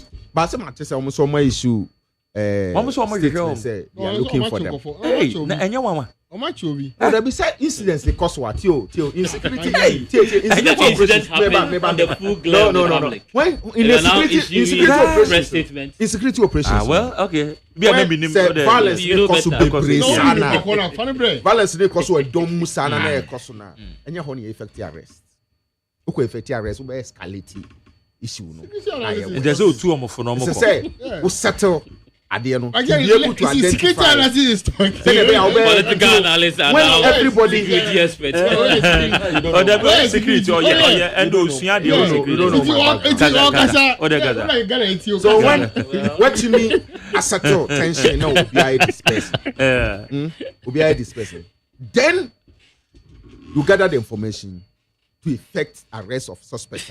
I understand. In those Ghana Police Service. The amu ni wombo. Muti me kwache. Say that the amu jina. So that is where about I'm swallow killers second there. So for me, me question I mean maybe all the time. Yes, sir. Yeah, security agencies, they shouldn't allow some of these things to slide and or sweep them under the carpet. The moment there are incidents in the they should take action. Zoom in, no Montie. Tisanya, you see what Kumasi, Tasabasaya, in Swatria, Bechemne, we in some baby, in Swatremani. At the end of the day, a Honomunano, Dana, Patabasan is not police for you. No more. Did they arrest anybody? They didn't. But subsequently, no. Ironically, no. One more year re-election of the Council of State, Basabasa SNC. Oh yeah, sorry. Levels. So I was coming to. There are levels. So instance of Basabasano. You're categorizing. So, Bibi air cost basabasane, go share tension na a word in Muna. Say, Ubertimi Chinipana, but instantly. But say, Usha now Cochinipana, Nibisino, a bayer Wessa. Why would you even venture? Exactly. Why you can catch him next 10 years? The crime doesn't expire. Yes. It's a big creative problem. Every security officer will tell you, say, leave it. And then find your way out. Later on, I also buy elections. They take action. So, I also buy elections. Now they can still effect arrest or whatever thing they want to do. And sometimes you should be careful the way we label some of these things. Because idea one year will lead into something else. But peace, now Sunday, basa koba, MY. But for me, government should be prepared to accept every blamer. You better on their step. Now, I'm finding solution to it. And so that is where I come to your argument. Say, Party of Osu shouldn't have rejected outright. Say, the blame shouldn't come to the doorstep of. Oh, he didn't reject. Name Momono, as I say, a prophecy solution. Okay, issues number. You have identified them. We admit, say, BBC is. These are the things government is doing. Sani ebeya ebi CBU na oman no mu obiara nya na sumdwe na waye na dwuma sani a sse oye. But the Koba say, oh, you just throw it onto the lap of somebody else. At least if also be shifted to government lap. The sani a GJ if also shifted to the laps of the government. Now only NHS Debiano, no one is to be blamed. Okay. Who is going to take responsibility to solve our problems for us? So these are the issues we should look at them now. Yeah, address them. As a society. Set. Jerry. Yes, sir. But I say, Mammy, and shall share with a document here in front of me. That is the oath of office of the president. Mm-hmm. I would like to quote a portion of it to make a point. I read. I say, I, now Dudian Shaw, having been elected to the high office of President of the Republic of Ghana, do in the name of the Almighty God swear that I will be faithful and true to the Republic of Ghana, that I will at all times preserve, protect, and defend the Constitution of the Republic of Ghana. End of quote. I further refer you to Article 191, which states that a member of the public service shall not be dismissed, removed from office, or demoted without just cause. Now, why do I refer you to all these quotations from our Constitution and then from the oath of office? You see, Yetiani discusses ya reassigning for your media, they were not duly employed or put into positions, and therefore, because of the time I didn't employ or Montino,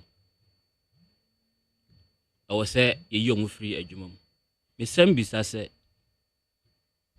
were we doing this in line with rules, regulations, and laws of this country?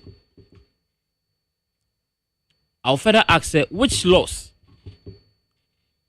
were used in the recruitment process to arrive at the point say I employ our individuals. Was not the same Constitution now. John Mahama no tinifie maybe as nobody or as a former president.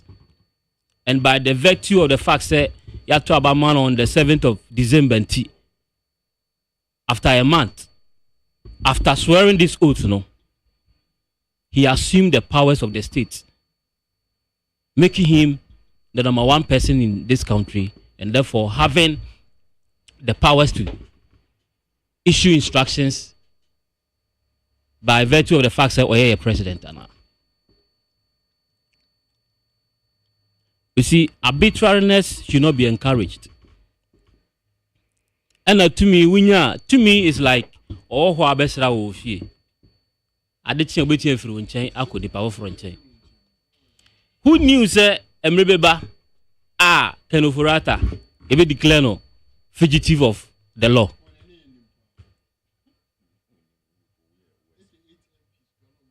One and knew, sir, Emrebeba, JJ, a former president, and could be friend, say, or Yakramaya or Tibia Opu.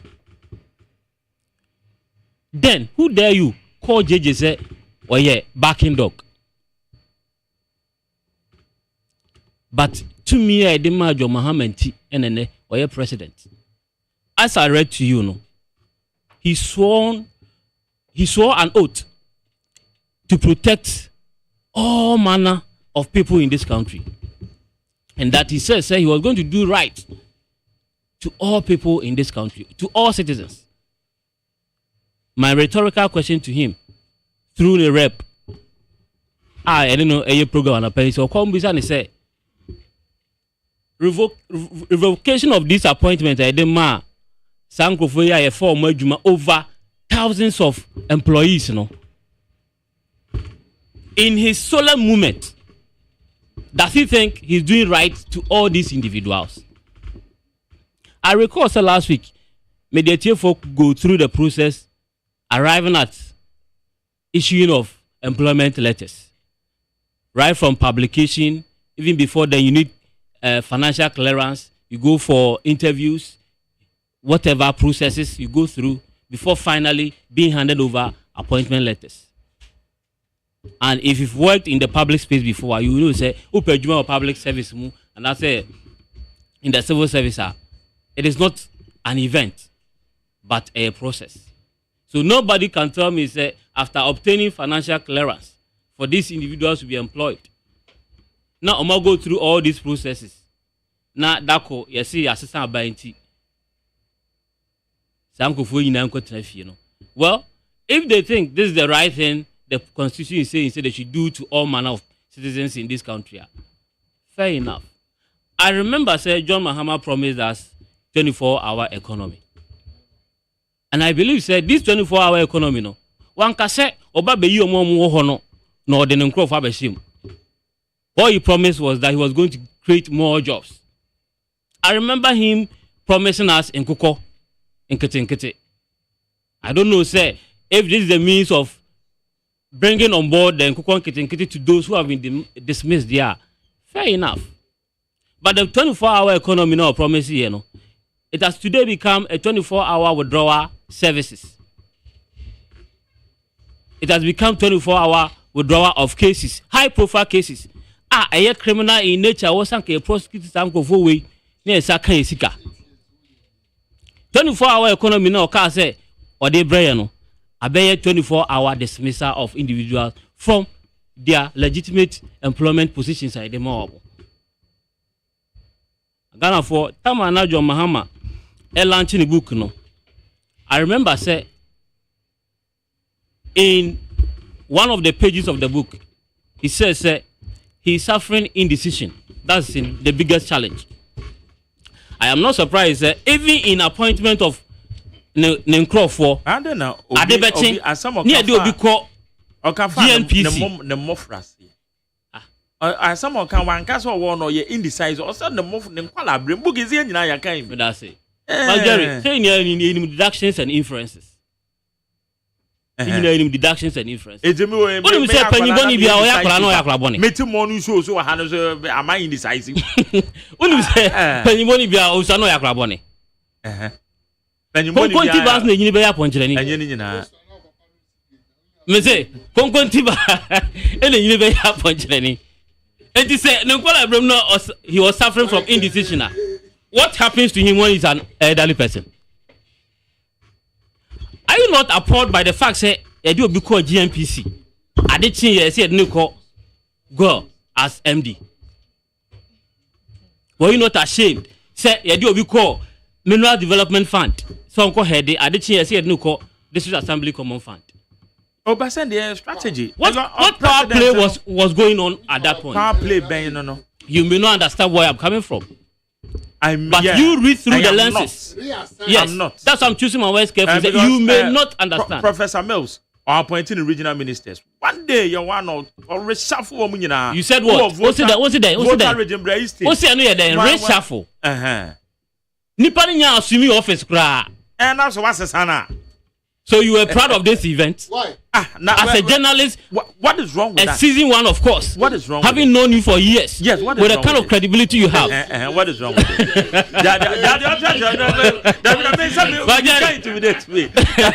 Were you happy with that happening? What is wrong with it? Okay, later we withdraw and now ordinary powerful for call. No problem. Now, Jerry, if you of all course. I don't. At the end, I can. Mami, who the bigger picture? If you of what? all, it means what? Oh, and so we are proud of this incident. I see. Yeah, I leave it to the judgment of the listeners. It means what? As it's saying, it is speaking to the indecision nature and our indecisive nature of this president. Just one instance. Are you saying it's one instance? Message GNPC. Just one instance. In GNPC's case, what happened? One instance out there. What the? In the case of District Assembly Common Fund, what happened? This is becoming one too many. Did you even read some of the appointments that were issued out to the appointees? And I believe, sir, that is why people have been employed to take care of various departments. And then, so we share common informal letter crack for. You read over and over before you give it out. How much more an official communication from the presidency? Not from a department of an agency. I believe say Nura Anenya and then Sunenye. I believe say Nura Anenya and then Sunenye. And the journalists and they under attack. Me say press conference from the NDC directed at the NPP then. Say journalists were suffering under the regime of NPP. I believe that your president and your communication experts, and coming from the journalist background, it should be somebody. The interest of journalists should be protected at the highest level. But today, what are we seeing? One too many. I even read a post from Erastus Asaredonko. And our catcher said, "The life is under threat." You can go to his page and read. Just a month after inauguration, Me, I knew, sir, his coming back, no, will not be anything to write home about. But it is too early to see signs clearly written on the wall, say, I don't want to be a prophet of doom, but I'm sounding a caution to him, say, you see, yes, yeah, the Japade Jow. Now, into me for being Kanwan, Kakana or Hono, Bohumbai. Anya she crowd, but to say, I am playing for a jum. So, into me for being Kanwan, more than your majuma. But dismissal, revocation, and a reassignment, unjustified, of course, having sworn an oath to protect and defend the Constitution of Ghana. Nene, ultimate dismiss obi the same power now ne wono, and nipa no so the employment and assignment of these people are. Then it leaves much to be desired. So for me, this post facto rationalization and go for BIO margin say, oh, a mistake in the buyer and now more correct. I don't think it is the best way to govern this country. We learn from best practices. And therefore, say never be in Korea. I mean, radio so, TV so, and defend it, or in the name of politicking. Because send any idea can overrata in 4 years to come, you'd be out to forcing. Because no beer in him say, and remember, if declare can overrata fugitive of the law. Okay. Jerry, this preliminary information. Better say. Okay, hi, indeed, 100.9. Now, before we say good morning, Jerry. Please tell the NDC and their supporters that they should stop deceiving themselves because we are.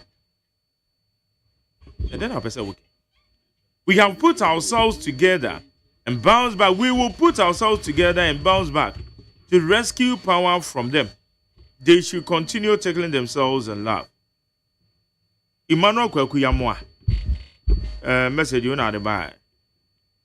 Masaudi the Frikomasa Bantama say anyone who was dismissed by this current government without justification and who has documentation proving they followed the proper process of the appointments should go to court to challenge these unlawful terminations. Is that how to reset Ghana? So chairman of the Kwekuyapia. Chairman Coker also chair. When say Jerry, hypocrisy is killing our country. When the table turns, conversation turns. MPP is Ghana's biggest problem, and they are all like Kwekwanas. Abeku, Edifia Fienya, and all the other. Kwabela this same. Kwame Pepra Victor Salome, Malamisa, Dana Bodapicha Chuchikata. All these politicians were jailed on the grounds that they have caused financial loss to the state. Even though some of them were sick, yet they were jailed. So, why NSS boss, Madam Gifty-Owari, Kenoverata and others are working? We do there, Ora, Yatia. It's me, Shana, make us a me. Okay, about 2 minutes, 2 minutes. 2 minutes, and I mean, Jerry, Ora, where I am. Yeah. Ora na ebe enye the like our story now what you know John Dramani Mahama oko na problem oka ni pain e mo bia ti ase say Ora no o de be yejuma Attorney General address press no what in some oka thing o say Ora na ba bedu mo a mo pese e che say mo benya na 3 days time no wa sha say che nkrofo ko say nya sa na ejuma ne tie into obenya botre sure zone yes in the talk asa enye say na anu bi ye de nkofo kotina e friend say court 8 years no evidence and no person cho say before so be sha say no e say o hwem ye now say asem we die edidi magye what you say okay enye say ye buy ya ni arahye di nkofo court because ye pese chichia ye hu say ye de omu no when yeah ama you say the one case cry na ekwa sa one case no we there ye beji esika and ora no enya chi abechi obi etum na e do ye sika na wo ho no ne ye pe age enya uchi o ye be chow. We are not here to just take people to court and just take them to prison. No, we will take our money back. ORA is to recover the money, not jail. We didn't say operation jail or corrupt people. We say operation recover or loot. We are here to recover the money, not jail. In Kenya, we say the omo court ya ko jail. Enya jail ni epe o. Yes, can ni epe. We will take the money. Majori, sure. Nanado. Ena me bra penye me bra ka asem no kan say na den ena I swear I will then defend the name of them. Okay, Ghana Web News. Or say Akufo-Addo sacked 13,000 public sector workers. And if you want Saturday we na make no. Major people. No, Saturday we are. No, Major train. Major train. Okay, mate. Me hey, me wo obi o ha ne. Major, let me show you evidence of it before even I talk so that Obo say maybe asema make no. Major Hade. One more pound. Yes. Major 13,000. Major Hade. Public sector workers. No, Major Hade o de me chewa de bi. Shey, I come me later. Shey da be ne buy.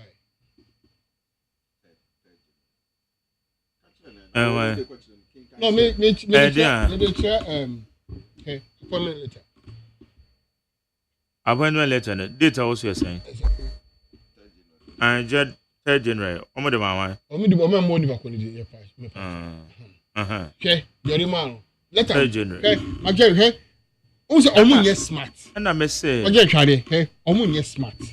Okay, ni ba ko na mo de man.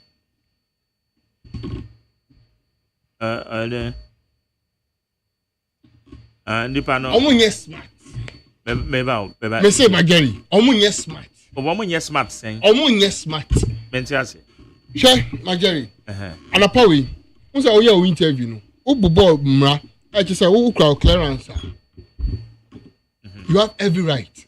Ghana ni bia na joma ma so opejuma man kokko.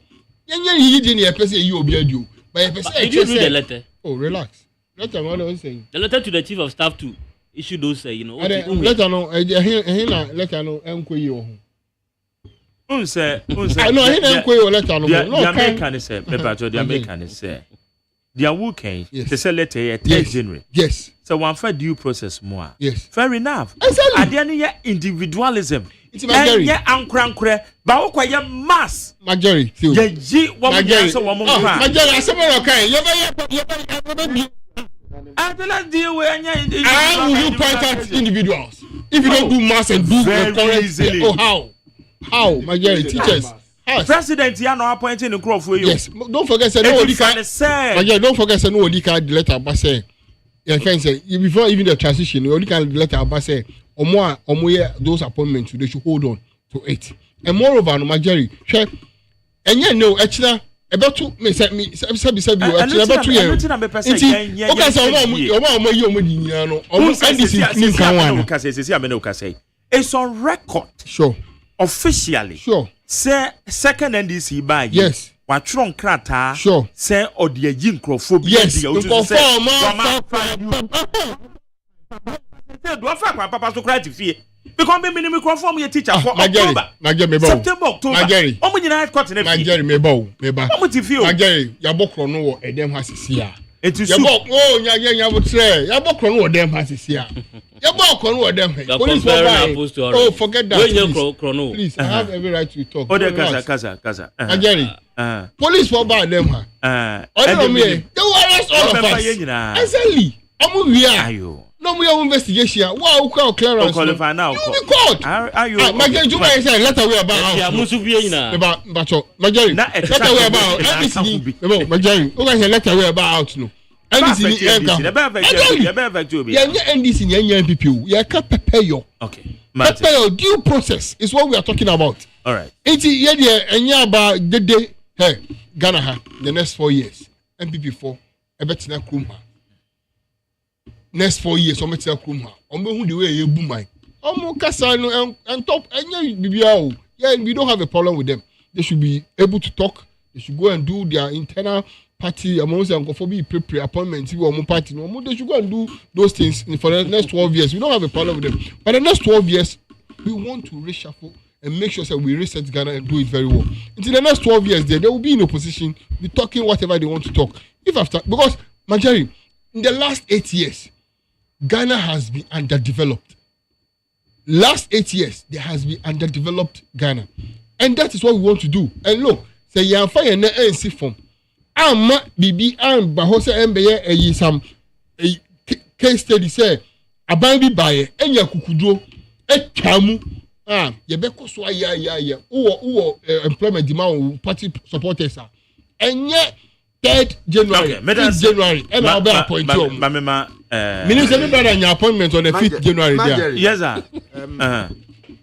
Adebi wo ho a ense say so because you here ya ni bedi enya in a sense is after 7 December every year we are in a transition period. Why do you take a major decision to say recruitment? On what budget?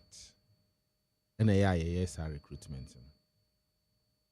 Because we don't present a budget for that year, just after handing over and presenting a budget. Is that not it? The new year recruitment could take effect in the following year. Budget being and then KBJ so near to me they are taking care of our recruitment. And I say subsequent year budget now the banana and Franco cover mana said I think we should be circumspect of some of these things. There proper discussions on it. Within the Transition Act, are you aware, say, it is stated in the Transition Act, say, incumbent government at that transition period shouldn't take such major decisions. Are you aware it's in the law? So, if we do that, now say, at the end of the day, the new government could take such a drastic decision. When 2 elephants fight the grass that surface, the innocent employee na ya fano or no didn't go through trauma. It wouldn't help anybody. So you should learn from these things. Question. Now next time, my meanwhile, no kind of constitutional. You be say, oh, somebody cannot be dismissed without a just cause. Dismiss they are giving us a just cause, because there was a communique, a letter during the transition period. One communicate said they are not going to they should stop whatever recruitment that is going on and hold it on until the new government comes into office. Ntino say when a recruit no NTA na go ahead to do what they said they shouldn't do. Nipane ba officer after assumption of officer, he's just to sack you, and he will sack you, and that is the worry. I would want now my affected no. What should say the new government in a bar halfway and kaomon recruit you and ankaomon foul. Or you were doing that recruitment on what basis? Me, if I were the previous administration, I was part of that administration. I put you have more money. Say, after doing all your interviews and other things, put everything on hold and make it part of your handing over notes to the incoming administration.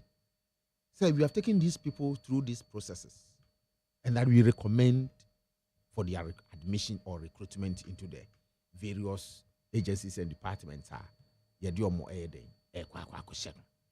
Because young fan will be our teacher, innocent teacher be or tell baby are going to train or pay say yeah be fano.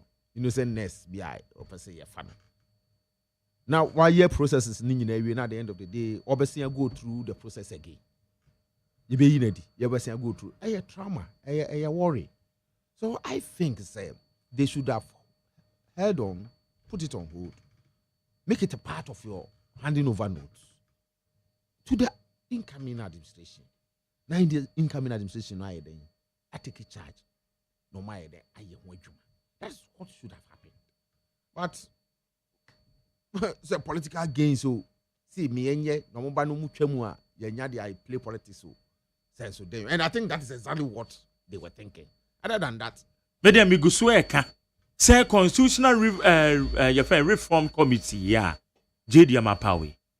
Yenfa say last day appointments, no. Yenkem, ebeka 3 months, na ya to aba. A baby and where say we recruit, we take better decisions. And your recruitment in Kwao, major decisions like Obo say ye beto aba ye beto aba.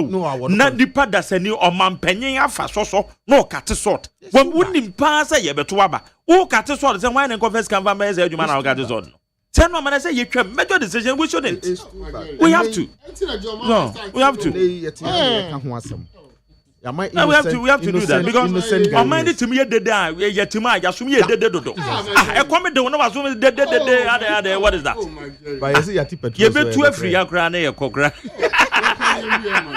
What to say? Master petrol na yate so no. Why not the petrol so? You automatic adjustment formula na adwuma o. No be say you see yate menka so bi na ate so. Me see yate petrol so. And it the SO can say the SO can say yes, petrol window ne be no. Prices na back. I know the same thing. It's not the same thing. The brother na okay. Who can in another ways? So make no use 2 sentences. Who use 1 sentence? Who use 2 sentences? Sagra. Me too quick. Who goes to any summary? Me sample. Maybe use 1 sentence. Who use 2 sentences? Me bajoti. Sagra dia wo kan me point, me position. Petrol politics. Me sha say kind of 4 years. And amaka say, yeah ma wo kwa no kwa me kan na mo nkrofo yi bi. And na wo ma jero to na keka me say, yeah ma wo kwa ma manyoni bi amfa petrol ma be politics wo Ghana. Me what I'm expecting say a better form. David. We are not going to allow that time yeah me pese be cost CD dollar. Hey, I don't know about former. And I mind. That's what you 14, 9, 15, 2. Oh, the last time I'll take $2. A through the Ankoi, but a formula dear, a bank a crank. Of which is 7 CDs, 8 CDs. So, and no economy. Yeah. So, now, and no can Bema petrol prices. You will say yes, about form. Because I want the young control the asset.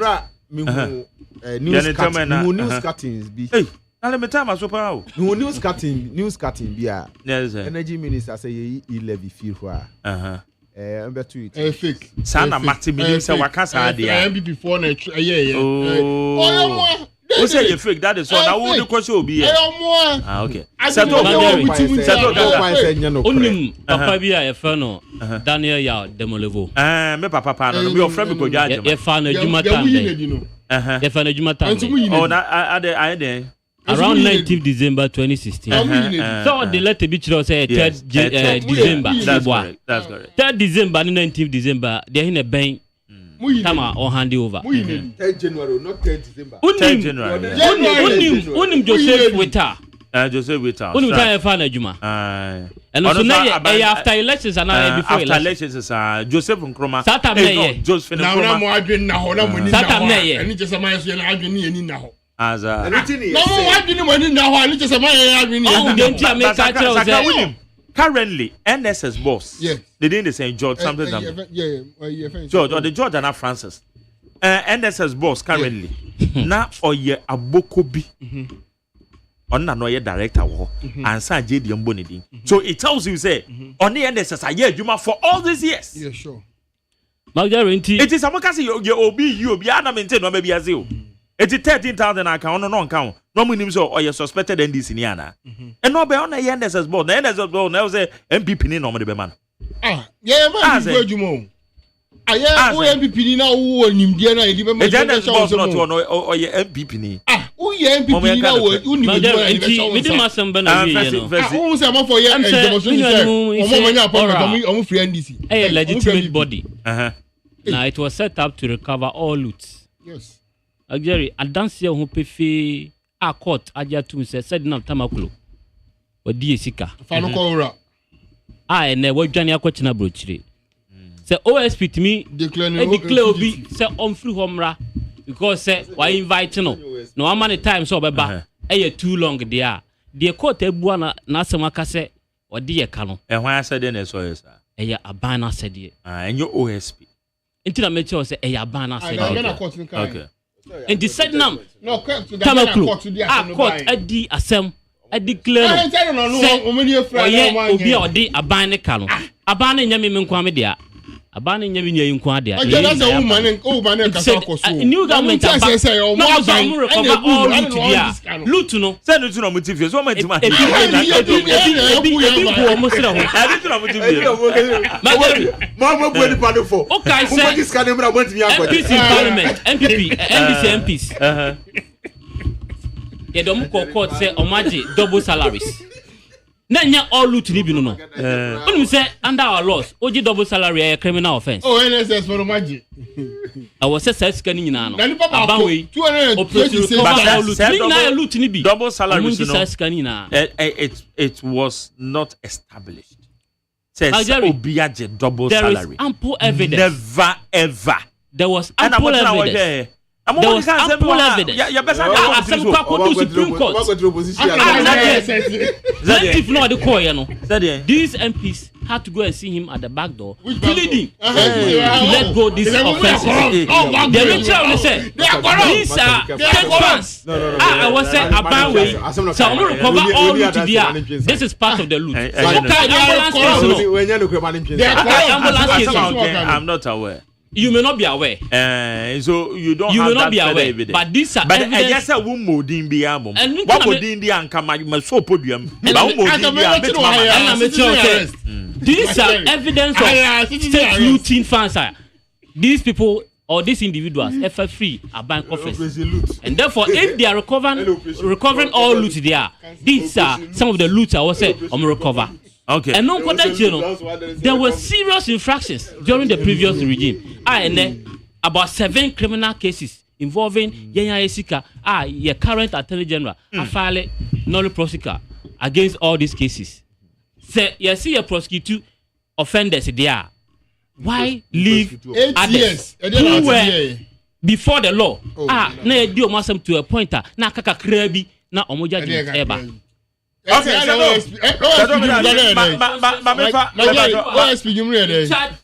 Mamefa calls kaka 03022 for 03022 57902 03022 57902 03022 43540 03022 43540 Bebacho, Mamedi Wadrenche, Matio. Okay, Yamfa overflow. Bebacho Matio. Yeto Yanko Yamado Yankon Bacho. Dr. Newman is about coming to Namcasefe. A chair honorable protozoa to whom Mugabe, and I feel so honorable Hawa Hussein Davis, incoming MPP, National Women Organizer. So honorable Afrenomakin, we used to a finance and finance a couple of years ago. Started to meet you with Minabema. Star Ora now come once or no. Then I mean, I can say, you were parliamentarians or more double salary. I've seen there to be any scanning from a chain. Or when it's can stand on my baby see under a for so I'm on this from home. And I saw my penny, Mamma. Oh, but not you to my yet, no much betting. A 2 betting, that's who be for one. Now, who am you on my dear every memono? I'm on my coffee, now it's a bank for now you're quite say by no unemployment and I was a man across road. Okay. It's only tough to become. Then now was a baby at the moment at all. It's this woman is the paper behind Bagana for it's gonna for Mumu Musamu. Now you say, and this one by loot and share, get a loot and share. And I'm here, what you man. So you got a mountain in 30 ways. It means that they come up. Every pieces are unbound to month to do my run and then what one to implement it back. And then what the NPP will never be black council and say. Okay. And this is the Madam Sebra, Mebato Mamma for Fro, Mebache. Yes, man, Yanko. Doctor of about one umpe Baba, one. What's that called? That's for you, what I want to say. Yamia Domoko, no way, pa. When you're a police upon a mark, I'm trying to say. Ah, yeah, obey the song you have. Because you so we could you come out to a crow, no one in Japan would you come out to a crack. You better come off with him. I came with Mugabe. I obeyed my Papa Sam Yamano, because we go independent with me here. In your contact to Koyi. Consider an Amer, then also one about millions of you. I can say, yes, Diano, in your baby, but the General Secretary of Baxo, now incoming chama, so I don't work you, but I remember. Sir, what's President Mahama? Ghana fought about massive, and a demand. It is a coming one person putting back on take us a million Ghana for your far woman. We should look a crack, now you're calling because if I fall on Penny, independent for Kutu, only a Daniel, Burkina Faso, Ghana for. It is here to Obama, we went here, I'm watching in Yamon Kono. My patrol, some men, I'm making one. Okay. Patrol, some who say, yes, also on what to show, one opportunity, you're too sincere, my Ghana for no come when us 1 year. Almost far to your mouth, almost to bet you. It will this one is still complaining on my also what to make us a new one. Okay. Better answer, I'm ever over you. Beba Tomate. Yes, I am going. All right. Now, Potuzwa, the band obey you, Mugabe, Mentiazio. Unim said neighbors in Edimano. When Edimano? Neighbors. I ain't just so one Robert Transfer, just on Kobiumu. Oh, why say Mugabe? No, be on the first time, Mamma Mugabe, the NHS and Crawford, or go there to us. Oh, they wouldn't say, Suhum, one is how. Then easy. And this is 40 in a big thing, you know, what we could do and where. Now you say, no, I call and test it. Into one, the bar of us were not went for our pussy. I'm saying, Mamma.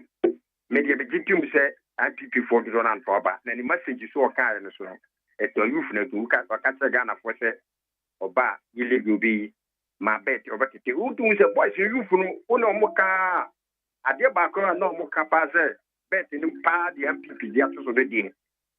Say, Yangia on the 30 year, into only Mujuma. And now, the next for the teacher for you were media, a baby cat, I have me say. Next for the almost my 24 hours, I'm 25 more starting. I think that you will school like a second so or caught me conferences, Domas, can you see 24 hours? I don't know my been mentioned idea. No one lady penny now. Police for soldier for my put 6 months. And then, Mose, Moyo, the Sabin Majay, Ubu, look at them, Bonia, Majay, ya trade to ya trade baby over 10. And this are one case of by now, Ubino, over a poplar, because you Madam, say, Mount Yabisobeka, Manche. Mammy, Yes, you. Medi a different man Hadia Halima Akomapa, the freedom fighter from Medina, the Medina MP lawyer Susu voice. This is the voice of Susu. Mini Abema. Me pacho wapum to say anapawe. Anope magical ye actually media. Oba Medina Obisa Akomapa. Yebeka chosa the voice of Susu. Ah, are you? But you're quite.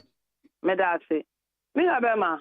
Mamindi Kambo, me mampeni, His Excellency John Dramani Mahama, ene Obatampa, Mami Jane, Nana Opoku Agyeman.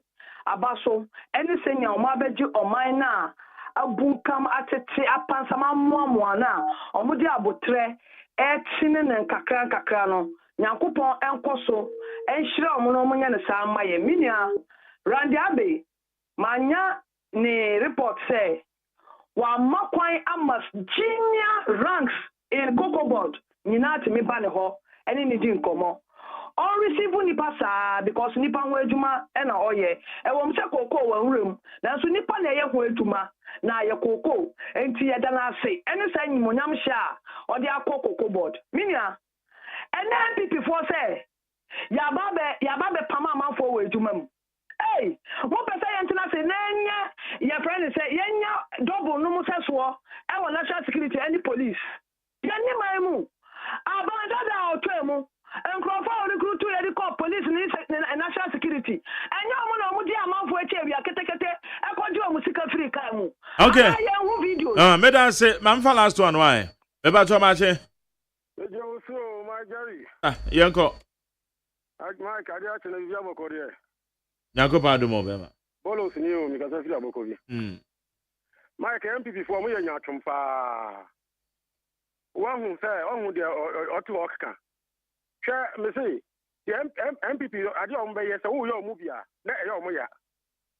Make I 2000. Some president for bus, so share the Nana Kumiani, Osia Doya, had your moya NDC for. Atamasi buyer no say, oh, father for all. The NDC for to me another. And carry, I knew Moshi. 2012. Fence and another about 2016. You said, yeah, fence and what do you fence and NDC for? And this is about being my mother. What is the money? It's a more idea on that party for Bano Babe. You are at Yamusi and the Yanisa. It's a Musomokona, one Bamusa, Mobobom, Samson. Oh, Sana say Cornwall because someone almost started. As President Kufo okay. Jaja Winnie is animal you. But President Kufo Winnie is started saying who's idea way. At time as the buyer was okay, you move in trust on a side way in ya. The now to buy a fence where we are Oklahoma. A fence and halfway DC DC. Abronia, had your Abronia growing. I had a papa. Okay. All right. Yo, so what kind of side am I immediately? And now, if you have the line, Sakra, member of the NDC Communication to Mobile Hamid, I say. And I, Felix Mante, Director of Communications at the Progressive People's Party. Felix, also made us say. And I, set of fair, or a member of the MPP, I'm a Saman who didn't quay. As a cast, Messiah Fanny Brown, the Wallis elections into all my radios with you. Madam say. Medin the Magerius Agyeman. Media said I'm a Kojoda me produce or time bechi. I've been out from my background and I south for Nana Guzu to see what they bank a cracker. One of social media administrators. Dr. Father Alexander, executive producer, the general manager Kennedy Asante say woman boy Chidom. Kwasia Waje the darling boy, my immediate boss. Woman boy Eddie Jumedi Yadi bro. And you mre ye be our torchlight. Jumedi so yeko Yankopon enka obibia weekend is so nana komia e na